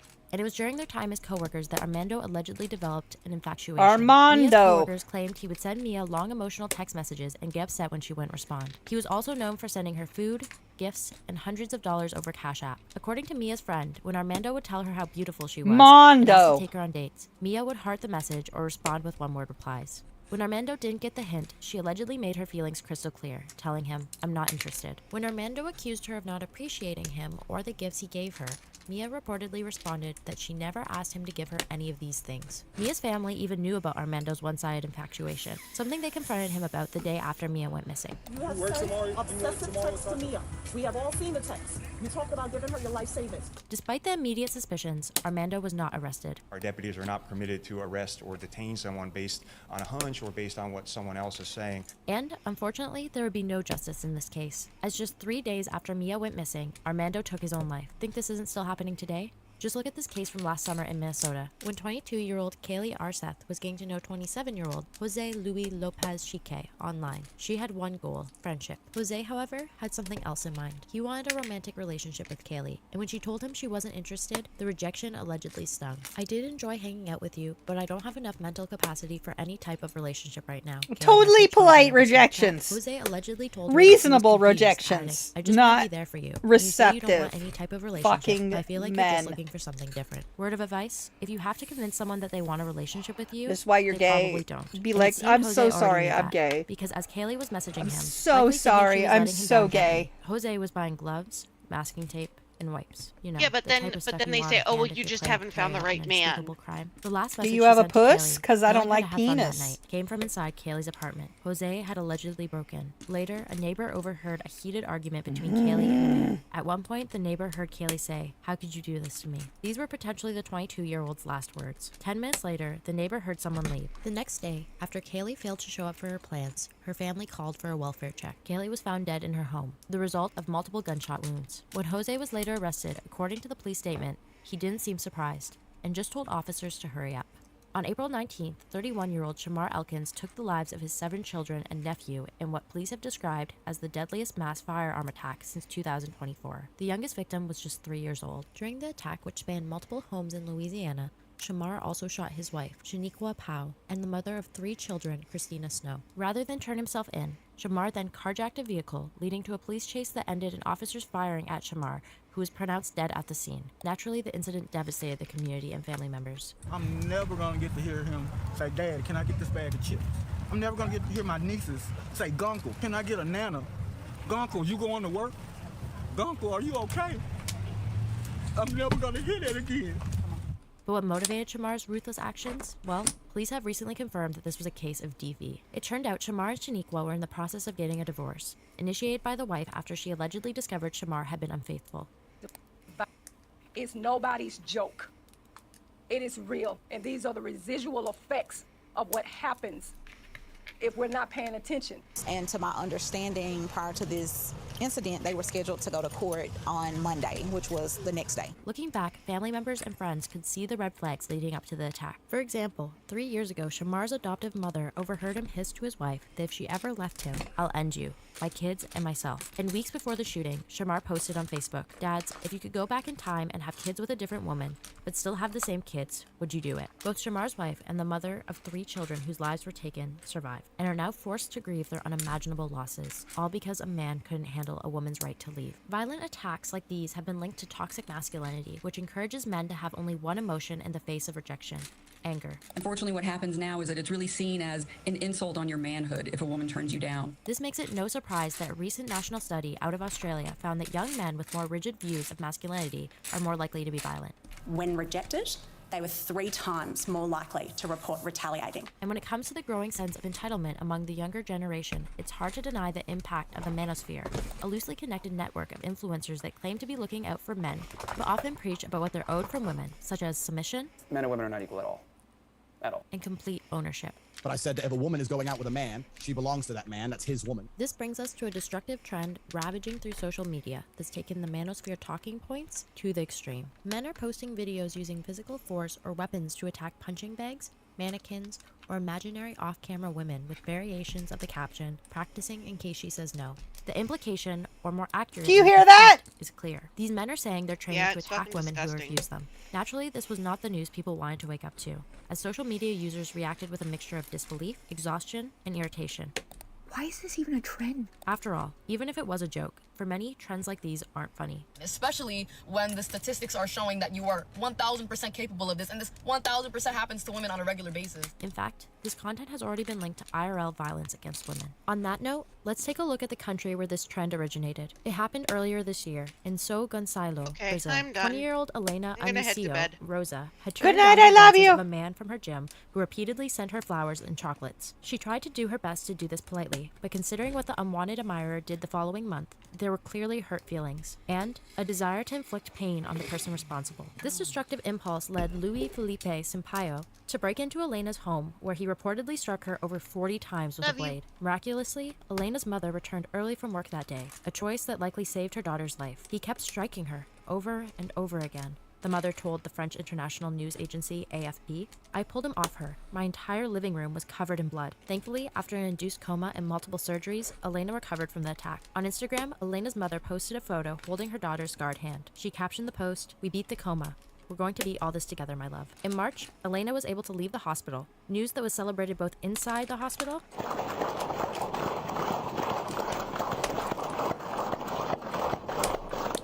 And outside, as footage from a local news station caught Elena's father smiling and teary-eyed as he and his daughter greeted the public from their car, who gathered to celebrate Elena's recovery.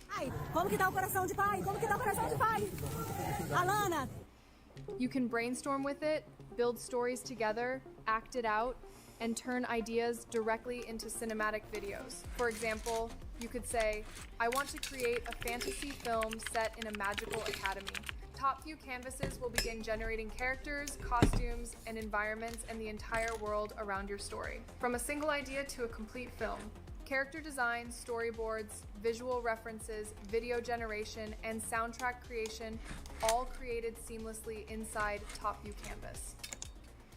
Yes, Elena's story resonated with the public, as it was now clearer than ever that women weren't safe, even in their own homes. Comment sections were filled with people sharing their own stories, from survivors themselves to people who had been impacted in other ways, like this father who replied to the news that Elena was recovering. I'm so happy to hear news from Elena. Unfortunately, my daughter Victoria didn't have that chance, but I kept fighting every day for justice to be done. I will not give up or shut up. Let's seek justice for Victoria, Elena, and all women victims of violence. Despite the support Elena received as she recovered, the training in case she says no trend grew in popularity. According to Elena's mother, her daughter's attacker followed this specific type of content on social media. Unfortunately, he's not the only man in Brazil who's been inspired by the manosphere.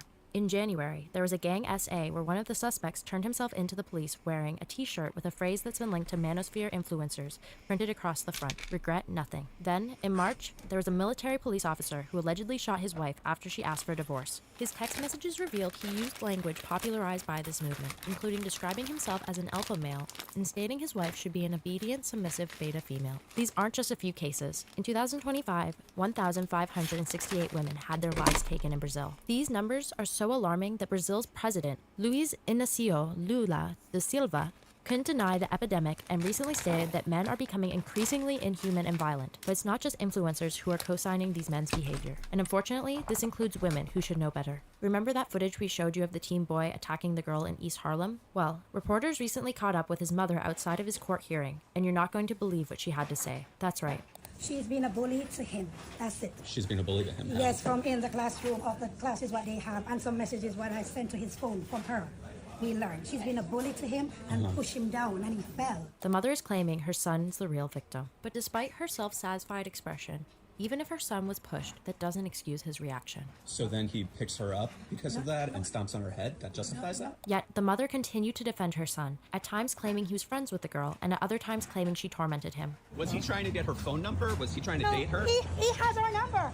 She's on Instagram. She's on WhatsApp sending messages. Enticing him. So where are the texts? Where did you see them? Where did you see the texts? Okay, but where are the texts online? Go on WhatsApp. The mother told the press she filed 29 police reports asking for help before the incident, and that the girl called her son racial slurs. However, when asked directly, the mother wasn't completely unfeeling. Do you have any sympathy for her? My condolence to her, yes, as a mom, because I have two daughters, and I'm sorry, but bullying is caused from bullying. Yet, while the boy's mother claimed it was relentless bullying that ultimately provoked her son, according to the girl's mother, it was the other way around. In an interview with The Post, Lucinda Ario claimed the boy had been pestering her daughter for weeks leading up to the attack. In fact, according to the mother, bullying was too light a word for what the boy had done. He could have taken her life, she told the tabloid. Along with a concussion, following the attack, her daughter had a potential brain injury, as well as crushing headaches and a twisted neck that meant physical therapy would be a regular part of the teen's schedule for the foreseeable future. She was very angry at why he escalated so quickly from one thing to another, and you can tell in the video she just wanted to walk away from him because he's bad news. She's known him as someone who's bad news for a while, the mother said. But it was the way the video was being passed around like entertainment that angered the mother the most. She's ignoring him, so he basically forced her to pay attention to him, and his friends are laughing after that. It's not just one bully, but community bullying. According to the girl's mother, the daughter wouldn't be returning to school after the incident since the institution couldn't keep her safe. And if it doesn't seem fair to you that a girl had to uproot her life because a boy couldn't handle rejection, you're right, it isn't. However, what's fair hasn't stopped countless women and girls from making similar choices to ward off male rage, whether it's giving a man they're not interested in their number, building muscle for self-defense. So if we teach this upcoming generation of young women anything, we have to teach them that it is not enough to be intellectually and emotionally strong, but we have to be physically strong as well. Or even finding ways to make themselves less attractive to potentially dangerous men. This is a comprehensive guide on how to repel men and minimize the chances that a man gets violent when he approaches you. Of course, there's nothing wrong with women being vigilant and precautious. When you are professing violence towards women as a way to control them, then it's much easier to control a woman who is frail. But as the stories we've discussed prove, You can do everything right and still become a target. Her life mattered. She lived with purpose. So we had to ask, is there any way to stop this problem at its root? It's time to talk about what can be done to discourage men from taking their anger out on women. You might be thinking of those videos of women sharing their tips on how to stay safe. But as you've seen in the stories we've talked about today, asking a woman to reject guys nicer doesn't always protect her, and it isn't the core of the problem. Asking women to reject guys nicer also treats rejection violence like something women are responsible for managing, instead of behavior men are responsible for never resorting to in the first place. So, the only way to teach men to hold themselves to higher standards is to normalize those standards. So we need to start teaching men and boys that they're never entitled to a woman's time or attention or affection. And with boys now being radicalized by content online, this education needs to start young. Need an example of how this can be done? Just look at the way TikToker Christian Sherhood discusses rejection in an educational way with his students in this video. If you're rejected, should you crash out? Yes. Yeah. Should you call her names? Should you start a rumor about her? No. No! More open discussions like this are needed to help the next generation navigate not only their emotions, but right from wrong. It's okay to be sad. It's okay to cry. It is not okay to act a fool or be violent. Because no one is entitled to a phone number, a yes, or even a smile. Sorry, I have a boyfriend. I can't. No. Okay. No. Philippines. Yeah. Come on. I can't. I'm sorry. And women shouldn't feel at risk. Okay, like, you just tell me to go away now, basically. It's just an honest question. Do you want to go grab a drink? No, you're fine. You're fine. Every time a man's feelings are hurt. I feel bad for the women, okay? Because they can't go outside without worrying about some man harassing them or some man attacking them. I mean, it's not fair. Women should not have to worry about that sort of thing, okay? Guys, you have to do better. If you do 25 leg raises a day, your apron belly will go bye-bye. If you do 25 leg presses a day, your peach will get nice and toned. If you do 25... So, Gave me his phone y'all number understand so we why can I get off wanted the you to dating hear app and that start shit. Texting. Okay. Just saying. Woo! Actually, You asked for it, you sold out the first one, so we had to make another one. When we did our first original collab, I created all my dream nails. Now, for Glam Squad Forever, we created all your dream nails. Here's Beauty Blue. no. I have so much experience with dating apps. Hold on. I actually rescind my green flag. I don't love giving out my number when I haven't met people yet. Yeah, we're gonna go with, at first it's like, oh, he actually wants to connect. But then if it doesn't work out, which 9 times out of 10 it doesn't, now he has access to your phone number and you can't just I guess you could just block him, but it's just so personal. I don't love it. Our texts were also pretty surface level. I'm gonna say I don't love surface level texts. If I don't have banter with you in texts, it's a no from me. Love a bit of banter. Our texts were pretty surface level, and on Monday night, I asked him what the plan was for Wednesday. He then proceeded to call me. Oh. Call you. Which I couldn't answer because I was at work. I work night shift, as I had mentioned to him before. I told him I couldn't answer, and he said he's a bad texter and told me to call him when I get a chance. Tuesday night, I called him and we talked for about 15 minutes. It was a good conversation. We talked about random stuff like coffee and movies. Okay. That could explain the surface level text. Some people just are not good at texting. We agreed to meet at a bar downtown on Wednesday evening. He was running errands during the day and said he would text me when he was done so we could decide on a time to meet. See, there's a different set of rules for dating apps just because in a normal circumstance, if a guy's asking me out on a date, I would expect him to plan the date, tell me what time, there's no discussion. Figure it out, tell me what time, potentially come pick me up. With dating apps, it's everybody's dating so many people at once, especially if both people aren't as invested. I like that he's, staying to his word, saying that he's discussing with her what time works for her. So I actually am going to give this a green flag. So Wednesday at around 2 p.m., he texts me and says he's done running errands and asks what time I want to meet up, and we agree on 5 p.m., okay? At around 4 p.m., he asks if we can meet at 6:30 p.m. instead because he's still doing some... 1 hour before, you're texting and saying, let's meet up an hour and a half after. I'm just saying, if it were me, and you guys know me, I'm always early, I would have probably been finishing my makeup, picking my shoes, and about to head out the door if I had to meet someone in an hour. So now she's got to sit around for an additional hour and a half and wait for this guy. It's not worth it. Hate it. Hate it. After he had already agreed on a time. Hate it. That's fine with me, and I show up at around 6:30 p.m. and text him that I just parked. I don't hear from him, so I decide to go into the bar and wait for him there. At 6:50 p.m., he texts me, "Oh no," and then 5 minutes later says, "I just woke up."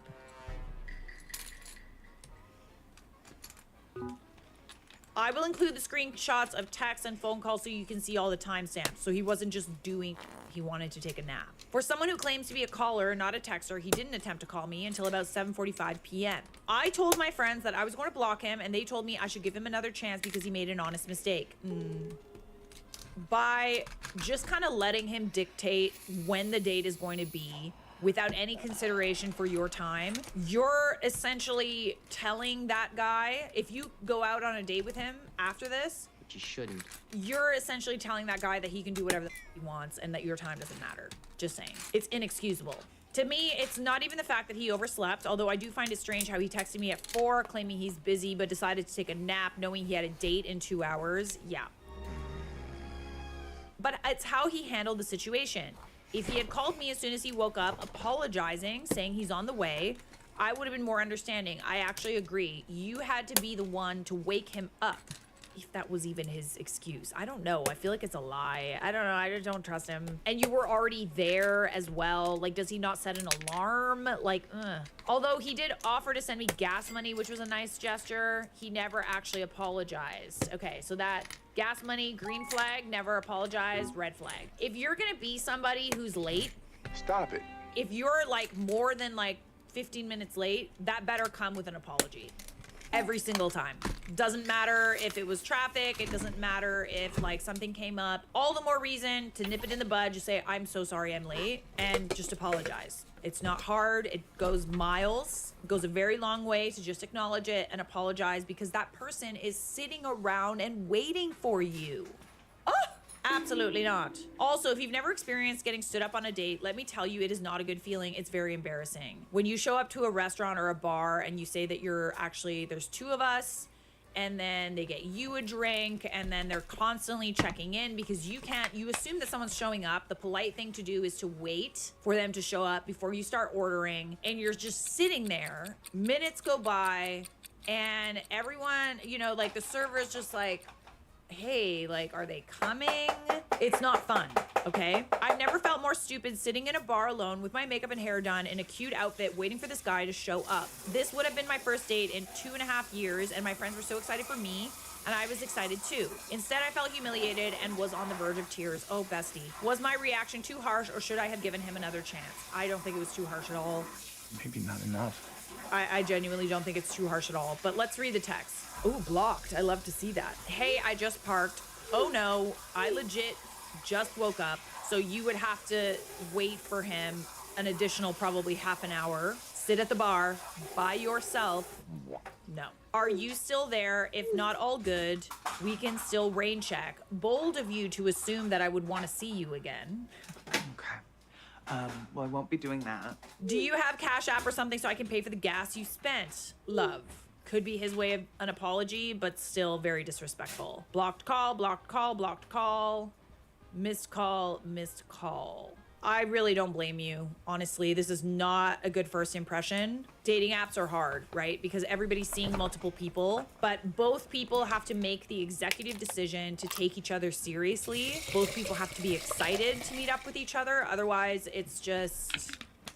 And it's hard, right? Because nobody takes each other seriously on dating apps. Let me count on my hands how many people have taken that leap of faith that I know of. I would say 3 to 4 of my very good friends, and I only have like 6 of them, met their boyfriends or husbands now, or fiancés, on a dating app. And they took that leap of faith, and they both took each other seriously. They showed up, they spent the time, they put their best foot forward. It's happening.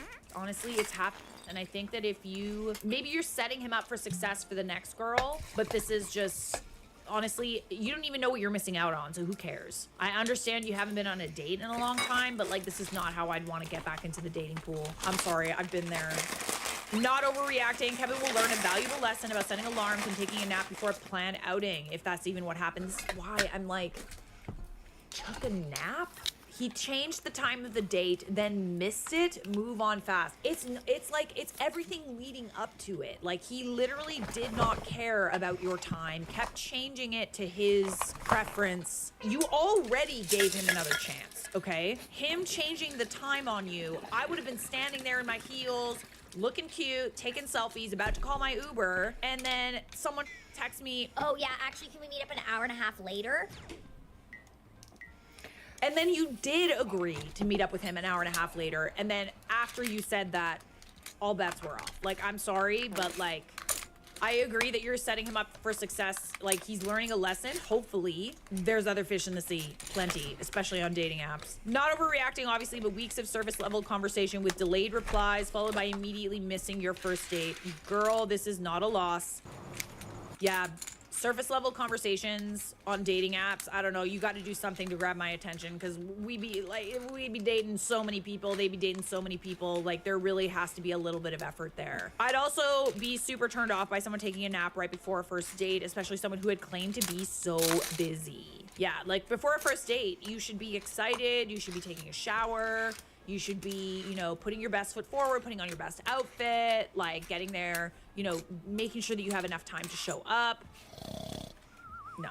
I almost think that he, like, found something better to do or something and then, like, ditched you. I love that if you are not there, it's okay. We can rain check. Where else would I be?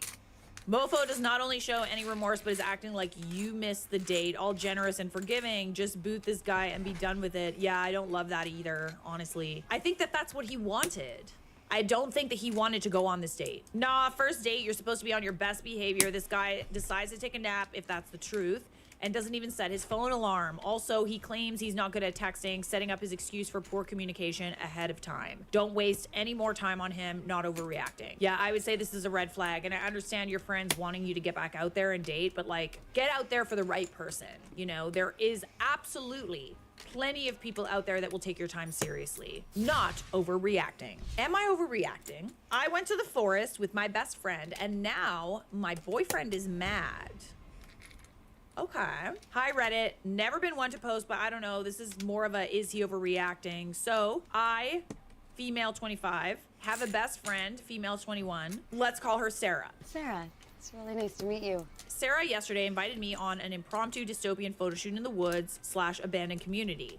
I said yes because I really wanted to, and we also brought our dogs. I then told my boyfriend, male 40, that I was going. The way up there was about 2.5 hours because of traffic and getting a bit lost. I left my house. Jasmine Masters, that's who that queen was. I know my drag queens. Hey. Gas station for snacks. We got to the site at around 5:30. Jasmine Masters. We were there until around 8:30. Then again, the ride home without traffic and being lost is about an hour and 45 minutes. We stopped at a bar to look at some digitals we took because I would have to wait to get the pictures before I got them fully. We were at the bar till 10:30, left and got back to Sarah's house at 12:45. We said our goodbyes to the photographer, and I was extremely tired, so I texted him that I was going to sleep at Sarah's, mainly because I had to be up by 4 for work. And this is the text we've had this morning. Did I mess up? Am I wrong? I don't want to lose him because I f***ed up. Edit. He knew where I was the whole time. He has my location, so there's no reason to think I wasn't where I was supposed to be. Okay. Good morning, sunshine. Changed her attitude toward church, I guess. She said next week for sure, but okay, I'm assuming they're talking about somebody else. That's fine. Best friend invited me to go on a hike in the forest with her and her photographer and take a bunch of dystopian like pictures. It's gonna be so cool, and I'm bringing justice. Okay, she sends a photo in the car. How's your day going, baby? It's good, just dropped something off, about to finish school work for the week. We're still driving to the forest. It's like an abandoned community. About to lay down soon. Hopefully everything's going good. Night. So this was at 8:40 p.m. She sends a video. Hey baby, I'm sorry, I just got reception. We're on the way back now. Man is slumped. Hey baby, we stopped at this little bar to chill and edit some of the digital. Sweet dreams, baby, I love you. So you're literally updating him. See, it would be one thing if you went off on like a little adventure and like didn't respond to him, didn't update him, nothing. But you're giving him updates about where you are. You're responding to him, even if it takes a little while to get back to him. You are answering him. At 1:16 a.m., hey baby, we just got back. I'm exhausted. I'm gonna sleep at Laney's. Question mark. I'm just supposed to be cool with you staying out all night?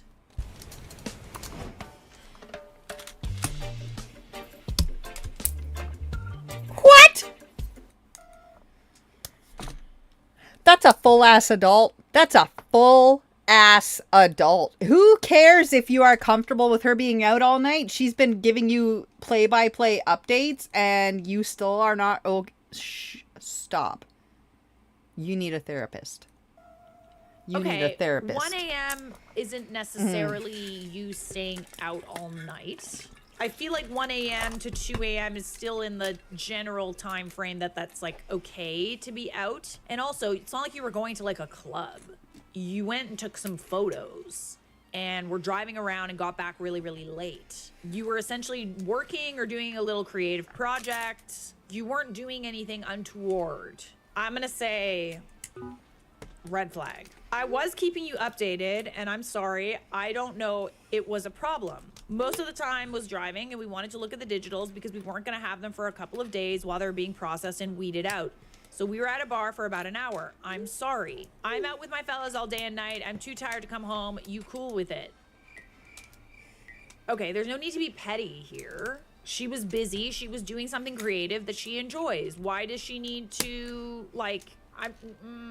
I don't love the pettiness there. As long as you keep me updated, I'm okay with it. Just no like radio silence all day. And this is the thing, right? Like, just keep your spouse or your partner updated. I feel like it's one thing to be busy and to be updating your partner constantly and plans change, etc., than to be totally busy and not answering any texts or calls. Like that, my mind just kind of leads to like, I'm cheating, I'm doing something bad, I don't have time to update my partner, or I don't want to lie to my partner, or whatever. She was updating him. Fool, you weren't out late, you left the whole day. I don't love that. It wasn't planned or anything, you just told me about. You woke up, said this is what's happening, and was gone till the next day. Did you guys have plans? He just wanted you home with him. You're right, I made an impulsive decision. I was really excited, and when we got there, I didn't even think about the time. And when I should have been back, I should have planned accordingly. Well, not if you didn't have plans to be back. I don't know. Don't apologize. Yeah, I'm not cool with that. Okay. Then we're done here. This is flat out controlling. One could argue you were kind of like working. You know, you were doing something creative that you enjoy, and he doesn't want you doing that. He wants you at home with him. This is like the flip side of the conversation. Remember the first story? I feel like this is a major red flag because I don't love it when, you know, I got things going on. I got things that I'm passionate about. Am I gonna go and do those things without updating my partner and like keeping them in the loop and stuff? No, I'm not. But like, I'm gonna do them. Sorry. Not sorry at all, actually. Be so for real right now. No, this is a sign that he's really controlling. I understand that you like him and obviously you live together, but like the first comment says, girl, why do you keep apologizing to him? Nobody can give you the advice you need unless you're ready to hear it. She does keep apologizing and I don't love that. I don't really think that she did anything wrong. Like also, I don't think that they had plans either. I think that he just expected her to be home with him and she wasn't. I agree with this. Everyone here is saying dump him, but she won't if she chooses not to see what we all see. Yeah. But that's exactly why he chose her. She's sweet, she's naive, she's young, she's not experienced yet. He knows he can manipulate and control her. Hopefully this thread of women who've been through it will help her find the strength to get away from him. Let's like look at the... Is traditional foundation making you look worse? Traditional foundations are not great for lines in the face. It's sticky and gooey, and it really emphasizes my wrinkles and dark. Okay, female 25, male 40. That's the age difference. Pretty big gap. OP, stop apologizing when you have nothing to be sorry for. I'm gonna get real with you. This will get worse slowly over time, like sitting in water that's warming 1 degree at a time. By the time you realize it's boiling, it's too late. By him doing this to you, he's conditioning you to think that there's a punishment when you go out and you do something for yourself that's fun. He wants you at home with him at his beck and call. It will slowly erode your interest in friendships. Yes, it's very isolating. And the worst part is it'll feel normal, comfortable to be this shell of who you were. Sign someone who's seen it happen way too much and who went through it herself and still doesn't fully realize how bad it was until probably a year or two after getting away. I think it's one thing to, you know, respect your partner. Obviously, we always have to respect our partners, keep them in the loop when we're going out, come home at a decent time. 1, 2 o'clock, it's getting into the, like, after 2 a.m., after the bars close, it's getting into the, like, why are you out? Can you tell the time? I am not drunk. What could possibly be keeping you there so late? Move through life, consider your partner in everything that you do, but still do the things that you want to do. OP, in all seriousness, whatever is making you so subservient to him is so passive about your own happiness. You really need to explore in therapy. This age gap is unhealthy. The way he speaks to you and controls you is unhealthy. Your friend hates him for a good reason. Yeah, totally agree. Not overreacting. He is one gigantic red flag. Oh, we got another dating app story. Yay. Okay. Am I overreacting? Unmatching after he brings up how women are dramatic complainers and using Mrs. Doubtfire as an example. Not much context, just the text, okay? Favorite is so hard. I love Titanic, E.T., Jurassic Park, Mrs. Doubtfire, Flubber, she's all that. 10 Things I Hate About You. 10 Things I Hate About You is the best one from that group. Probably the epitome of a 90s movie. Tremendous. I love that movie too. Mrs. Doubtfire gets me fired up. I don't like that movie. Sally Fields is the worst person in the world. Oh my God, why? Is she canceled? Lol, what did she do? And yes, 10 Things is iconic for sure. No, I mean her character in the movie. Robin Williams is a good father who loves his kids, and she just is like, that's not good enough, and goes out with James Bond. Come on. Ha ha ha, James Bond. From what I can remember, he was funny but immature. She would have to do all the boring housework and he wouldn't help. He didn't think of the future and was impulsive and dismissive of her feelings. I think they might have gotten back together in the end though. Yeah, exactly. You know how much worse that could be. Women have this superpower of finding a problem where there ain't one. Ooh, okay. Then posts HOC rationalizing why they made up that BS. You know he's a good father if all the kids love and care about him, and she forces him to dress up like a grandma just to spend time with his own kids. Are you joking or being sarcastic? No, that's the plot of the movie. Wow, but he really missed the plot, eh? Awkward. So you're saying women complain too much. Have you ever spent time with one? I think we're done here. I'm guessing the women that he's with complain about him because he sucks. Why give us something to complain about then? Does that really offend you? That's kind of crazy. You know I'm a woman and that this is a dating app, right? Okay, go on. And in the first few messages, you mentioned how women make up stuff to complain about. Okay, I will say that sometimes we do make up problems. But I think wanting your partner to pitch in with the kids is not really something made up. I feel like that's a normal want. Yes, the 100 do. This has been my lived experience with more than one. If there was an Olympics for it, they'd win gold. Well, then stop doing things that they feel they need to complain about, because it sounds, judging by the way that you talk about women, I can understand why they complain about you. Just saying. It's not that your reaction to a character of a movie bothers me. It's the fact that you obviously have some issues to work through with your past experiences. Screaming resentment. How can you expect to find someone when you're assuming the worst of the entire gender before you even meet? Also, in the movie, even Robin Williams realizes in the end how he fell short of being a good husband and dad. I wish you the best, sincerely. Wow, you're psychoanalyzing me. You're very sensitive. And then I'm assuming she blocked him before he was able to type that.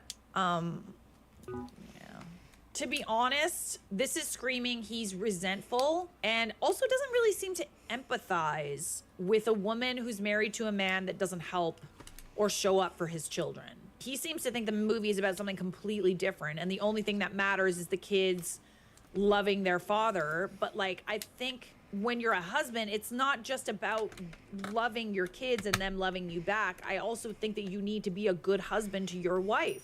If he can't understand the basic message behind Mrs. Doubtfire, he is not the one. Literally, it kind of seems like that whole theme. He knows. Like, come on, he knows. He has to. He can't be that thick. Can he? He doesn't understand that psychoanalyzing is one word. I definitely judged him for that too. This guy's a walking deal breaker. You're too sensitive, says the guy crashing out over a movie. Oh. The man lost custody of his kids, was the party dad, since we're on the topic of a movie plot, then stalked his family in drag. Sally Fields was a saint for even letting him back in the kid's life, not overreacting. It seems really weird to be complaining about a woman to a woman that you want to date. Like, make it make sense, because it doesn't. When you're setting on this, like, wonderful world of finding a partner, you cannot have a man-hating mentality, I don't think. There's some women who, you know, have the man-hating mentality and that works for them and whatever. Personally, I think that you need to go about dating with a little bit of optimism, but cautious optimism. I don't think it's good to hate men. I don't think it's good to hate women and have this preconceived notion that they all suck. Hating men because they've been horrible to you and they've, you know, you, and that's totally valid. I don't think having a woman-hating mentality for just complaining about, like, wanting better standards, I don't think that's justifiable, in my opinion, to have this, like, resentment toward women, to be honest. I don't think that this guy's particular reason that he's talking about is good enough to have all this resentment going into dating. Certainly, if you have that resentment, you shouldn't be bringing that into your new relationships, you know? I just feel like you're shooting yourself in the foot. You are not overreacting. This is a red flag. Subscribe! I'm the founder of Mudwater, and a lot of people ask me, what is the difference between Mudwater and all these mushroom coffees out there? So here's the short version. Mudwater isn't mushroom coffee. There's no coffee at all in our product. Most mushroom coffees are kind of exactly what they sound like. Powdered coffee, typically in small doses to bring down the caffeine content mixed with functional mushrooms. Mudwater is something entirely...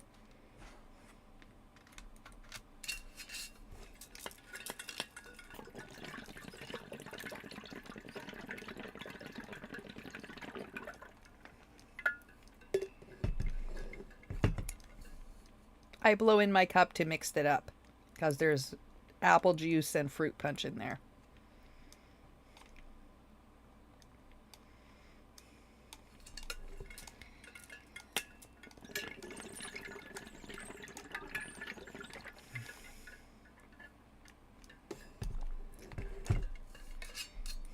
My dad went through my phone while I was asleep during a family visit and then confronted me about my therapy sessions. You don't need therapy. What do you mean you're traumatized? We gave you a good life. Hey everybody, welcome back. So, I went home for a few days to visit family. Everything was fine, normal visit. Went to sleep, but I forgot my phone on the kitchen table. And when I woke up the next morning and my dad sits me down at breakfast and starts asking me questions about things that could only have come from my phone, specifically from my conversations with my therapist, where I talk, among other things, my relationship with my parents and things from my childhood that I've been working through. Seems like an invasion of privacy. I asked him directly how he knew about any of that, and he didn't even deny it. He just said, I was worried about you, and I needed to know you were okay. And then immediately pivoted to being upset about the other content of what I'd written to my therapist, as if the method of finding it was not the entire problem. Oh my goodness. Like, it's literally not like you're even confronting him about these issues. Like, this is something that you're doing privately with a therapist. Here's the thing. Parents, you know, it really doesn't matter what you do. I feel like, you know, there's no perfect way to parent. I genuinely feel like therapy is so important for so many people. And the way that you parent your child does shape them. You can do an absolutely incredible job. Your child can turn out great, but that doesn't change the fact that sometimes there's things that they went through as children that they didn't understand that now they're trying to understand as adults. Childhood trauma cured, huh? Huh? It doesn't mean you were a bad parent. It just means that people are trying to understand how they move through life in the way that they do. He's for sure taking it really personally because it's like, You don't need therapy. I gave you a good life. and it's like, well, yeah, you did, but like, I mean, you know, there were some things that like troubled me. Trauma. Anyways, he said things like, I can't believe you talk about our family like that to a stranger. Not stranger, therapist. And after everything we've done for you, oh God. This is like all I need to know, honestly. Because like, why are you so concerned about like him talking to a therapist about it? Like, why are you so concerned that like, maybe it could be that the dad knows that he could have done better. I mean, I feel like that's every parent's fear, right? Like, you know, you want to like have your child be an accomplishment. You want to do a good job parenting. I want to be good. But like, you know, shit happens. I think he knows that maybe he could have done a better job. So I sat there trying to figure out which violation to address first because there were so many stacked on top of each other. So he went through my phone and read my therapy conversations. And then he confronted me about my private mental health work as if he was the one who had been wronged. Sure thing, buddy boy. I left that day and I'm home now and he's been calling and my mom just keeps texting that I'm being dramatic, that he was just concerned, and I don't know how to explain to them that concern doesn't give you the right to do what he did, and that the fact that he genuinely can't see why this was wrong is somehow more upsetting than the thing itself. It doesn't surprise me that you need therapy because like someone's phone being left on the table does not immediately mean like, oh, let me just go through that. It's like reading your diary. Like, what the f? Has anyone been through something like this and actually managed to have a productive conversation with the parent afterward? Or is that just not possible when they don't think they did anything wrong? Listen, I think parents will always die on this hill of like, I gave you everything. I sacrificed everything. I can do no wrong. I will never apologize. You were just stubborn. You were stubborn. You know, because it's like they sacrificed so much and they gave you a lot, right? So in their mind, it's like, you know, that cancels out everything that could possibly be bad. I don't really see how you going to therapy and talking to someone about this privately is bad at all. You know? It's not like you're even addressing it with him yet. But yeah, the fact that he saw your phone and the first thing he did was like go through it. Yeah, I mean, that's just a very big violation of privacy, honestly. But then to not maybe like take that moment and be like, oh, like, you know, I'm really sorry that like my parenting, you know, caused you to need to seek therapy. That was never my intention. You know, there's no like apology there. It's just weird, man. I'm a bad father. Here's an important comment. After everything we've done for you, y'all mean the job you signed up for when you decided to have a child? Literally. Being a parent is a thankless job. Like, it really, really is. But unfortunately, that is what you sign up for. Okay? It really is. And human beings are not perfect. There's gonna be times where you're not the perfect parent. And like, hey, that's okay. But like, give people the grace of like needing to like work through things. After all, he's only human. Doesn't mean you were awful, but like they're still entitled to have a private life and go through that privately. You're not entitled to know everything. Has anyone been through something like this and actually managed to have a productive conversation? Parents are never going to be able to hear that they could have done a better job in like, I just genuinely feel like it's something that is very hard to hear as a parent, I think. I know me personally, if I ever am privileged enough to become a parent, I am not going to go through life thinking that I'm perfect at everything. And I think being able to apologize to your kids is super important. You can try, you know, asserting a boundary. I would do that, honestly. You're in therapy, so you should start doing this. Asserting a boundary and saying, you know, you violated my privacy. You went through my phone and that was wrong. I'm entitled to seek professional help if I want to. And by the way, this is exactly why I'm seeking professional help. He's not gonna like it. Kind of is what it is at this point. He didn't even have to know about it. That's what's crazy to me, is like he might not have ever even known if he didn't go through your phone. Here's a good response. You're only saying I'm being dramatic because my response makes you uncomfortable. What he did was wrong and hurtful. I was hurt and wronged. He can be concerned, but that doesn't change the boundaries he crossed. Things like this are why I need an outside perspective, because none of you act rationally and then pretend like I'm in the wrong when I feel upset. Until you can both acknowledge that what he did was wrong, I do not feel like entertaining this conversation. That's it. No drama. Just think about it. If you're enjoying this video and this channel, don't forget to subscribe. It's free. Subscribe! It's free. So the title of this is, Am I the A-hole for telling my parents they could be a part of my kids' lives if they gave me my inheritance? You may be seated. My grandparents passed away when I was very young.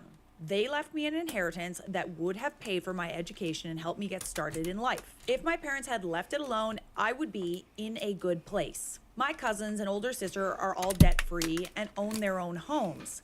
My dad decided that he could do better than the account my grandfather left my money in. I got $27,000 when I was old enough to get my money. That was about 10% of what everyone else got. My parents also lost a bunch of money that had been left to my mom. I have cut my parents out of my life. They were not invited to my wedding and they have not met my kids. My sister is child-free, so I have their only grandchildren. My parents want to be a part of their lives. I said that if they replace my money with interest, I would forgive them and allow them to meet my kids. They say I'm being ridiculous and that the amount of money I'm asking for would put a huge dent in their retirement fund. Sorry, what?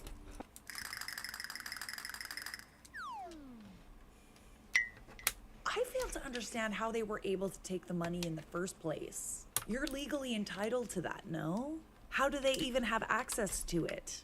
We need to go back and investigate. I asked them how much they would have if my idiot father didn't think he knew better than my grandfather. What did he do? Did he gamble it? Put it in some shady stocks?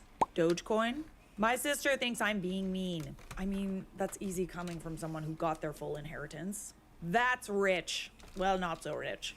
I'm sorry. Are we poor? I told her she was welcome to give me her money if she didn't think it was a factor. She said she wasn't going to do that. I also suggested she go have a kid if she wants them to have grandchildren. Once again, that was not an option. It has been years, obviously, and I'm still pissed that they stole my future just for my father's ego, to show he could turn a profit by investing like my grandfather had. Am I the a-hole? It's so interesting sometimes when people like really, really do you wrong and like you could easily take them to court and you don't. That's like the worst of what could happen, and instead, you know, you hold something else over their head. Do they not realize, like, I could sue you. You could go to jail. Oblivious. I'm gonna say not the a-hole. I really don't feel like they're the a-hole at all. I'm also failing to understand how the parents were even able to get the money in the first place, unless you gave them permission. But anyways, let's look at the comments. People need to put protections and lock on money they leave for grandkids so this doesn't happen. I'm a cynic, so I'm always cautious. Doesn't matter if it's my son's/daughter's kids, I'm leaving it for them.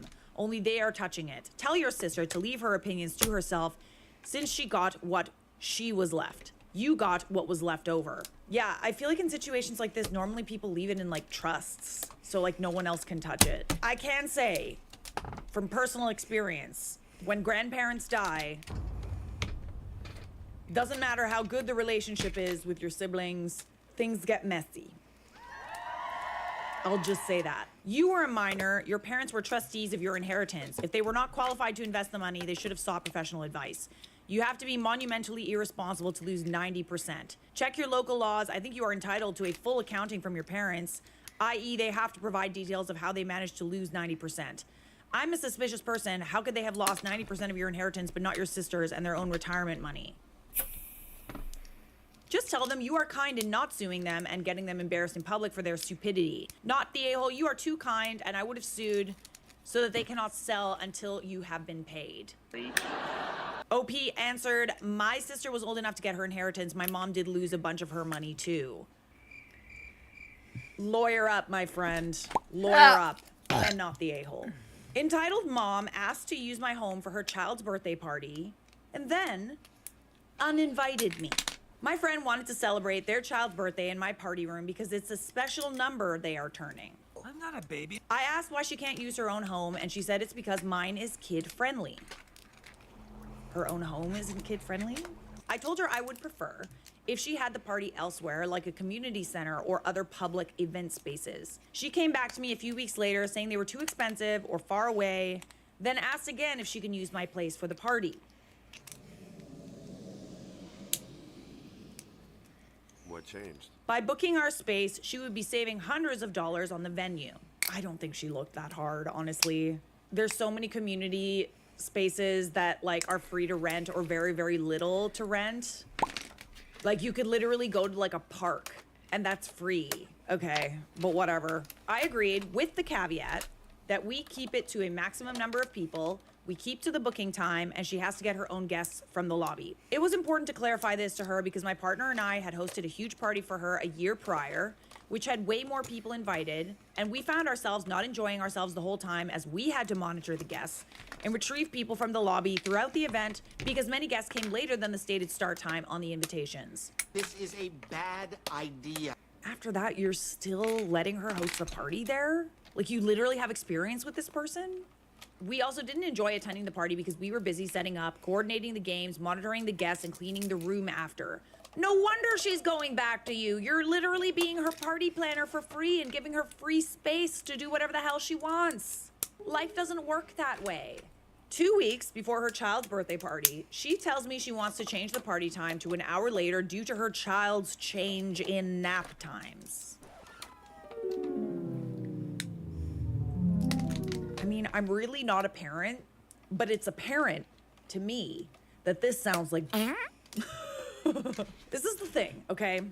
I have literally never been wrong in my feelings that when you do something for someone for free, they do not value your time, they do not respect it. You give an inch and they will take a mile. It happens almost every single time. I literally had an experience recently where I wanted to do a favor for a friend. That friend was late, that friend didn't respect my time. And yeah, anyways, I'm not gonna get into it, but it was just like, why does this happen every single time? You know, like when you're doing a favor for someone. I really wish that I could be proven wrong even just once. Maybe one day. And then if you say no, you look like the bad guy. But it's like, and I did say no. For the future, I did say no. But like, wow, never fails. So she already went over my max number of guests because she already invited people before I had agreed to it. And it would be too awkward to disinvite them. All the grandparents had to come too. I told her I will not be canceling the booking and we can keep to the original time. She eventually told me to cancel the party because I seemed too stressed out. Mind you, I was willing to work with her, but she was unwilling to compromise. She also did not offer to compensate me for my time and efforts, only offering to pay for the cost of the room booking that my strata charges for the room, which was also the case for the previous big party that we hosted for her. I hate this. I hate it already. I found out through social media that she still had a birthday party for her child, but neither my partner or I were invited. Absolutely scandalous. We feel hurt because it seems like she only wanted us there if we could provide the venue and coordinate the event. Well, yeah, that's exactly what happened. I also have to mention we live in a luxury condo with a lot of amenities near the city center.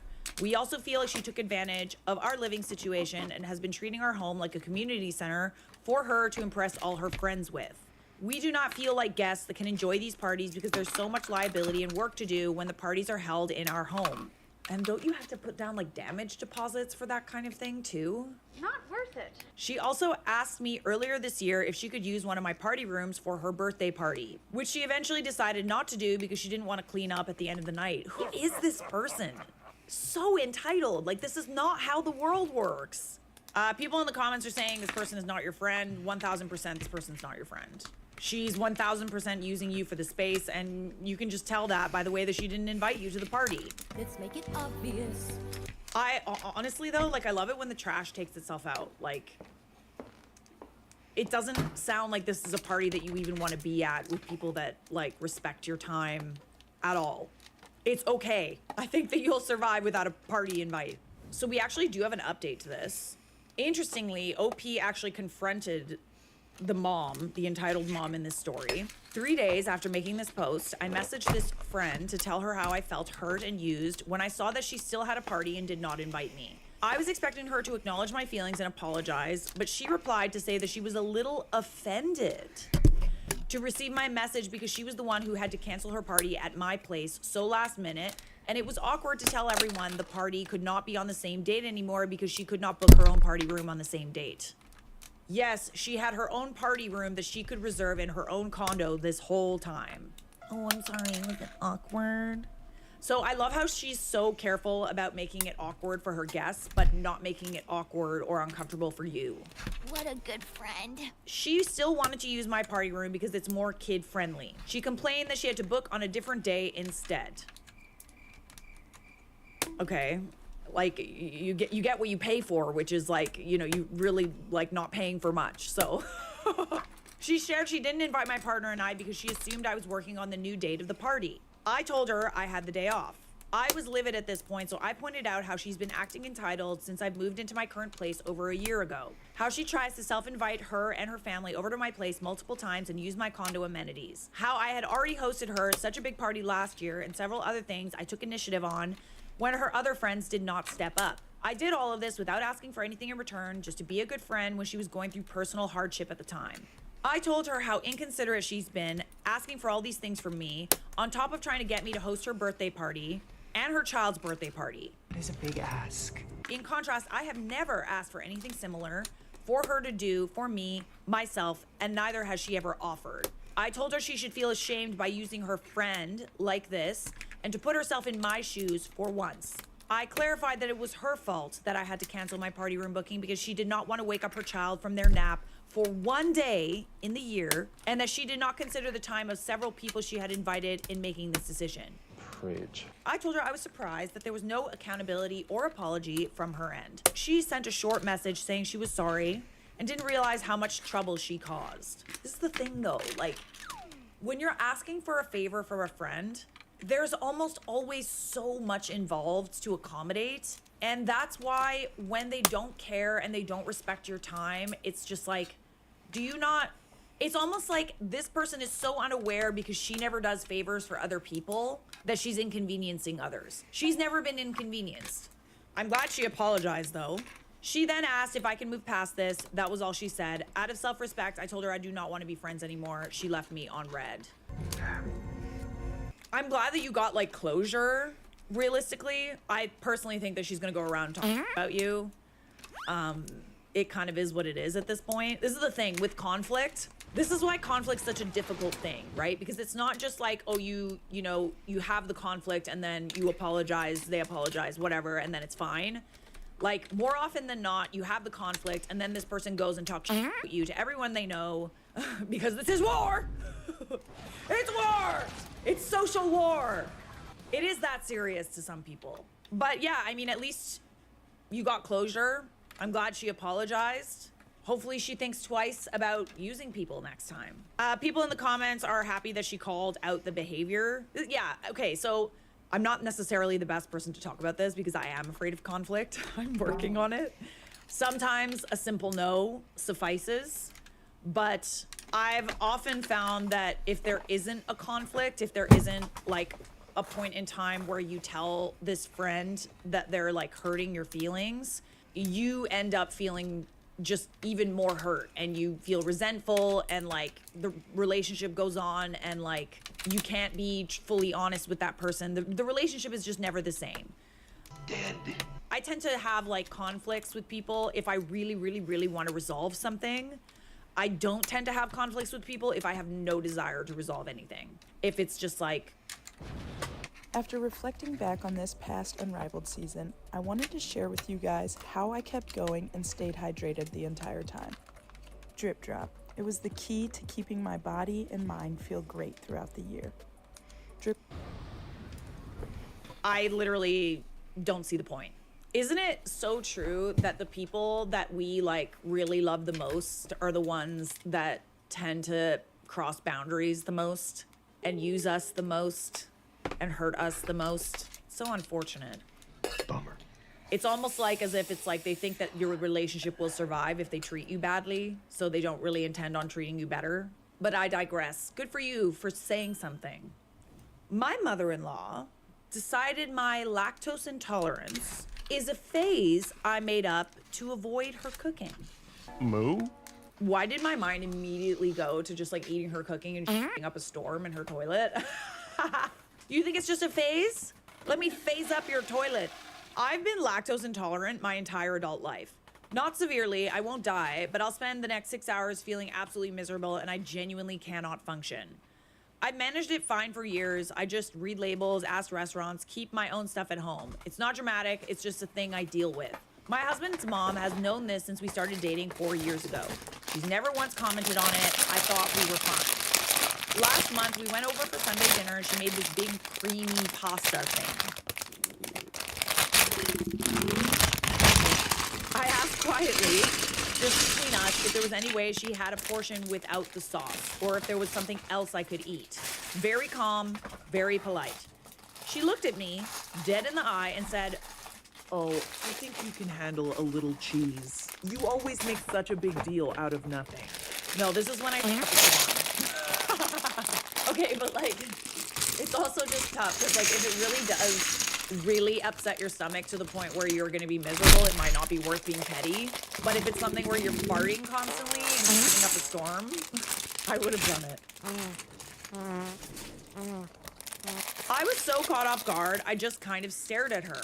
I think she did that on purpose, honestly, because like the first thing that you do when you host like a dinner party is you ask if there's any dietary restrictions, and she knows this about you. So like if you're hosting people, you almost always have to consider that. If you're going to a restaurant with people, you almost always have to consider that there's options for everyone. This is just bad manners.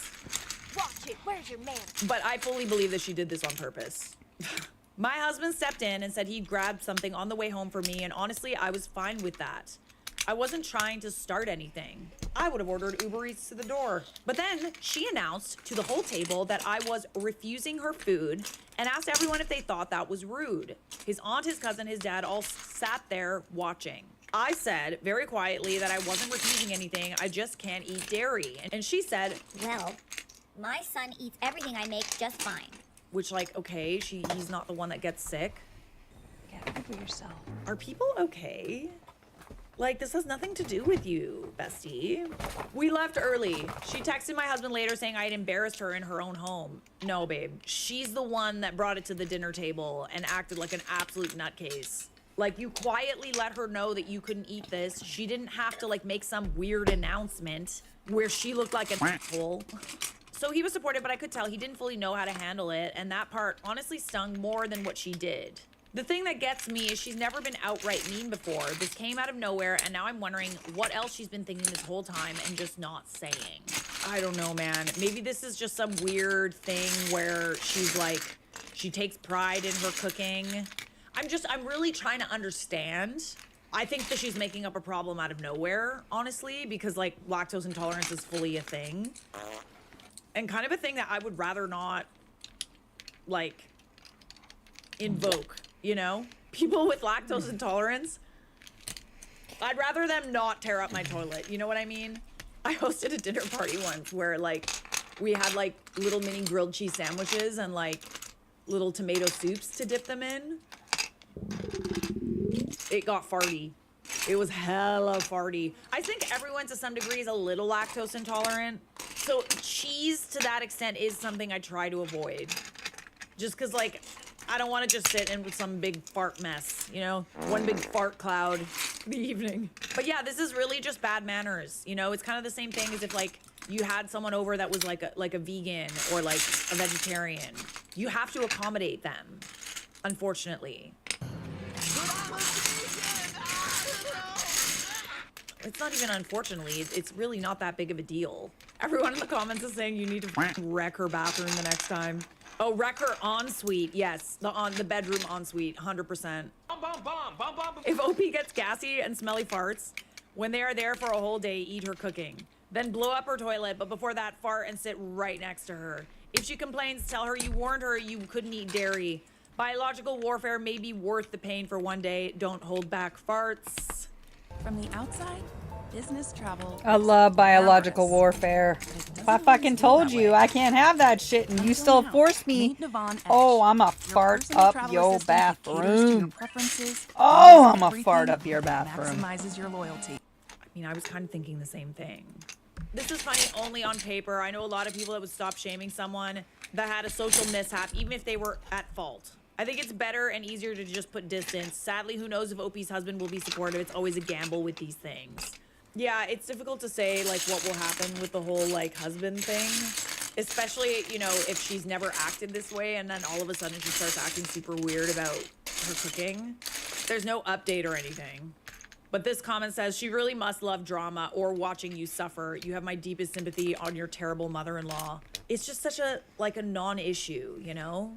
I know that, like, in some cultures, like, particularly my parents' cultures, if you don't eat, you kind of offend them. How dare you? I don't know. That's the only thing that I could think of. It's kind of like, you know, my big fat Greek wedding when she's like, oh yeah, I don't eat meat. You don't eat no meat? That's okay, I have lamb. You know? Like, it's just so foreign to them that someone could be allergic to, like, milk or dairy or not eat meat, but I digress. Moving on. A dad at the shelter tried to surprise his kid with my foster cat, and now I'm apparently the villain. I foster cats for a local rescue, and once a month we do adoption meetups inside a pet supply store. Nothing dramatic usually happens. People ask questions, kids point at kittens, someone buys a toy they absolutely do not need. Last Saturday, I brought Maple, a very pretty orange cat who looks calm for about 30 seconds and then turns into a furry smoke alarm if a stranger grabs her. Ooh, orange cat behavior, love that. I always tell people she needs a slow introduction and should not be picked up unless I hand her over first. This dad came in with his daughter, maybe 8 or 9, and immediately started talking like Maple was already theirs. Not asking, just narrating. You want the orange one, right? We'll take her. I give him the usual info about the application and home check, and that Maple was listed as a meet and greet only because she startles easily. He smiles in the way that people do right before they ignore every word you said. I hate that. While I was answering another question, he unlatched her crate and lifted her out to see if she likes cuddles. Maple freaked out, clawed his hoodie, and launched herself onto a display of cat beds and knocked over a whole rack of tiny sweaters. Poor kitty. Poor kitten. His daughter started crying, which I did feel bad about, but it's not your fault. This is orange cat behavior. But then the dad pointed at me and said I had set them up by bringing an aggressive cat to a family event. People like this honestly shouldn't be allowed around animals. I think that you should have to, like, do a test, like a driving test, you know, to be able to house animals. Good idea. He demanded the rescue waive the application so he could prove he was a good home and calm his daughter down. When our coordinator said absolutely not, he asked for a refund on the bag of treats he just bought because Maple had basically been promised. The store cashier just stared at him like her soul had left her body. Oh yeah, he entitled for sure. My goodness. Please don't touch my cat. She hates humans. Person immediately starts petting her, gets bitten, my fault. This is the thing with animals. Like, you really, every animal is different. Some are okay with going right up to them. Some really are not. I've learned this with, like, having a dog who really likes to go right up to other dogs. You have to, like, literally watch the tail, right? Like, it can be so quick. Upon the ascent, the approach, if the dog's tail that he's trying to meet is, like, sticking straight up, I don't even let him meet other dogs because it's just, like, they're gonna get in a fight. Then the owners are gonna get in a fight. You have to be super cautious. They're not teddy bears, right? Like, you need to be, they're living animals, and sometimes they really don't fucking like people or other pets. Mean fighting dog like this. I think cats are even more like this, you know? Like, they're very, like, skittish. I have a friend that has, like, 3 cats, and the cats literally hide for the first, like, 4 hours whenever I'm going over to her place. And then you have to, like, wait for them to come to you. You can't, like, just go up to the cats and pick them up. Facts. This person, every time I do one of these videos, it's like, do these people just, like, not know how to human? I just don't understand. Honestly, OP, you warned him. So, around and find out. But why is your child in my house? So, we have this neighbor with a small child, about the same size as my 3-year-old, so I'm assuming he's about 3 as well. It happened twice where this boy escapes and is running barefoot and free across everyone's yards.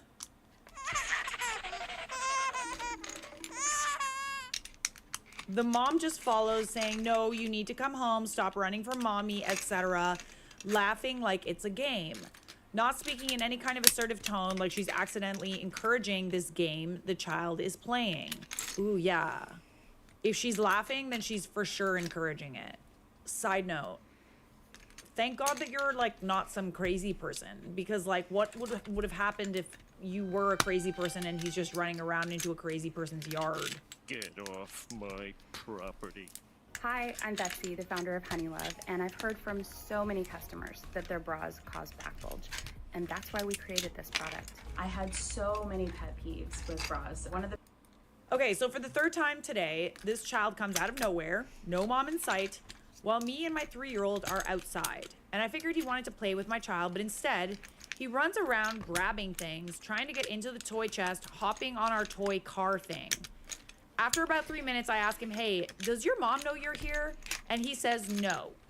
Then I hear his mom calling him, and she comes from the opposite direction this kid came from.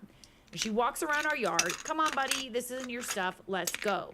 And this kid is just not listening and running around. And my child is watching, trying to play with this kid, but he doesn't care about that either. I step back and let this mom try to get her kid. She walks closer and said the same thing. Come on, buddy, let's go home. Then, this child starts walking up the stairs to my front door right in front of mom. No. Okay, wait, no. This is so bad. This is not funny. Within arm's reach, but she's still just standing there talking to this 3-year-old while he's smiling, not caring about her at all. This is what we call the effects of gentle parenting. The consequences of gentle parenting. To some degree, like, I totally have sympathy for, you know, especially kids around the 2 to 3, like, toddler range.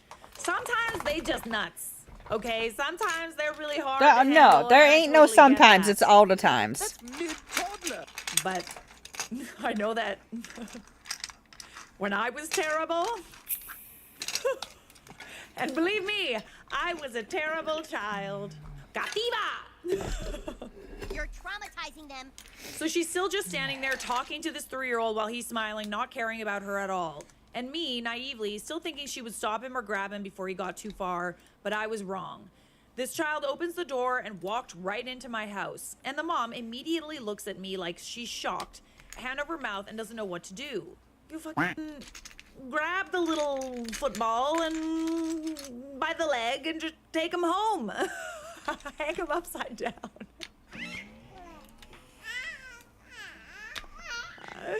Time out. No, he's going to the corner. I'll put him in the corner. Our dog starts going crazy. He left the door open, so now I'm freaking out that my dog is going to jump on this kid or bolt. Oh yeah, the dog. Oh yeah.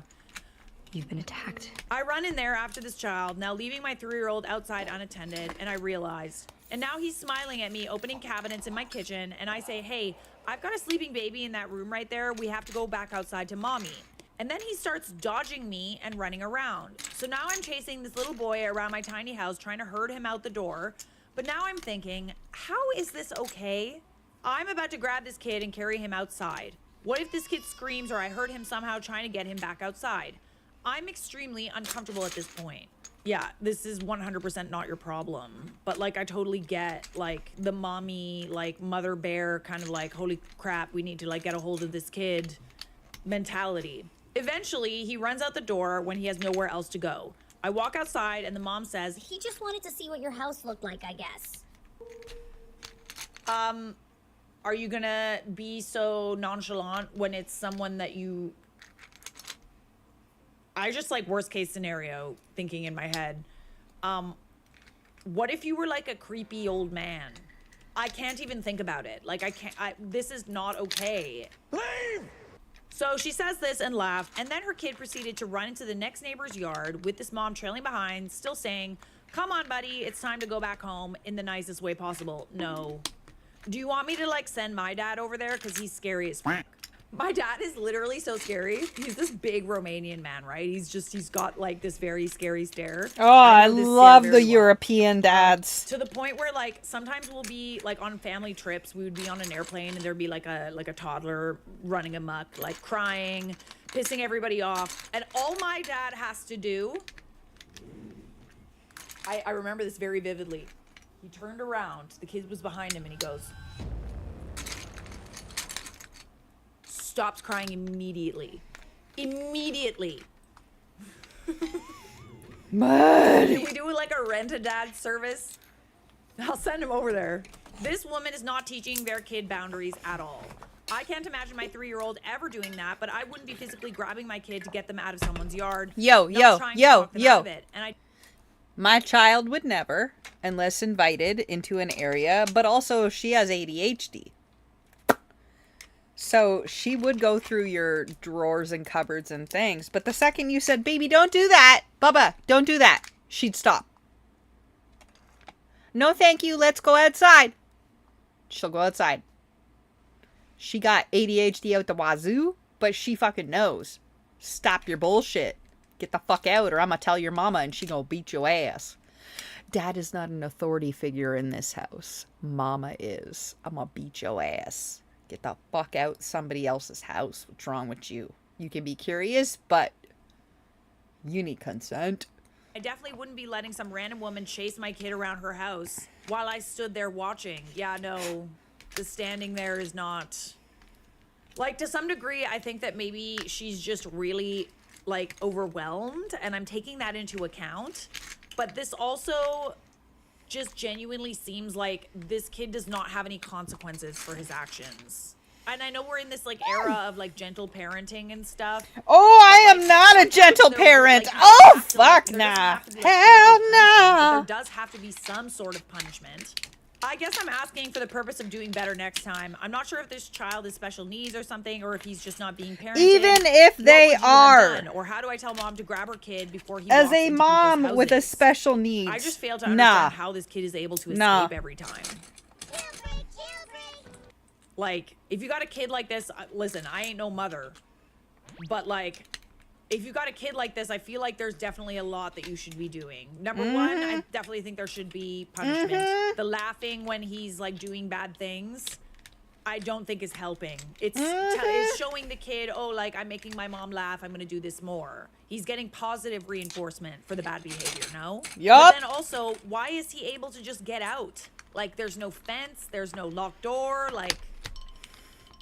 Thank God that you're a normal human being, because, like, if you weren't, or if he wandered into some yard of someone that wasn't normal and, like, murder, God forbid, or, like, what if he, like, ran into somebody's pool, you know? Like, this is so bad. Okay, kid walks into my house and the mom didn't stop him. That kid is getting snatched the fuck up and gently tossed outside. Then the mom is getting yelled at. No, seriously. Yeah, that kid is gently dragged out of my house. Mom's getting a very loud, parent your fucking kids. Yeah. It's concerning. Like, it is genuinely concerning that you can't keep a hold of, like, you know, tantrums happen. Kids can be, you know, they're just kids at the end of the day, but, like... Cativa! She treats it like a game because nothing serious has happened yet, but I bet if your dog had accidentally jumped on him and left a scratch, she would throw a fit. I have a lot of anxiety, so seeing a child run around with no adult would make me feel like I'm seconds away from seeing something bad happen. I would feel always on edge now, like I'm semi-responsible for keeping an eye out for a toddler. I would definitely call the cops if I saw it happen again. Immediately. Yeah, some people are saying, like, call the cops, call CPS. Yeah. I think both the kid and the mom need some negative reinforcement. I don't care if the mom comes running a second later. So sorry, I just called because I was nervous about the safety of your baby. Yeah, literally. This is what happens when parents don't understand gentle parenting and instead let their kids run around their lives. Okay, so I feel like gentle parenting is not devoid of, like, negative reinforcement. I feel like gentle parenting is like, you know, we don't, like, spank. But there's other forms. This is literally just not being a parent. There has to be some negative reinforcement. There has to be some punishment. People do need to feel like there's consequences in life, otherwise they're just gonna behave badly. I genuinely think that if there were no consequences for behaving badly, people would behave badly. We need consequences for our society. Next, entitled parent. Am I the a-hole for telling my wife to get a job if she wants to subsidize the kids? Up until our youngest kid graduated from hang on. I forgot. Up until our youngest kid graduated from university, I worked crazy hours out of town to pay for everything. I worked 6 weeks of 12-hour days. Then I would get 3 weeks off. That works out to 56 hours a week if you average it out. I've been doing that since I was 35 years old. It allowed my wife to stay at home and take care of the kids and the house. We also used it to pay off our mortgage as well, but new cars for cash whenever we need it. I'll describe our budget so you guys can judge. After taxes, we use my take-home to pay the mortgage and the bills. We then paid into the kids' college funds. then into our retirement fund. Then we topped up our retirement account. We put money into our emergency fund. Then whatever was left, we split 50-50. Our tax refund was our vacation fund. Now I'm 55 and I'm tired. My body is beat and I need to slow down. Our kids are both through university, both got their degrees and have jobs. I did my part. The company I work for had a job open for an office job.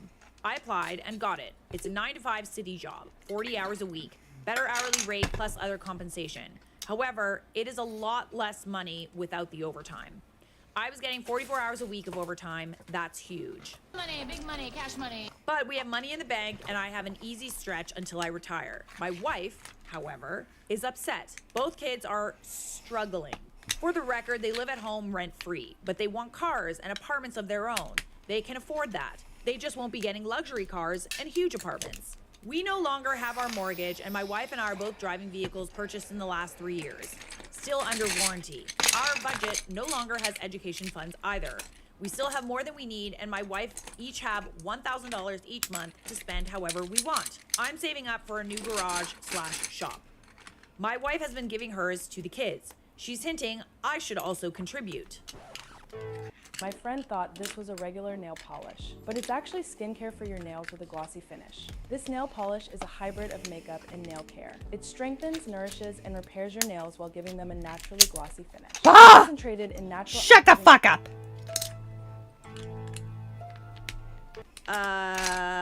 No. No! From me, dog. Nah, You dog. sound like a stand-up guy. You sound like a guy that really, like you said, did his part. Kind of at your own expense, honestly. You're a good dad. You're absolutely valid for not wanting to, like, dive back in anymore. Like, you get to that point in life where it's like, it's so easy. I think I've contributed enough. I told her to get a job. She's only 46. She can go to work and give them her salary. I still provide housing and food for all of them, so she won't starve or anything. I would actually argue that she needs to stop footing the bill. Like, you're already doing a lot. They're in college now. It's kind of time to, like, leave the nest. Her and the kids think I'm being cruel, and one of the little shysas said I was being lazy by cutting my hours so much. Lazy? Oh, no. No, no, no. This is my hill to die on. I've done the hard work long enough. I want to enjoy my life. Am I the a-hole for telling her to get a job and give them her money? I honestly don't think that she should get a job in general if she wants money, but I don't think that you should be giving them any more money at all. I think that they're at the age in life where if they want a big house and they want a nice car, they gotta pay for it. Not the a-hole. Your children need to learn to stand on their own 2 feet. How incredibly entitled of them to expect that you'll continue to fund their lifestyle. What the hell are they using their degrees for? Tell them to grow up and sort their own lives out. Yeah, you should put your foot down. I know you are, but, like, I don't even understand why you're telling your wife to, like, keep subsidizing their lives. You're done. Finito. Hasta la vista, baby. So OP responds, one is a teacher and one is a social worker. I would actually argue that in life, if you're the type of parent to, like, always come to the rescue and give your kids whatever they want, they're always gonna come back to you when there's a problem. They're never gonna figure out how to adult. I know as, like, human beings, I'm sure that when you have children, you want to give them everything, especially when they're small. But if that continues into adulthood, I firmly believe that you create kids and adults that have no idea. I have 8 siblings. Y'all, 8. And I'm telling you, she is spitting facts. Full ass. Full ass. Spitting facts. I have a brother that's much older than me. At least 3 years older than me. And I'm in my 40s, mid. That motherfucker could not life on his own without his mama bailing him out. It's gross. Idea how to human. He got 3 kids too, by the way. The second kid that called me lazy would be when their free rent ended. Literally. I'd be so petty about that. Like, it's a thankless job being a parent. It really is. If I had done that, my ass would have been immediately kicked out of the house forever. Yeah, very bold of that child. Already spoiled, by the way. That is something that a spoiled child does. how absolutely insulting and respectful his adult child is, literally. Smack. You should know I don't condone violence. I'm not actually saying smack, but like, you know what I mean? It's just so funny. It's just literally so funny because I'd be so terrified to say something like this to my parents. Smart. Not the a-hole. Stick to what you said. Enjoy the office job until you retire. I'm blown away that your wife and children are acting so entitled and ungrateful. The nerve of a grown adult living in your house rent-free and calling you lazy. That is unacceptable, but it sounds like your wife is also ungrateful. I think her getting a job is the perfect solution. I think she should get a job, but I also don't think that she should be helping her kids anymore.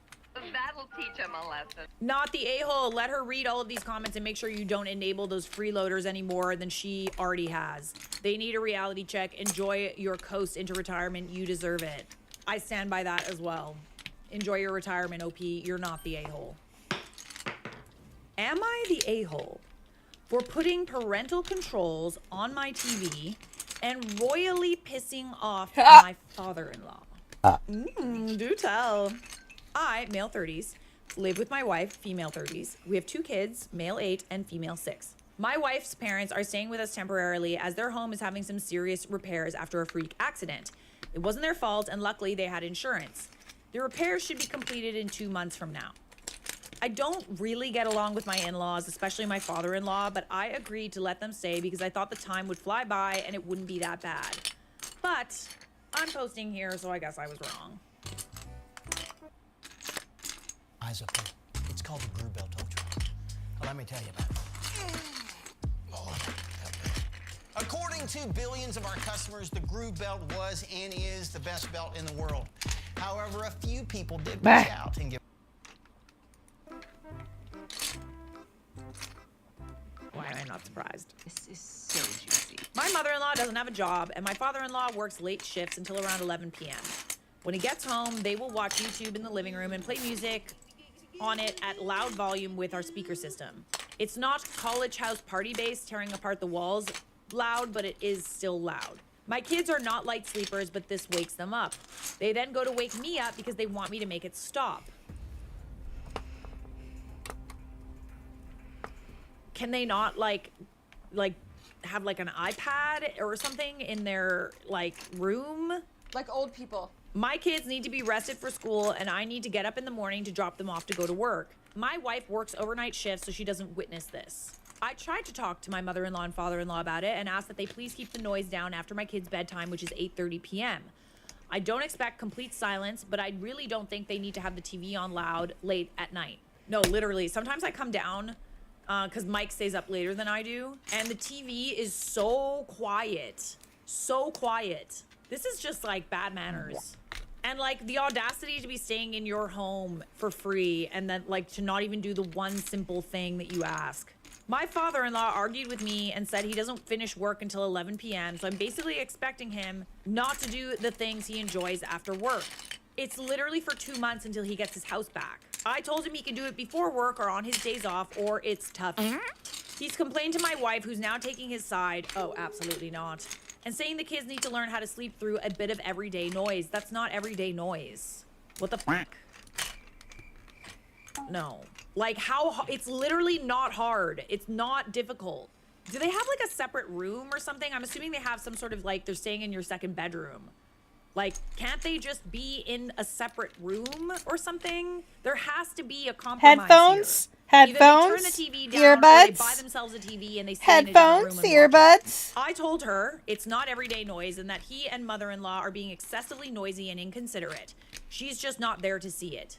My father-in-law has been sending me links to buy earplugs for the kids. He should buy the earplugs for the kids. I've gotten really fed up with this. It's not my in-laws' house and they're staying with us as guests, and I think they're being very selfish. No, they absolutely are. That's like, what horrible grandparents. I decided to put parental controls on the TV so my in-laws can't use it after 8:30 p.m. until 6 a.m. the next day. Who pays for it? No, because they are acting like Whoever pays for the Between those subscription. times, the TV can't be used without putting in the password, and only I know it. This doesn't affect my wife as she doesn't get off work until 6 a.m. and isn't normally home until 6:20-ish. My father-in-law is now incredibly pissed off with me and said I'm acting like a child. You're not the one that needs parental controls.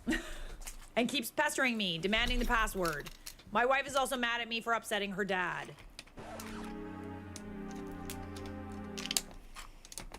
She can suck it. She can suck an egg. Go suck an egg. I'm just so annoyed at this whole situation and I'm sick of hearing about it.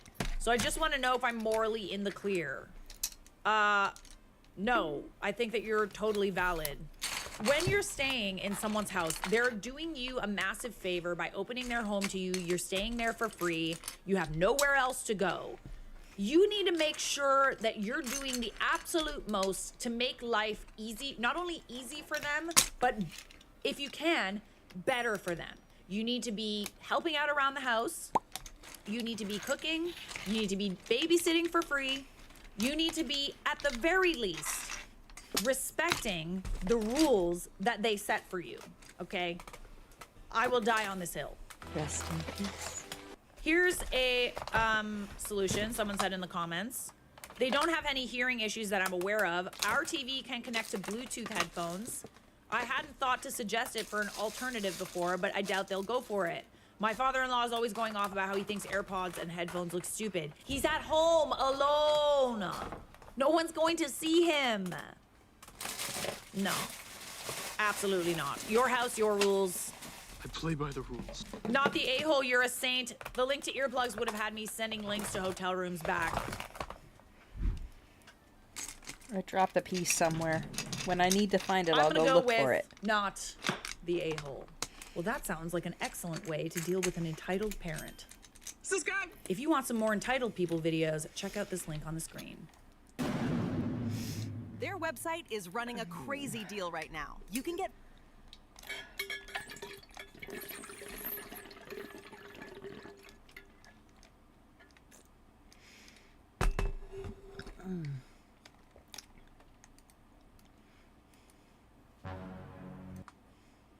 These are some Reddit posts with some shocking updates.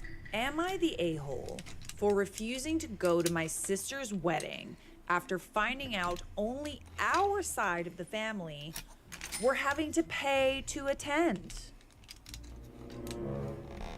Some of these stories we may have done before with new updates that you haven't seen. Our channel manager, David, is going to put timestamps on the video, so if you've seen the story but want to see the update, you can just skip ahead. Obligatory, this is a throwaway account clarification. I'm very active in a D&D sub that I don't particularly want tied to the situation. So, all rise for the Honorable Judge Charlotte. Presiding. My younger sister, Katie, 28 female, and her partner, Chris, 29 male, are getting married in April in Dubai. She's always wanted an extravagant wedding and is going all out on this. So the wedding is happening over 4 days. There's 70 guests, but they want us, me, my husband, and my parents to stay in the same hotel with them along with her bridesmaids, which I am maid of honor, and groomsmen. The hotel is pretty luxe, so with flights, it's costing us just over £2,900 each. A little pricey per person? That's a lot. That's a lot.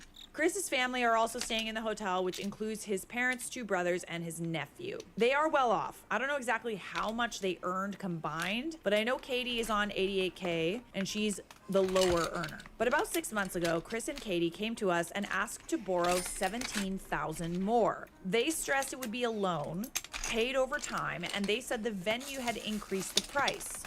Dubai law was different, blah, blah, blah. They paid this money or they lost the lot. We believed them and offered to loan $7,000 and my parents the other $10K. So, long story short, I have since found out through someone else that the $17,000 wasn't for the venue. It was for Chris's family to fly over there. Hang on, the family that's well off?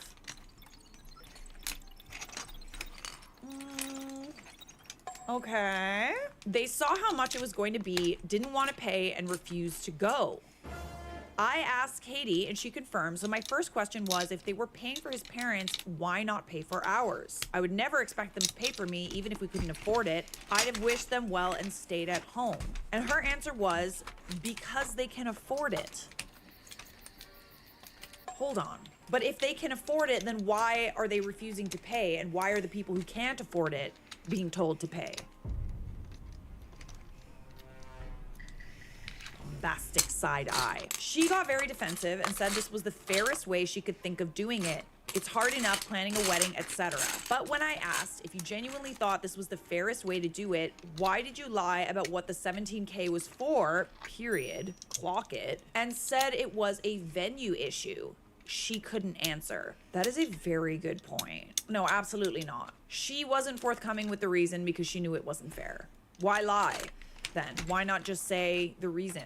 Because it's a shitty reason, that's why. My parents are aware and are very disappointed they lied, but have said they're still attending. But I have backed out. To me, it feels like my parents are being taken advantage of. And if they couldn't afford to pay for both our and Chris's parents and his brothers and nephew, then they shouldn't have just paid for the 4 parents or no one at all. And they especially shouldn't have lied about it. Katie and Chris keep calling and asking me to attend, saying I'm making them feel bad and ruining their day. Bestie, they did that all on their own. But the whole thing just feels icky to me. So, like, no apology for lying? I'm genuinely an open book, so be brutal. Am I being an a-hole here? Should I just suck it up and go? My only thing is, like, you did already give them money. But that was for their parents. I'm so shocked right now. Like, I've heard of and personally experienced family members and people close to others that are invited to weddings that can't afford to go, and in that case, people help them. I have never heard of brides and grooms paying for other people who can afford it to go. And furthermore, I've never heard of people taking money from the family members who can't afford to go and using it to pay for the family members who can afford to go. I'm so confused. I would be so upset. Okay, OP clarified a couple of things. The repayment, my husband's brother is a solicitor and he kindly agreed to draw up a contract and a repayment plan for both myself and my parents so the money will be paid off within 12 months of the wedding. If they don't stick to this, I have access to a free solicitor. Haha. I love getting a lawyer involved. It's so fun. It's such a flex. You know? Can confirm, if you are privileged enough to afford a lawyer and you are a people pleaser and you want someone to do your dirty work for you. I love a lawyer is a really our great lawyer, solution to a lot of Arsenic. things. So that's why I have the papers for the worst case scenario. 2, asking for the 7K back. I might be a soft touch, but asking for this back feels like a step too far. Like, I'm mad as hell, but not enough to actively try to ruin their wedding a few weeks before, which it feels like right now at least, is what they would be doing. But hey, give me a few more days to stew. It doesn't surprise me that people are asking her to get the money back. I do like the payment plan thing. Drop them that little slip of paper after the wedding is over. Give them a little whiplash. Thanks again for the feedback. Just another quick FYI, a few people have asked about Chris's family or seem to have the impression they're well off. Well, you said that. I'm obviously not privy to their financial situation, but what the limited amount I do know from what Katie has said is Chris and family grew up very poor. Before all this, I always thought Chris was a lovely guy, but I had caught him in the odd but harmless white lie. Things like where he went to school, the type of house he grew up in, etc. I get the impression he was embarrassed or resentful of his upbringing, given their lack of money, and this is how he now values his own self-worth, by how much money he has. Okay, so I'm assuming that you meant Chris and Katie are well off, not Chris's family. Okay, maybe that was the confusion. Maybe they're not well off. Even if the family is not well off, I feel like it's really up to the bride and groom to make sure that everybody can afford to come. Otherwise, they really gotta rethink things. You don't need to go to Dubai to have a really fabulous wedding. You just don't. And furthermore, I don't like how they lied about the reason they wanted the money. My guess is when his family said they couldn't go, he panicked and worried people who would ask why they weren't there, and he would either have to say they couldn't afford it or he couldn't afford to pay for them. Okay, so but the solution is asking people who can't afford to pay for other people? No. Like, listen, if you're in a situation like that, we gotta rethink things. Like, let's not get married in Dubai. And look, his past trauma and experience is not for me to judge, but if that were the case, it just makes me more mad that they both didn't plan ahead and talk to friends and family about what they could afford before booking Dubai. If it was such a deal breaker for his family to be there, they should have factored in the cost of paying for all parents to attend instead of thrusting a $3,000 per person bill at them and expecting them to rock up. Ooh, yeah, this is no bueno. This is really bad. Okay, listen, if you're planning a wedding, you need to be kind of realistic about things, okay? There are many cases in which destination weddings end up being cheaper. That was part of the reason why we did it. We were going around looking at venues in Toronto and surrounding areas, which also would have been a destination wedding because people still have to take time off work, they have to book hotels, etc. And the costs were so insane that it was like, why don't people and we take that money and do something fabulous and go somewhere where everybody wants to go and make a trip out of it instead of just going to like butt nowhere Ontario or like spending $60,000 on a wedding venue in Toronto. It's crazy. The wedding industry in Toronto is absolutely crazy. So it is possible to do a destination wedding and actually save money. I really just genuinely think that if you want to plan a wedding, you want, dream situation, you don't have to put everyone in debt to get there. There's plenty of other options. We got to be realistic, okay? Let's not be burdens on everyone around us because we want to have a fabulous wedding. And furthermore, if you want to have a fabulous wedding and you're coming to the conclusion that a lot of people can't come because of the price, you have to be okay with that. I would actually argue that like if people so close to you, like your parents and your family couldn't afford to go, like it's different if it's just like outliers, friends, extended family that couldn't go. Your own parents not being able to afford to go is a totally different story and should be the reason you do it close to home. Let's see what everybody else had to say. Not the a-hole, yet one of the many reasons I dislike destination weddings. They're the penultimate egocentric events. Hey man, you're entitled to your opinion.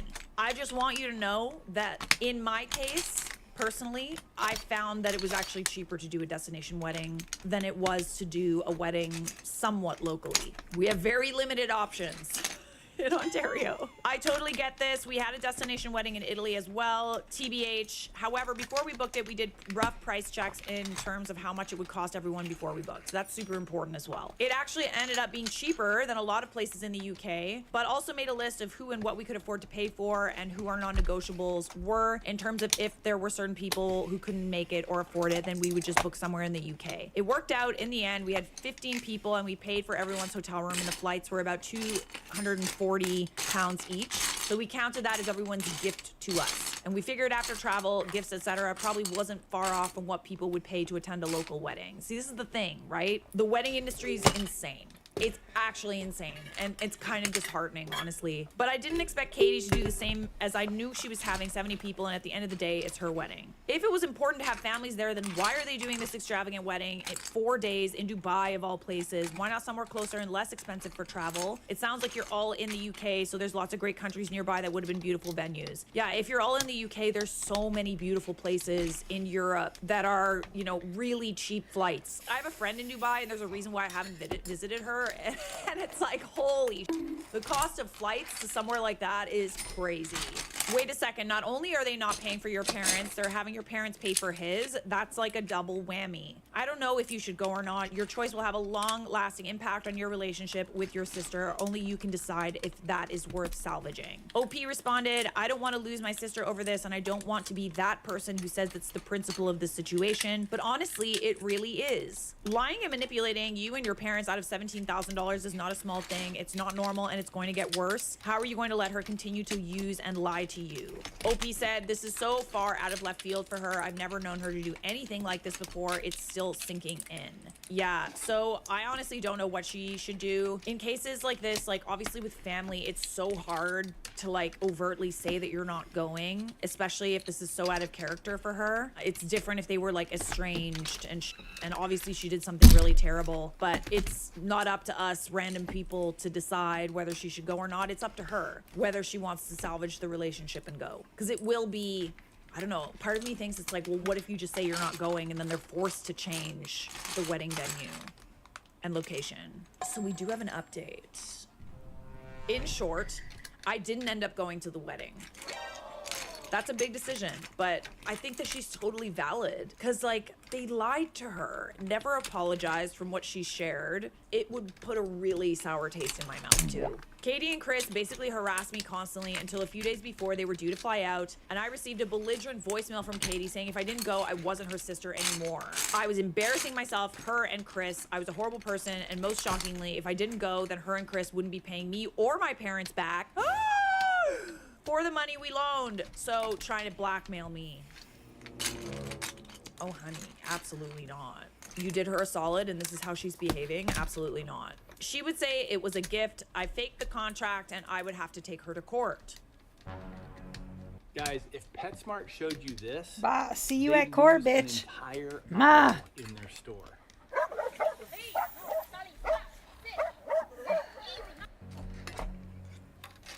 See you in court, babes. She was clearly drunk at the time. The voicemail was left on the night she was having her at-home hen do, which I obviously didn't attend, but it was so beyond anything I thought she was capable of. I ended up sharing it with my parents and they also reluctantly pulled out of the wedding. Wow, what a cluster. Wow, like, fuck. I don't blame either of you, honestly. I heard through friends and family in attendance at the wedding after her and Chris were telling everyone I had alienated her from her family and told lies to our parents. We gifted money and expected them to pay for us, etc., and they made the decision to uninvite myself and my husband. Okay.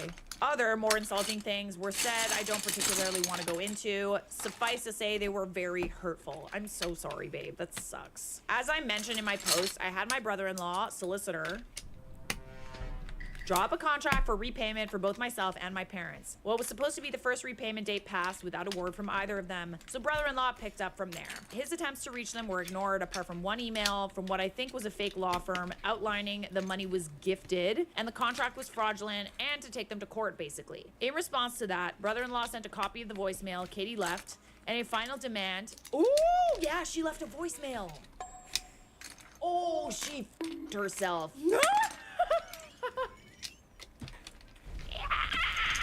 This is why, friends, we talk about it on this channel a lot. We move in the shadows.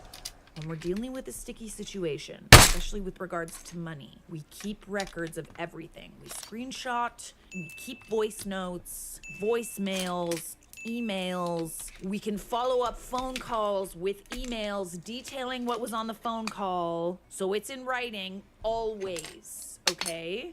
Oh man, checkmate, honestly. So brother sent a copy of the voicemail Katie left and a final demand outlining the payment plan was now null and void and we wanted the money in full within 30 days or we would indeed be going to court. Magically, the full amount appeared in our accounts 5 days later.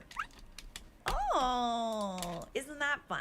See, this is why, guys, okay? If you have a friend that's a lawyer or you don't, find one. Can't afford a lawyer, there's plenty of people who would, you know, be willing to send. All it really takes is something called a demand letter. It's not overtly, it's kind of starting the process and threatening that you're gonna go to court. It's like the official, like, we're doing this, okay? So this is like written confirmation that we are threatening to go to court and it's from a lawyer. Watch how people switch up. It's so fun. I love it. Again, I've heard on the grapevine since the wedding, they've been telling anyone who will listen, we asked for our gift back out of the blue and disown them and how much of a difficult financial position they are in because of this. This is really unfortunate. So that's that. I can't see myself having a relationship with her after this, which is devastating. But at the same time, I truly believe now, after everything, that this isn't my fault. It's not. Oh my God. Like, you helped her and her husband. And they, in turn, repaid you by lying to you, going around lying about you to other people to save face. They made their bed. They need to lie in it. If anybody asks, correct them or send them the demand letter. Not sending them a demand letter. Just show them the demand letter that you sent. Thanks again to everyone who gave advice. I hope this update is enough for everyone who asked for one. Everyone in the comments is like, I'm petty. I would upload her message to all social media sites and tag her in them so people can hear in her own words how she was going to lie about all of that. You were not the a-hole then, and you are still not the a-hole. Just one more comment from OP. Everyone who has let me know what they've said has had my back and called her out on her lies without my needing to fill them in on the situation. She's doing enough damage on her own. At this point, I think the best thing I can do is let them dig their own grave and stay silent. Yes. Good job. You handled this very, very well. I love that for you. That doesn't mean that I'm not sad about the situation. It's very sad and unfortunate. Yeah. Very sad. So guys, we have some more shocking updates for you coming right up. Serving them up on a silver platter. And if you're enjoying this video, you like hanging out with me, hit that subscribe button. Last night, I found out that my wife has been cheating on me with my best friend. Plus, an 8.5-year update. My wife and I have been together for the past 6 years, and everything up to last night has been great. We've had a little problem with little white lies over the years, but nothing that was threatening our relationship. About 4 months ago, we decided we wanted to start swinging and meeting other couples. So that's what we did. We had a couple of ménage à trois as well, and everything was going fine for me, but for her, she wanted emotion and connection with others. So I needed $500 really fast, and I went to an app to borrow from it, and it said, yeah, sure, we can get you $500. I paid for a subscription.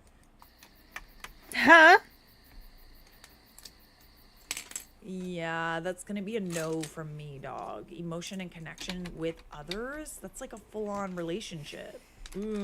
It took a bit, but I understood, and I told her as long as we create a connection with people new to us and build upon that, I would be fine with that. I don't mind her having a boyfriend, and she doesn't mind if I have a girlfriend, but I just wanted approval on her partners, and I wanted her to approve mine. That way we could grow to not only care about our new partners, but everyone involved with our family. I should also mention we have a small child together. Okay, that makes things messy. Anyways, almost a year ago, one of my longtime friends moved back into town, and we picked up being bros right from the get-go. I came out to him and my wife, and I being poly, and he was very supportive. I would tell him stories about our adventures, and it was just nice to have a no judgment conversation with a close friend about my exciting new adventure with my soulmate. But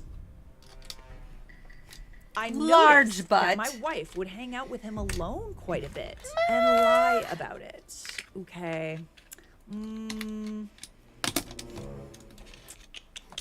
Boundaries are already being crossed, right? Because not only did you specifically say that it would have to be people that were new that she could form a connection with, but I would think that a situation like this, there has to be communication to establish trust. And man, like, you've got a pretty decent situation for, you know, for someone who wants to like explore and stuff. You've got a partner who's supportive of it. Don't push your luck.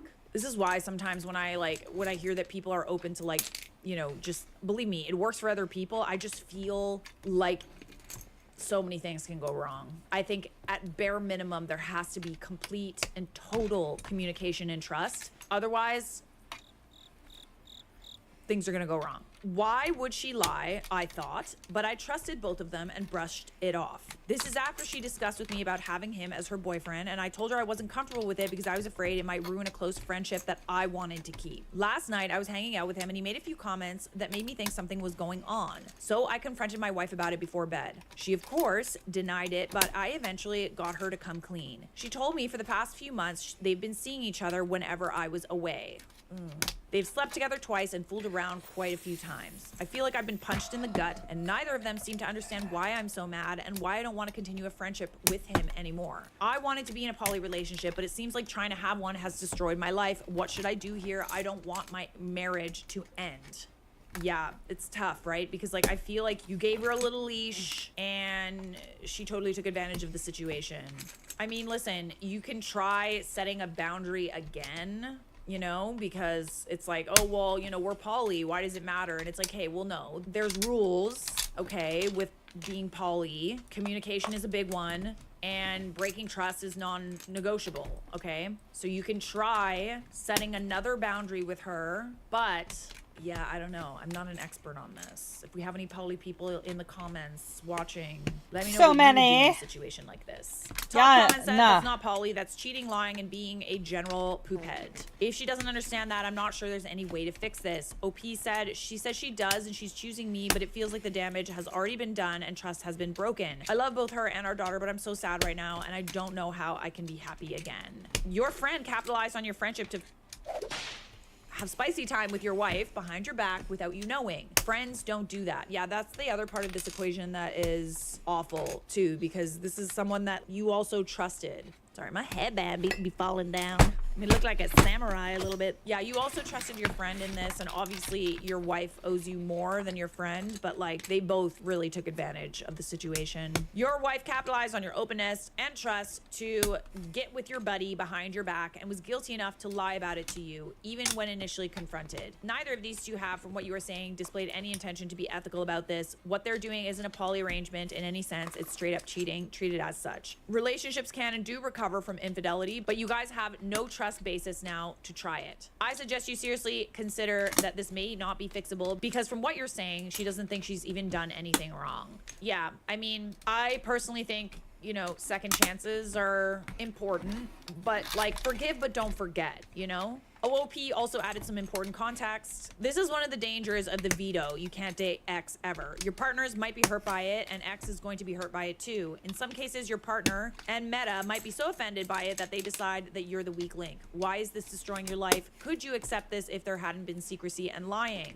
Could you continue to be his friend and in your marriage if everyone were open and clean about what was going on? The big problem here isn't being poly, and to be honest, it's not your use of the veto, even though I call that out. It was that there was dishonesty. It's better to have the big fight up front than later down the road. OOP responded, I agree. We talked about him as a possibility, like I said in the original post. He was such a good friend to me, and I didn't want to hurt our friendship, so that's why I vetoed him. We were in a group of friends 12 years ago where most of them turned on me, but he stuck by my side. So as I really only had him and another friend, I was protective of our friendship and didn't want to ruin it. We were completely new to all of this, and maybe after we had practiced for a while, it could have been revisited, but it was also sudden and without my consent. Sticky situation. So we do have an update. This update was posted 10 months after the original post. So I took the advice of you guys and decided to seek counseling with my wife to try and salvage our relationship. The thread itself was such a therapeutic experience for me right when I needed it, and I can't thank you enough for being there. So anyway, after the thread, we sat down with my former best friend and all three talked it out. My friend claimed he loved my wife, and my wife showing remorse after sitting with it for a few days. I had found that my best friend had, over the course of 3 months, got my wife addicted to Adderall and other things, which as a former made her a bit afraid of the relapse. She checked herself into a treatment center, and we attended couples counseling every other day for the first month. We were lucky to find a non-mono one too, which was a huge plus. In counseling, we laid it on the table. She felt like she had dug herself into a hole that she couldn't get out of, so she numbed the pain with substances. She revealed her text messages with my ex-best friend, showing that he had gotten my permission for the relationship, and that I had said on multiple occasions I felt like a cuckold. Pure lies. I had never mentioned anything of that nature. I liked swinging and was fine to sticking with that. So the friend implied in messages to the wife that OP was fine with him doing stuff with his wife and him not being involved. My wife also told our therapist she would like for me to have a short-term relationship with a woman to even the scales, but I told her I wasn't interested in that. Yeah, I don't love that. After convincing her that wasn't going to happen, she wanted me to get with another woman without asking for her permission. Okay, but no. That is her permission, though. She's giving you the permission, so it's totally different. I told her I would be fine with that, but I don't want to be deceitful in finding someone else just for a fling. So I told her eventually I might be all right with it, but right now it's about her and I. After around 5 months, we decided to leave counseling, and our relationship has been in a really good place since then. She will sometimes randomly tell me she's sorry and says it's hard for her to return to her headspace at that time. But through all of this, she still wants me to be with someone else without her being there. And by that, I mean like once, not like forever. You know what I mean? I can't use the specific word. We have started swinging again because I had hoped it would help, but she doesn't seem as interested in it as much as I am. So even though everything is better and I'm starting to gain trust, what should I do? I really don't want to pretend to be single just so I can make her feel better about this. I've forgiven her at this point, but she says she cannot forgive herself until I get with someone else. I'm happy with our relationship again, and I do think she will eventually have all of my trust again, but in this situation, how do I make her feel better? I find it super weird that she wants you to even the odds. Clocking it. I don't really know exactly what that means, but it's interesting that she's not just fine. If you're fine, she should be fine, right? I find it weird that she wants you to even the odds. I'm glad you two are in a better place than you were. It sounds like she's being open and honest with you, which is great. However, it's not your job to make her feel better about her mistakes. This tit for tat idea she has seems problematic at best. It's like she's looking for an easy way out to make everything better. It's important she understands there isn't an easy button fix to your relationship. Yeah, I don't love it, but thankfully, we don't have to end there. We do have one more update. 9 years after the first post. So fast forward to today, I can say we are doing great. It took a couple of years to come to terms with everything, but if you work through your problems enough, sometimes you can save what seems unsavable. We paused poly from 2016 to 2018, had some relationships and fun from 2018 until 2022, and closed ourselves off in December of that year. What I failed to mention in 2016 was that I had checked out and let my marriage survive on cruise control. Before her affair, I would stay up late playing video games, hang with work colleagues at the bar, or do basically anything other than nourish my marriage. During that period, an old friend came back into our lives, and he's everything that is missing with me. He loved going treasure hunting on the weekends with her, taking pictures, being social, etc. Things that I wasn't providing for her. So yeah, she cheated, and yeah, that sucked and was wrong, but what about my role? Was I automatically the good guy just because I remained faithful? I really don't think so. Wow, guys, this is not the update that I was expecting, like at all. I do love that though. Like, I actually really love... I think this is a very special circumstance, obviously, because they were poly, right? In monogamous relationships, I don't think that people would be so quick to forgive. Yes, there was lying and stuff, and like, I think that there's lots of nuance to this particular situation, but at the end of the day, it's his relationship, and he knows what's best. Anyways, long story short, we are still in love, happily married, and we're both finally treating each other how we should have the whole time. I don't think we'll ever go back to polyamory, but that still doesn't mean it can't work out for some. Wow. Very shocking update. Not one you hear very often. I'll allow it. My sister is threatening to tell my family and my boyfriend that I slept with her fiance. What? So this was actually posted very recently. The most recent update was also posted very recently. All right. So I, 24 female, have a sister, 29 female, who's been in a relationship for 3 years. She got engaged in February of 2025. They rented a small flat in our city. However, she's been staying at our parents recently due to the fight that started this. I'm still a student who's living at home while finishing my master's degree. I have a boyfriend of 2 years and we are currently long distance as he's studying abroad. A little bit of backstory. Me and my sister don't get along. I have ADHD and my sister is ADHD, hyperactive type. She's always been the comedian of the family, but often jokes that come at the expense of others and involves winding people up or acting as a wooden spoon to stir any pot of drama she can find. I tend to not initiate contact with her to avoid any potential issues since while she is family, I feel more stressed after spending time together. Me and my sister's fiance get along pretty well. However, we have shared interests in motorsports and we usually talk about it at family get-togethers. We don't talk outside gatherings much, just the occasional texts when F1, MotoGP is running, or little life updates if we haven't seen each other in a while. My parents have said previously they find it odd how I'm fine talking to her fiance, but have a weird aversion to talking to her directly. But this has never been a point of tension. I mean, I do think it's weird. I feel like almost in that circumstance that if you don't like your sister, you also don't like her fiance either. You know, you're kind of just like, eh. But I digress. I've never been in a situation like this. Back to recent times, a little over a month ago, my sister found bank statements in their flat for cards she didn't know existed. Most of the transactions have been to hotels or restaurants abroad. She checked the dates of the restaurants and they line up with the times and countries he had been away for work trips, but the exact restaurant and hotel locations do not add up. Example, him going for a conference, but the hotel and restaurants he booked were at least an hour from the city. She immediately thought he was cheating and searched his phone, but found nothing. He caught her snooping and they fought about it, which ended up with him admitting he had cheated while abroad. The wedding is off and she has moved back into our parents' place while they figure out their lease. Ooh, okay. The weekend after she came back to our parents, we went for dinner as they thought she could use a pick-me-up evening with the whole family. Over dinner, we talked about a lot of recent life events, other than my sister's fight, and travel got brought up. I had traveled to Singapore in September 2025 to visit friends and relive our undergraduate clubbing dates. My parents wanted to plan a trip to Singapore, and I recommended the hotel I stayed in, plus a few nice food spots around the area. In hindsight, my sister was uncharacteristically silent after this, but the rest of the dinner went by pretty normally. Side eye. Okay.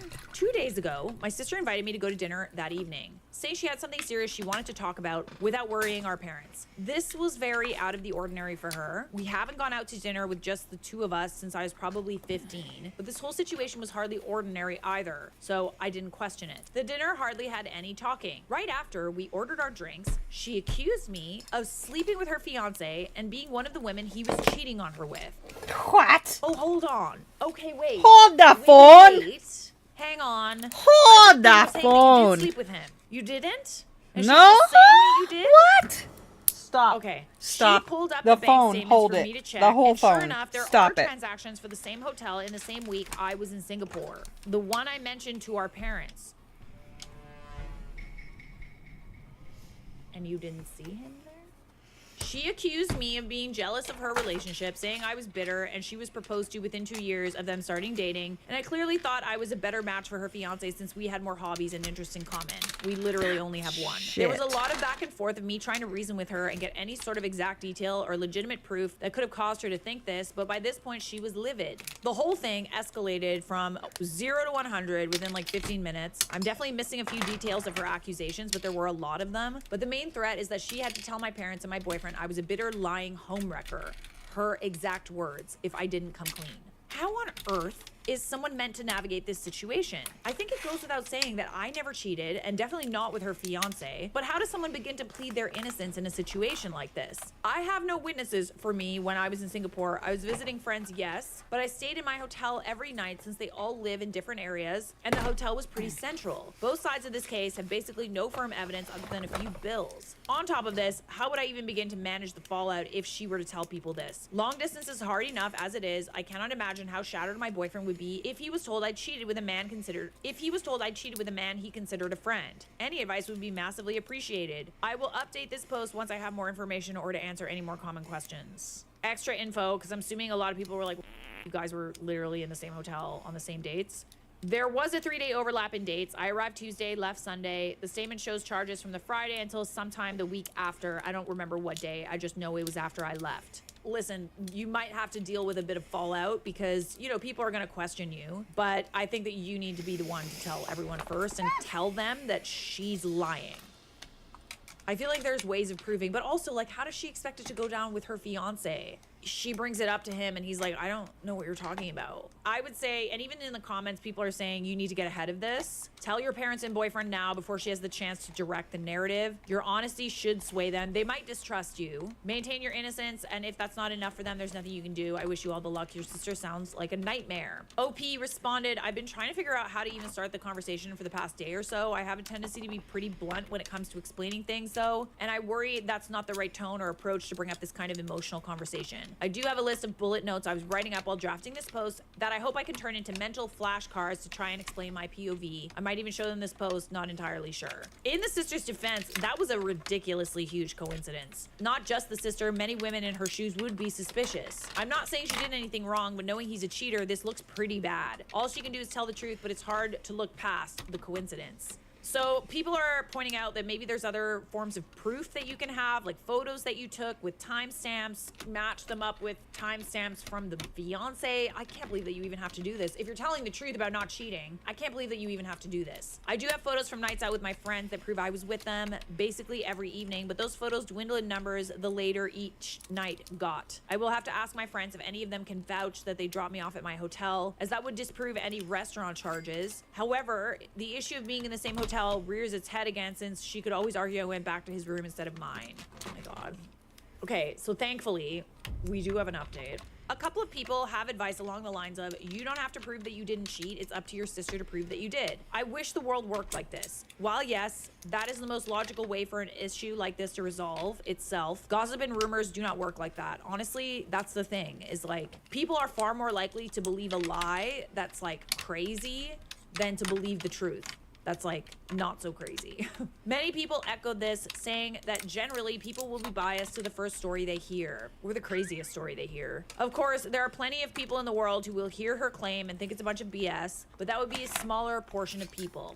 I'm not willing to leave my reputation standing with my friends and family in the hands of statistics. 5 hours after the original post, I video called my boyfriend, going to call him Ken in this post, last night after reading through your guys' comments and advice. Many of you suggested I get in front of this as to not let her direct the narrative, so that's what I tried to do. Tried is the key word here.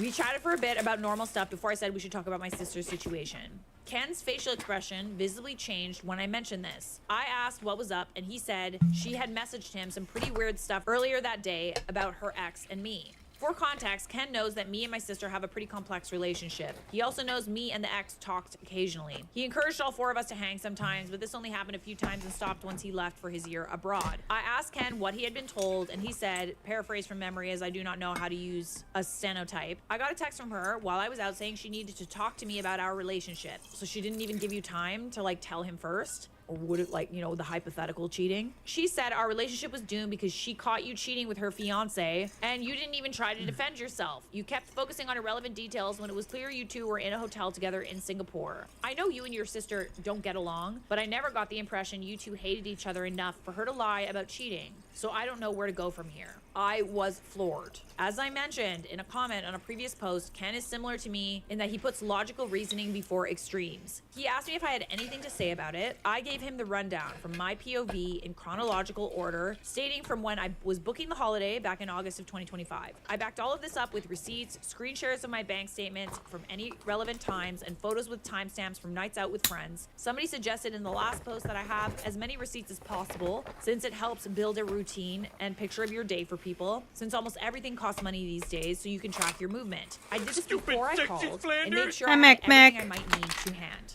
I also got a few of my friends on text saying they know I was waking up in my own hotel room since they had to call through the hotel reception to wake me up a few times. The whole thing took 45 minutes, of which he stayed relatively silent aside from an occasional question to make sure he was understanding all the links I was drawing up. By the end of it, I was on the brink of tears, mostly because it took saying it all out loud to realize how fucked up the whole guilty until proven innocent thing is. Ken bluntly asked if I had cheated, to which I said no. Never. He took a minute, said he trusted me, which was a huge weight off my shoulders. He asked, what could have made my sister think I cheated? And I said, I don't know, but she was hurt and looking for someone to pin the blame on so she could vent her anger on someone. He said that made sense, but didn't understand how she drew these conclusions or how she pieced this together from a single hotel name drop. I asked what he meant, and he said there's at least 3 Shangri-La hotels or apartment blocks in Singapore. And he didn't understand how she knew I stayed in the exact same hotel.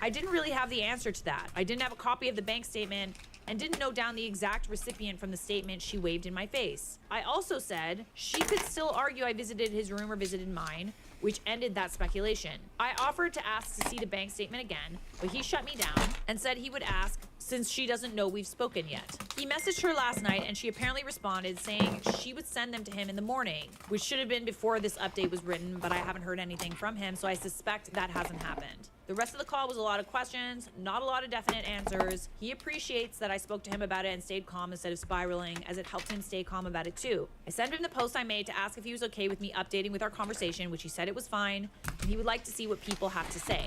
I slept pretty well after that. Next update. On to this morning, right before I started typing this post. Both of my parents were home today, so I offered to cook breakfast as to hope we could all sit down and open up a chance for me to address my sister's case. I suspected since she told Ken, she certainly told our parents too. However, when I started explaining myself, I got cut off almost as soon as I mentioned the Singapore trip. My parents told me they already heard my sister's half of the story the day before.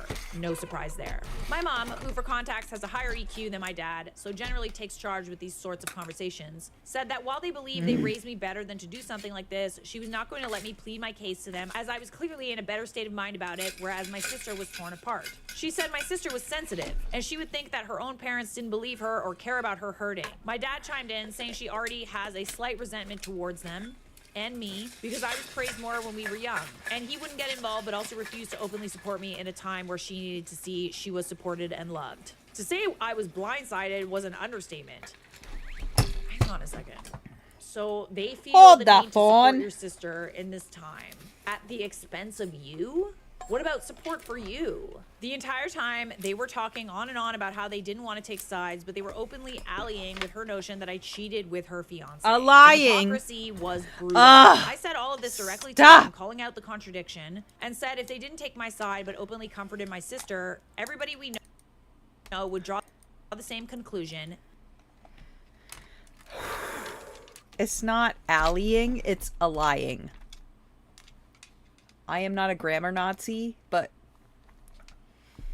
contextually necessary. Hi, Mech Mech. Hi, Babs. Mwah.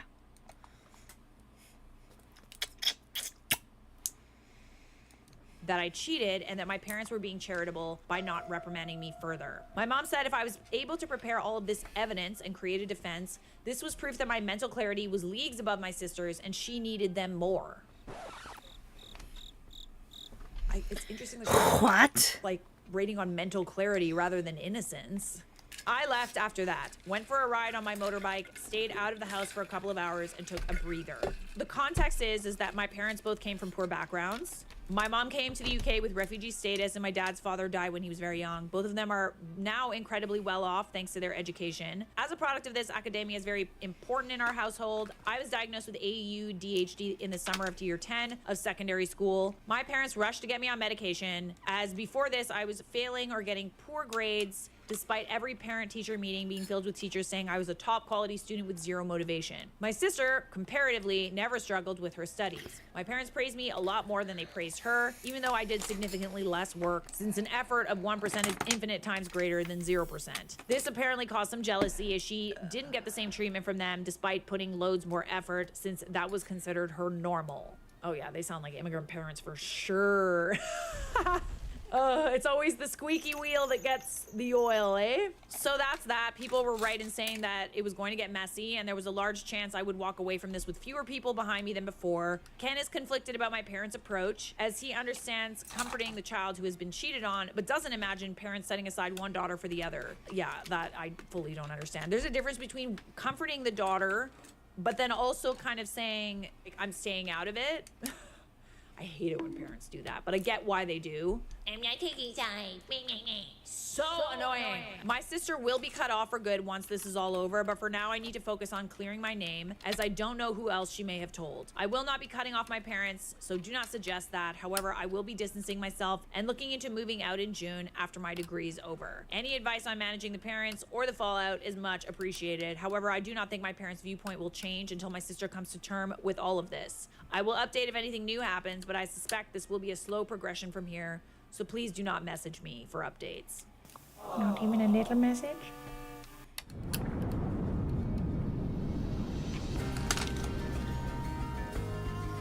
Discover a better kind of backyard.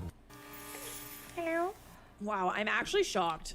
I cannot believe that. Just curious, but it sounds like you've got a golden child situation here. Maybe I missed that in the Irish post. You've clearly got solid evidence to prove you weren't cheating and convinced your boyfriend. I'm a little concerned about how your parents are handling this. Have they taken her side like this in other situations? Will they come back and claim your evidence isn't up to their standards and set the bar impossibly high, all in an effort to protect your sister's narrative? What are you planning to do if that happens? I know there's multiple Shangri-La hotels there because I've stayed in different ones and actually booked over and went to the other one. Yeah, I really wish that I knew if it was like the specific hotel. OOP responded to this and said, I wouldn't phrase it as my sister being the golden child. They had plenty of arguments too, and they know we are vastly different people, so they see why we clash. They have just been tired of our spats for years. Even when we were much younger, arguments between us didn't end. They just got quieter, out of earshot of our parents because they were fed up with us fighting. They've often watched her poke fun at me, and when arguments broke out, we just tell her not to do it again and move on. The main issue I have is I don't think they seem to realize this isn't a stupid sibling argument, but an actual real threat to my reputation. They're taking the same kind of I'm not taking sides, just going to comfort the one that's crying stance they did when we were kids, not thinking about how this approach looks to a very public audience. I have no plans for my next steps right now. They've clearly stated they don't want to hear my side, so they won't get it. However, our extended family will, as that's all I can focus my attention on right now. So based on a comment that's updated, the sister and the fiance have broken up. Yeah, I'm really not loving how your parents are acting throughout this entire thing. OP is totally right. It's not a like, oh, I'm not taking sides thing. One sibling is overtly accusing the other sibling of something that she didn't do. And the parents are literally not even willing to hear you out. My flabbers are gasted. Let's go to this comment. The real villain of the story is the parents. We're not going to let you defend yourself because it might make your sister sad if it looks like we don't wholeheartedly believe her. I'm baffled at that. Okay, here's a really important comment. They line up with the times and countries he had been away for work trips. OP doesn't ever seem to address that her fiance was cheating during multiple trips to multiple countries. Her dates only lined up with him for one trip. Is her sister's theory that OP decided to travel abroad solely to be one of her fiance's many side pieces in a foreign country just one time? No, you're totally right about that, because it's like if they were having an affair, why was it not more than one time? I feel sorry for OOP. How do you prove you did not do something? Her world will forever be changed no matter the outcome. And that's the thing about it, right? It's very unfortunate. But that's all we have for now. Subscribe!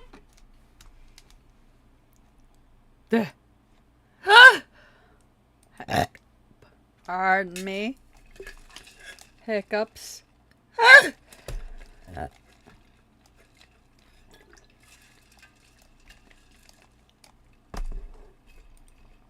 No shortcuts, no compromise, just real food made by world-class chefs.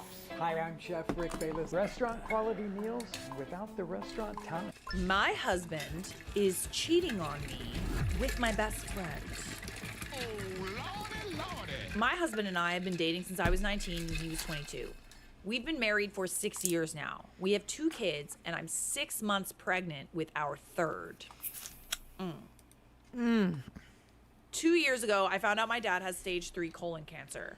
My dad is the only parent as my mom passed away when I was 12. He's my favorite human, and life without him doesn't seem as colorful. His laugh is contagious, and he gives these big bear hugs that seem to make all of your broken pieces feel like they're perfectly in place again. Whenever I've had a hard day, he doesn't poke and prod, he just lets me vent and listens. About 5 months ago, we discovered the treatments weren't working for him, and in direct quote of the doctor, he said months, not years. Since then, he's gotten progressively worse and is now losing memory. He looked at the dog he got for me on my 21st birthday and said, "Wow, that's a nice dog. Where did you get it?" Oh, bestie. My husband has been my absolute rock. He's been there for me, holding my hand and helping me through this. He's been so loving and attentive to both my kids and I. Don't get me wrong, I'm a mother first always. I don't allow myself to wallow. My kids are still loved, cared for, played with, and I haven't let my load slack around the house. Once my dad got his updated prognosis, my husband encouraged me to quit my job. About a month later, we discovered we were pregnant again, and I still hadn't let go of my job.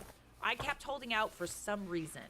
Woman's intuition. After finding out I was pregnant again, he assured me it was still okay to quit my job, that it would honestly save us a small fortune on daycare costs anyway. So I did. I quit my job. My best friend and I have been friends since diapers. Her family is like my family and vice versa. My mom and her mom grew up together. We've always been solid, and right after my dad's appointment, when we found out he had so little time left, I drove straight to her house and she held me while I cried for hours. If there are soulmates in friend form, she was mine. Thick as thieves is what my mom used to say. This morning I was up with my 3-year-old, he's sick, and my husband's work alarm was going off. He has a few alarms he sets, so I turned that one off and gently woke him up. He said he was up late working, so he took the morning off. He rolled over and went back to sleep. As I went to turn off the remaining alarms, I saw a text from my friend on his lock screen that said, I'm assuming since there hasn't been an angry pregnant lady on my doorstep that you haven't told her about us yet. I beg your finest pardon. Angry pregnant lady. Hee hee hee. Stupid pregnant lady. Also your best friend. How are you not embarrassed, honestly? Time froze in that moment. I took his phone and walked away and just read their conversations. For months, this man has been with my best friend. 4 months, these people have been lying to my face. And I know what you're gonna say. You should have seen the warning signs, but I've been clutching this phone in my hand for 2 hours and nothing. He's been so loving and attentive to me. He always has been. So kind and so gentle. There's been no late night work nights except for once in a blue moon, and there's been no lingering touches between them or even glances. They act as they have since the day I first introduced them. How sick is it that she calls him her brother but then screws him? He's like my brother. Ew. I know so many people get a moment of clarity in situations like this, but I have none. Aside from being sad about my dad, I haven't changed. I'm still a loving wife and mother. I still doted on him and my children. I talk to him about how he is and how was his work every day. I haven't allowed the ground to swallow me whole. I know what I will have to do now, but I just don't want to. I'm about to lose my family and my support system in one blow. I'll confront him tomorrow. Today I just need the last 24 hours of peace. And for her, I won't give her the satisfaction of her response. I don't care why she did it, and it's done. I was always the friend who cleaned up her messes. After today, I will cut her out of my life like she never mattered at all. This has to be the hardest storm I will ever weather, but damn, I know I'll sail through it. If not for me, for my children. I can't get over the text that she sent. Oh my god, and you tell her, the angry pregnant lady? The angry pregnant, like she's literally talking about her like she's just some rando. And even if she was some rando, it's just so icky. She's pregnant. And you think that a dude with a pregnant wife is a good option for you? Yucky, yucky, yucky. OOP added an update in the comments.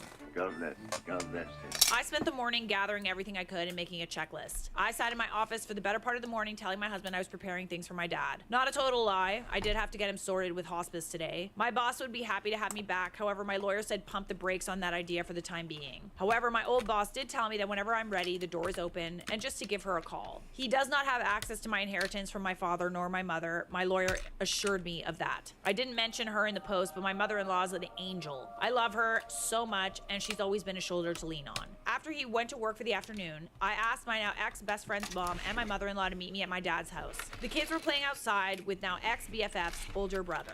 I handed them the screenshots, saving them from unsavory pictures and a spicy tape, though I did tell them it existed. Ugh. He's so sloppy too, eh? Like, he just leaves his phone, like, you can just unlock it, like, all the evidence is there. To say they were furious was an understatement. They're on my side completely. Angie, my now ex-BFF's mom, is ready to cut contact with her daughter completely. She kept repeating how sorry she was. We hugged and cried together. My mother-in-law told me she couldn't believe she raised a spineless, terrible human. I love that you went straight for their mothers. Exceptional fine jewelry is defined by how it's crafted. At Angara, every gemstone is hand-selected and sourced directly from top mines and lab.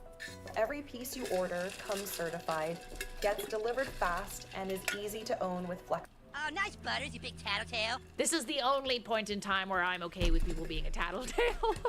That no matter what happens, I will always have her as far as she's concerned, and she doesn't have a son, only a daughter. After an in-person meeting with my lawyer, we went over finances, logistics, and everything you could think of. You better hang that man out to dry. She has all the proof, and she's out for blood. With this post now on TikTok, I don't want him to find out by an app, because one look at the story and he'd know it was about him. With permission from my lawyer, my ex-BFF, her mom and dad, my STBX, and his parents will be having a get-together tomorrow. By the time they're sitting down and showing them everything that I know, my dad, my kids, and my ex-BFF's brother, he's coming to help me juggle the kids and my dad. Being pregnant and big doesn't help with mobility. We'll be at my dad's cabin a few hours away, enjoying time and space. I know a lot of people were hoping for me to get revenge or do psychological warfare. I mean, she told their parents, which is pretty good. Which one of you mother snitched on me to my mom? But honestly, after my kids went to bed, I took a shower and broke. I don't have the strength or energy to dish anything out. I just want out. Pretending like everything was okay today was too exhausting, and I just don't want to do it. Thank you for sharing, OP, and I'm really sorry about what you went through. Kind of need to, like, lighten the mood a little bit. Anybody else feel that way?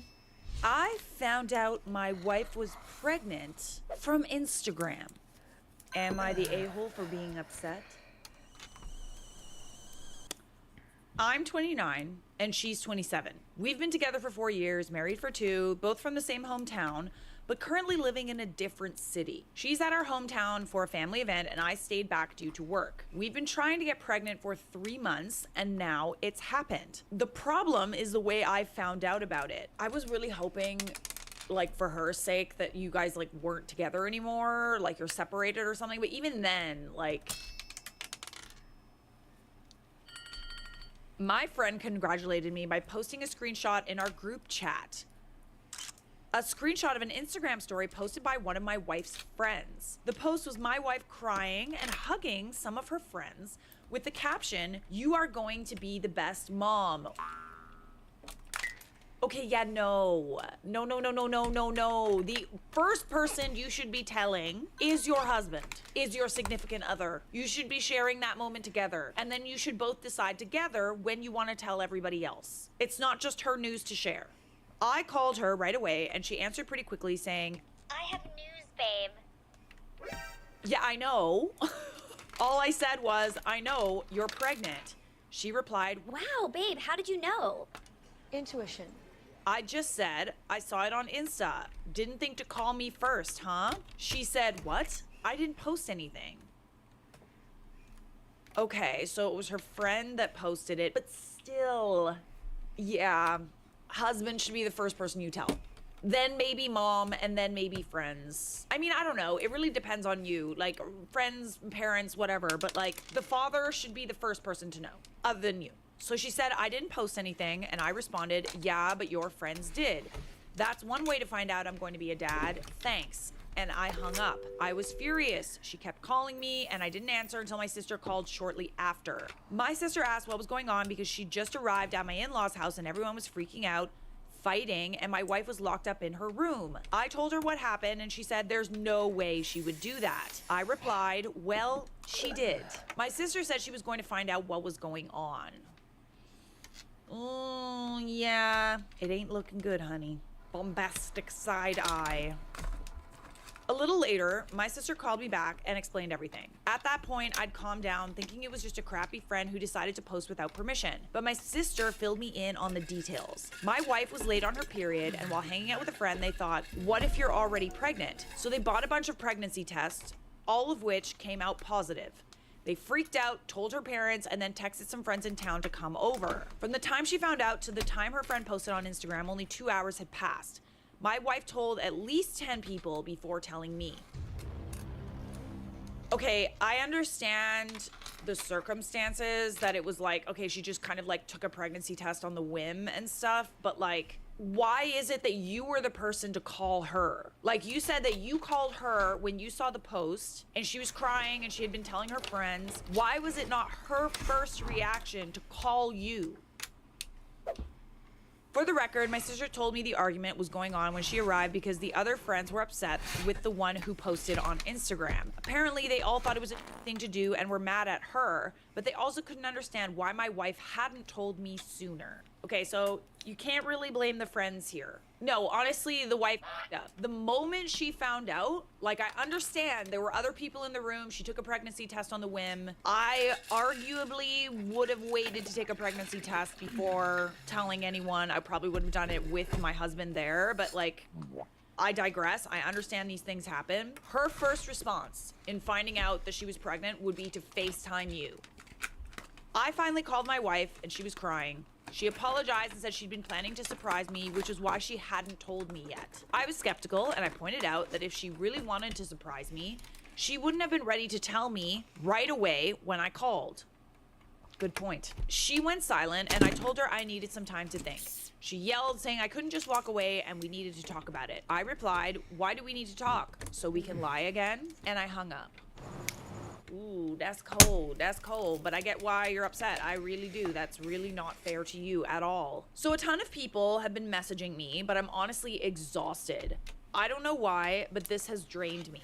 I cried randomly, which is unusual for me. I'm not a crier. Oh, bestie, I'm sorry. This isn't supposed to be a huge deal, but it feels like I've been hit by a truck. It is a huge deal. That's really unfair to you. It's just like, it's supposed to be such happy news, and now it's just not. Because she didn't share it with you. My sister sent me a message that really stuck. Hey, I know this sucks, and it was crappy of her, but don't let it ruin it for you. You're going to be a dad. You're going to be an amazing dad. That is great. Yeah, she does have a point. Your wife up, like, majorly. She needs to make it up to you, like, majorly. The only thing keeping me going right now is knowing I'm going to be a dad. I've dreamed of this, and all I hope is that the baby is healthy. I'll probably swallow my pride and pretend I'm fine to avoid making my wife too emotional during the pregnancy, but I'll do that tomorrow. Tonight, I'll just sulk. Yeah, this is the thing, right? Like, you don't want to stress her out too much. Being pregnant doesn't absolve you from accountability. Okay, like everybody likes to tiptoe around pregnant people because, oh, I don't want to stress them out. But it's like, okay, while you're pregnant, are not at fault for like literally anything.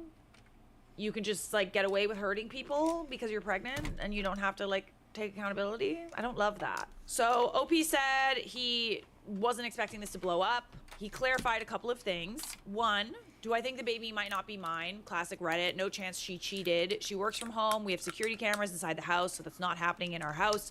She does not do girls' nights. Her best friend in the city we live in is a female co-worker of mine, and we hang out, the three of us, often. They text each other a lot, but almost never hang out one-on-one. If they do, it's at our house with me in the next room. Also, my wife is the clingiest person alive. Like when I'm at work, she texts me every 30 minutes. And when I'm at home, she's always at least in the same room I'm in if she's not cuddling up to me. When we're out, she's always holding my arm, my hand, literally does not leave my side. I honestly actually love it most of the time. I feel loved. But it is too much sometimes, and we had a fight about it weeks ago. I even question if this fight was the reason she didn't tell me right away, but it's probably not it. And number two, on her friends, they're very nice people. I've known them for a long time now. My sister's part of the friend group.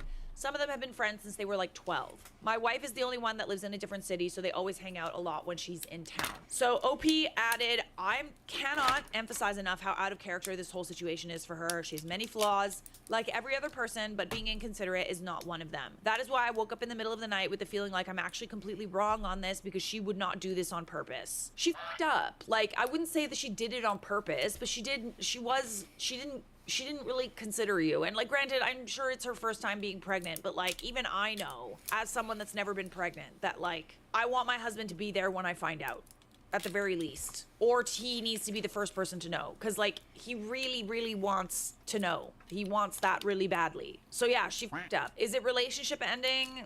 No, I don't think so. So I sent her a text just saying everything is fine and I will drive the 4 hours down there to talk. She was actually awake and asked if she could call.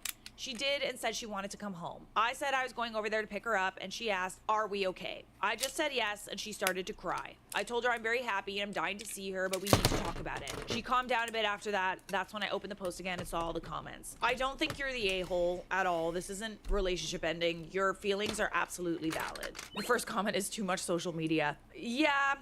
I understand her friends are like, well, I can't believe he didn't know. And it's like, well, what do you mean you can't believe he didn't know? You found out together, so that kind of is out the window. Again, you were there. There were a couple of ups here. The wife up, also the friends up. When you find out about an engagement or when you find out that someone is pregnant, it is none of your business to like be posting it on social media until you have the permission of whose news it is. That is some behavior indeed from that one friend. Who the hell steals a pregnancy announcement? Yeah.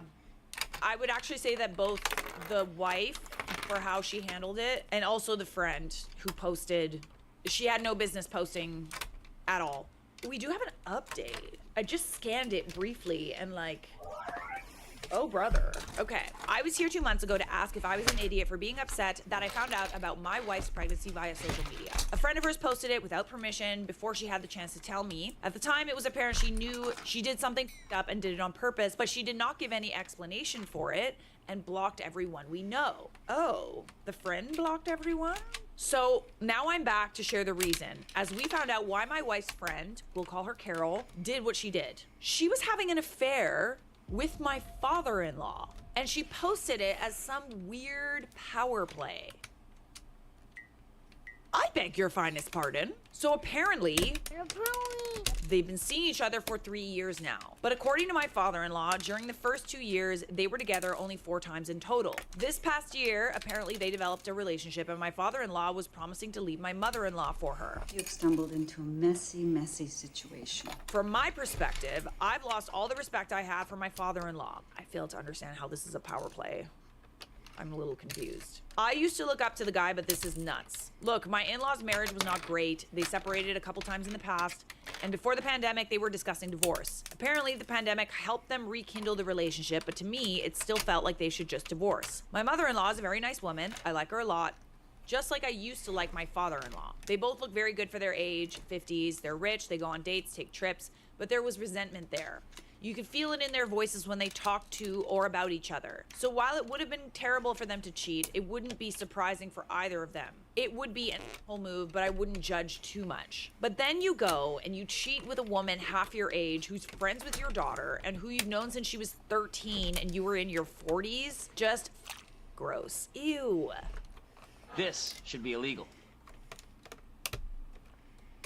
Absolutely not. Most importantly, my wife is pretty sad. She's disgusted, as she should be, and has been saying she doesn't know if she'll ever forgive her dad. Apparently, it was a common joke in her friend group that she had the hot dad. Ew. How hot is he? I'm just saying. He must be pretty freaking hot. Just saying. Summer, I want to your dad. Oh, really? She hated it, and Carol was the one who made the joke the most, so that's another layer of complexity to unpack. My mother-in-law has moved in with us temporarily, just to get away from the town where everyone now knows what happened. She doesn't even seem sad, though. She looks mostly mad and annoyed. The pregnancy looks like it will be a good distraction for them, and my mother-in-law will be a big help with that. The way it came out is Carol apparently got drunk after Christmas and sent pics of her and my father-in-law together to an ex who was hitting her up. The ex then sent them to his friends, and the gossip spread around. She's reached out with an apology, and in it, she admitted she posted about my wife's pregnancy out of jealousy toward my mother-in-law. It was honestly super weird and didn't make any sense. Correct, yes. How did you get mixed up in all this? My wife didn't respond, just blocked her again. My father-in-law has tried to reach out to us a lot, saying it's an issue between him and mother-in-law, and we shouldn't get involved or judge him for it. Oh yeah, that would be nice, wouldn't it? Oh no, no consequences? How lovely for you. Yeah, right. In the beginning, he was even saying he loved Carol and was doubling down. A week later, he was promising my wife he'd never even looked at Carol again if she'd just talk to him. I'll follow my wife's lead on this. Whatever she decides, I'll support her 100%.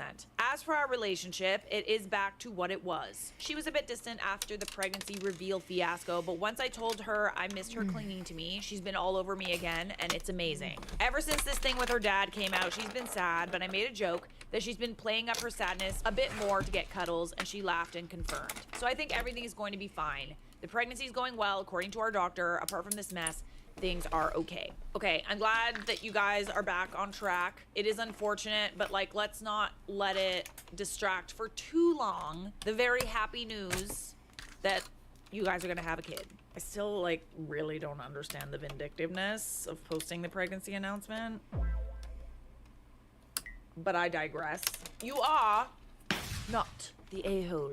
We have some more relationship drama for you coming right up. And if you're enjoying this video and this channel, could you please subscribe?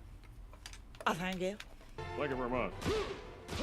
And I still think that your wife is a bit of an a-hole, just saying. But anyways, it is what it is. Significant other, 28 male of 9 years, called off our wedding, implying we were over. Is this something I, 26 female, could make work for us? What do you mean? You're still like down for that? OP edited to clarify from the title. He wants to make it work too, but has reservations due to his belief that I'll always resent him. Okay, so we've been together for almost 9 years now. When we first started dating, we had a rough patch due to both of us not being ready for a relationship. We broke up for a year and ended up accidentally rekindling after he caught his father cheating on his mother and didn't know who else to go to for advice. Oh, that's messy. Around 2012, we got back together and have been great since. During the next 2-ish years, I was finishing off college and starting a career while I figured out my next move, furthering my current career or going back for post-grad. We were happy where we were and mutually didn't feel a rush towards marriage until we were more set in life, but neither of us had doubts that this was the long-haul thing for us. Fast forward to September 2016, we got engaged. He's joining the Navy and didn't want me to leave high and dry. I wanted to follow him because I wasn't sure on post-grad and my current job will get me hired anywhere. We realized we were holding off on marriage for a perfect time that would never come. We loved each other and wanted to make that commitment. Originally, we planned an elopement of sorts, just immediate close family coming with us on a cruise and a casual party for the rest of our friends and family after we got back. It was honestly perfect for us and everyone knew that and agreed. Somehow it turned into a 100+ attendee formal wedding neither of us truly wanted, didn't hate it, but thought the other one did want it. It was in April and it left very little time for us to plan a formal wedding. This is something I almost called off the wedding for in order to elope, but it was just too much and wasn't what we envisioned. Neither of us like parties or big to-dos. It was a lot of money and stress and probably would have been different if the wedding was our plan A, not an accident. To top it off, I've been having issues at work, non-job threatening, just a lot of stress, and he totaled my car after being T-boned, not his fault. So finances, lack of car, and stress took its toll. Things haven't been great for us the last few weeks, and we just kept spiraling downwards.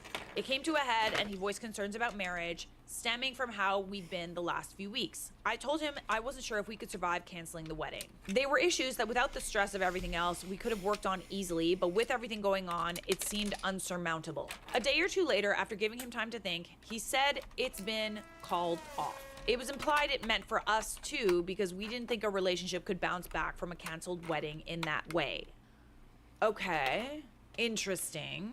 Anyways, now we're considering trying to make it work, but he's afraid I will resent him for the canceled wedding and that it will cause further problems. Okay, so is that the only reason you guys called it off? I know it's a valid concern because I was sobbing when he canceled it. 0% because of the party, but because of being in the general situation. Now, though, I truly feel I'm relieved it's canceled. Though I'm only stressed at how to confront family since save the dates were sent and our wedding shower was canceled the day before the party. The wedding was nothing that we wanted, and I felt it made our issues 20 times worse due to the stress from planning a wedding, spending money on a wedding that neither of us were truly excited about, the total car and finances for that, plus stress from work, plus stress of him leaving in a few months. Yeah, it doesn't really sound like the timing was great, but if you're totally fine with it, I absolutely feel like this relationship is salvageable. As long as that's the only reason the wedding is canceled. Foreshadowing. Most people know that it was canceled due to issues in our relationship. My parents are very supportive in us making it work, surprisingly, without a wedding. My sister's super judgmental and somewhat hypocritical about the way I handle issues in my life, so she's all about and move on. His family loves me and would support whatever our decision is. I know it comes down to us, but family is important to both of us. Okay, oh no, oh no, oh no, we have an update and it's bad. It's bad, it's bad, it's bad. It's really bad. This is the bad place. So we couldn't work through it because he cheated. Oh, that's what he thought you would resent him for. Yeah. I found out this morning through an anonymous Facebook message that he wasn't loyal and that was more to the breakup than I knew. I called him twice with no response. So I sent him a text about the message. Still no response. So I decided to check his phone records. Lo and behold, a mysterious number popped up like the day that things started to go downhill for us. Ooh, that's kind of why I was like, that's suspicious.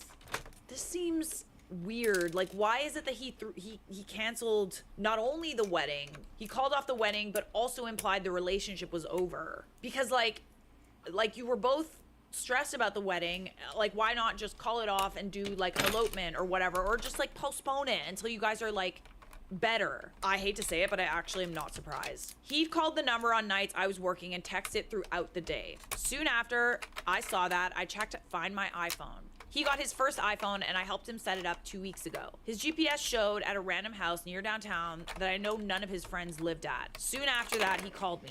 He denied it all and was trying to be all supportive. The moment I said I had proof he was hiding things from his phone records, his entire demeanor changed. He specifically stated, I didn't sleep with anyone. Which was odd since I never brought up cheating. As he was talking, I checked Find My iPhone again, and from a distance, it looked like he left wherever he was and called as soon as he was in the car. I asked where he was and he said driving. I asked from where and he got very defensive, saying it wasn't my business since we weren't together. We were on a break! Anymore. I reiterated I knew he was hiding things from me. I still never brought up accusations of cheating yet. He called me creepy and stalkerish. Oh yeah, he gotta go. I asked who the specific phone number belonged to and he refused to answer, saying I was crazy. So I said I deserved to know and he said a friend from work. For the next few minutes, he refused to assign it gender pronouns. That's weird. A little later, I pushed. It was a woman, and he admitted it. So I asked who it was and said if it were the few women I know, then I get maybe he was venting to them. He refused to answer. So yeah, we can't work it out. Ooh. Also, prior to this, he was already acting like a hot and cold jerk for the week after he left me on the day of my bridal shower. Either acting like he didn't care one bit about me or that he wanted me back because his life was falling apart. Needless to say, I became more relieved that the relationship was over and was more mourning the fact that I was in the position I was in, canceling the wedding after a failed engagement. I realized he was very selfish and I took on every responsibility in wedding planning and our relationship while he had nothing to do but work and came home to play video games. For the record, I like video games, but only when I have the time. Basically, this was the icing on the cake, and any bit I had left hanging onto the relationship went right out the window. I honestly feel relieved. I don't feel sad. I feel free. and happy. Well, that tells you everything you need to know. I'm not sad being in the apartment we shared anymore. My sister had helped me 2 nights ago set up a new bed that helped change the entire look of the bedroom. Monday, I'm going to a theme park with a coworker. While I'm not exactly trying to jump right into anything, he's a great guy and we have the same interests. It's just nice to have attention from someone I get along with. She edited to add, I'm getting tested ASAP. There's a new update posted this year. So X ended up knocking up the chick he'd been cheating with 3 months later, and he'd been cheating on me since before we were engaged. Ew. Ooh. Then tried to call me to come back because he caught her talking to male friends about a video game and accused her of cheating. Why is it always the ones you most expect? I basically told me to get over it and stop calling me. Looking back, it was almost a decade of passive, emotional A-word and controlling behavior. Lots of guilt to assuage his own and controlling behavior. You know, I've said this so many times. With people that like accuse you of cheating, they either one have trust issues, which is very possible, or they think you're capable of the behavior because they're capable of it. In other words, they're the ones cheating. He was breaking up with me to control me, etc. Things happening the way they did, leaving me the morning of my bridal shower, making me call everyone on both sides to tell them to not show up because he wouldn't respond, totaling my car, cheating. Oh yeah, the car totaling. Honestly, it was probably the only way I could easily flip a switch and move on. Like, WTF was I thinking, because I'd been with him since I was basically a child still. It was the best thing that could have happened. It sucks it had to be so traumatic, but it was probably the only guaranteed way to end it. I've since been married and divorced, separated a year after marriage, divorced about 6 months later, met a guy a year after the original post happened who was basically my ex's opposite and was seemingly out of his league. He was perfect until the day after we got married, and it was like something flipped. Looking back, there was zero signs. Later, I caught him spending tons of money on OF. Oh, man, you just got luck with guys, babe. Boy, you sure know how to pick them. Messaging random OF models on Twitter all day in DMs and replies, and ended up having an emotional affair with a chick he met on WoW and convinced me to be friends with. We can't talk about the rest of the things that are in this paragraph, but let's just say OP does not have good luck meeting guys. Clearly, I know how to pick him. I guess to me, he seemed safe at the time. He said all the right things, and honestly, I don't believe there were signs. He just hit it well until he felt he didn't have to anymore. 2 or 3 years later, after remaining single, me and a friend I've known passively for years just started talking because we both watched the same show no one else would watch. History for us is we met in a small Discord that are in real life friends only, and had been in there for years together. I'd met him like 2 times at meetups, but we never really talked as he's a friend of a friend. We played in the same MMO too, but we're in different groups, so never really talked. Apparently, he fell first, but stayed distant because he knew I was still recovering from my last 2 exes. His best friend also sent me screenshots later of him gushing about me, but not telling him who I was, and how he never wants to stop talking about me, but doesn't want to scare me off. His friend vouched that something about me changed him. I ended up tentatively getting interested because I knew people who vouched for him, multiple knowing him since they were 5 years old, saying he's probably the most stand-up guy they know. I love how you need like references now, but honestly, fair enough. They said he's very reserved, almost robotic in terms of emotions, but will do anything for anyone without being asked or expecting anything just because it's right. And never fibbing or lying or hiding things because he just didn't understand why. His best friend jokes he probably has a sprinkle of tism. He's had 2 exes on like 10 years and is happy alone and has never talked about them and only said that it just didn't work out versus calling them crazy or B words. B is for bad. Long story short, I moved across the country for him and he's the best person I know. We have a child, yay! And he's the most supportive and loving partner and father. Truly an involved parent and strives to make sure I'm not the primary caregiver. Or on the few times I am, he makes sure I never have to think about anything else. Traditional in the sense that he wants to provide for us and refuses to accept any financial contribution from me. Ooh, yes! But doesn't want me to be barefoot in the kitchen serving him. So house chores and mental workload is split. We have finally found us a good one. Okay, I kind of love that. Like, not kind of, like I really love that for you, babes. If I had to go through my 2 exes again, knowing I'd meet him, I'd do it a million times over. He's genuinely my best friend, making me laugh constantly, takes interest in things I like, and is the best person I ever could have imagined for me. I love a happy ending. Hey, that's what she said. I think this just goes to show that, like, if you're going through a really crappy relationship, just know that, like, not every relationship is like that. It just might be leading you to the right person. Am I the a-hole? If I report the couples therapist that married my ex-boyfriend a year after our sessions with her. Ooh, Nelly! You may be seated. In 2017, I, female 25, saw a couples therapist with my then boyfriend, male 36. Not an age gap, but an age chasm. After 3 sessions with her, I refused to return due to her blatant, flirtatious behavior, scandalous, and extremely judgmental attitude toward me, which my ex-boyfriend called me delusional for pointing out. She had told me I seemed too immature, not ready for therapy or a serious relationship. Wow, I hate her. Does that mean you're not ready, but I am? The whole thing was focused on my ex-boyfriend and his complaints about me. She never asked my feelings or perspective in the relationship. Ooh. This is like the ultimate... I'm the cool girl. What's the word for like a girl that's like, pick me? She's a pick me. A relationship therapist pick me. I hate it, but I also love it. Am I right? We broke up about 2 months after the sessions, but I stayed living with my ex-boyfriend until November. Once after I moved out, I had to return to our old apartment to get mail. This was in December, and that was the first time I saw the therapist with my ex. They happened to be getting ready to go out on his motorcycle, and we're both wearing full-face motorcycle helmets. But I knew from her body type and hair that it was her, along with my instincts, which suspected something was going on the whole time. But nevertheless, I moved on with my life. I just found out yesterday that my ex got married due to a friend telling me about a photo he posted on Facebook. Okay, that's enough. I'm gonna be done streaming.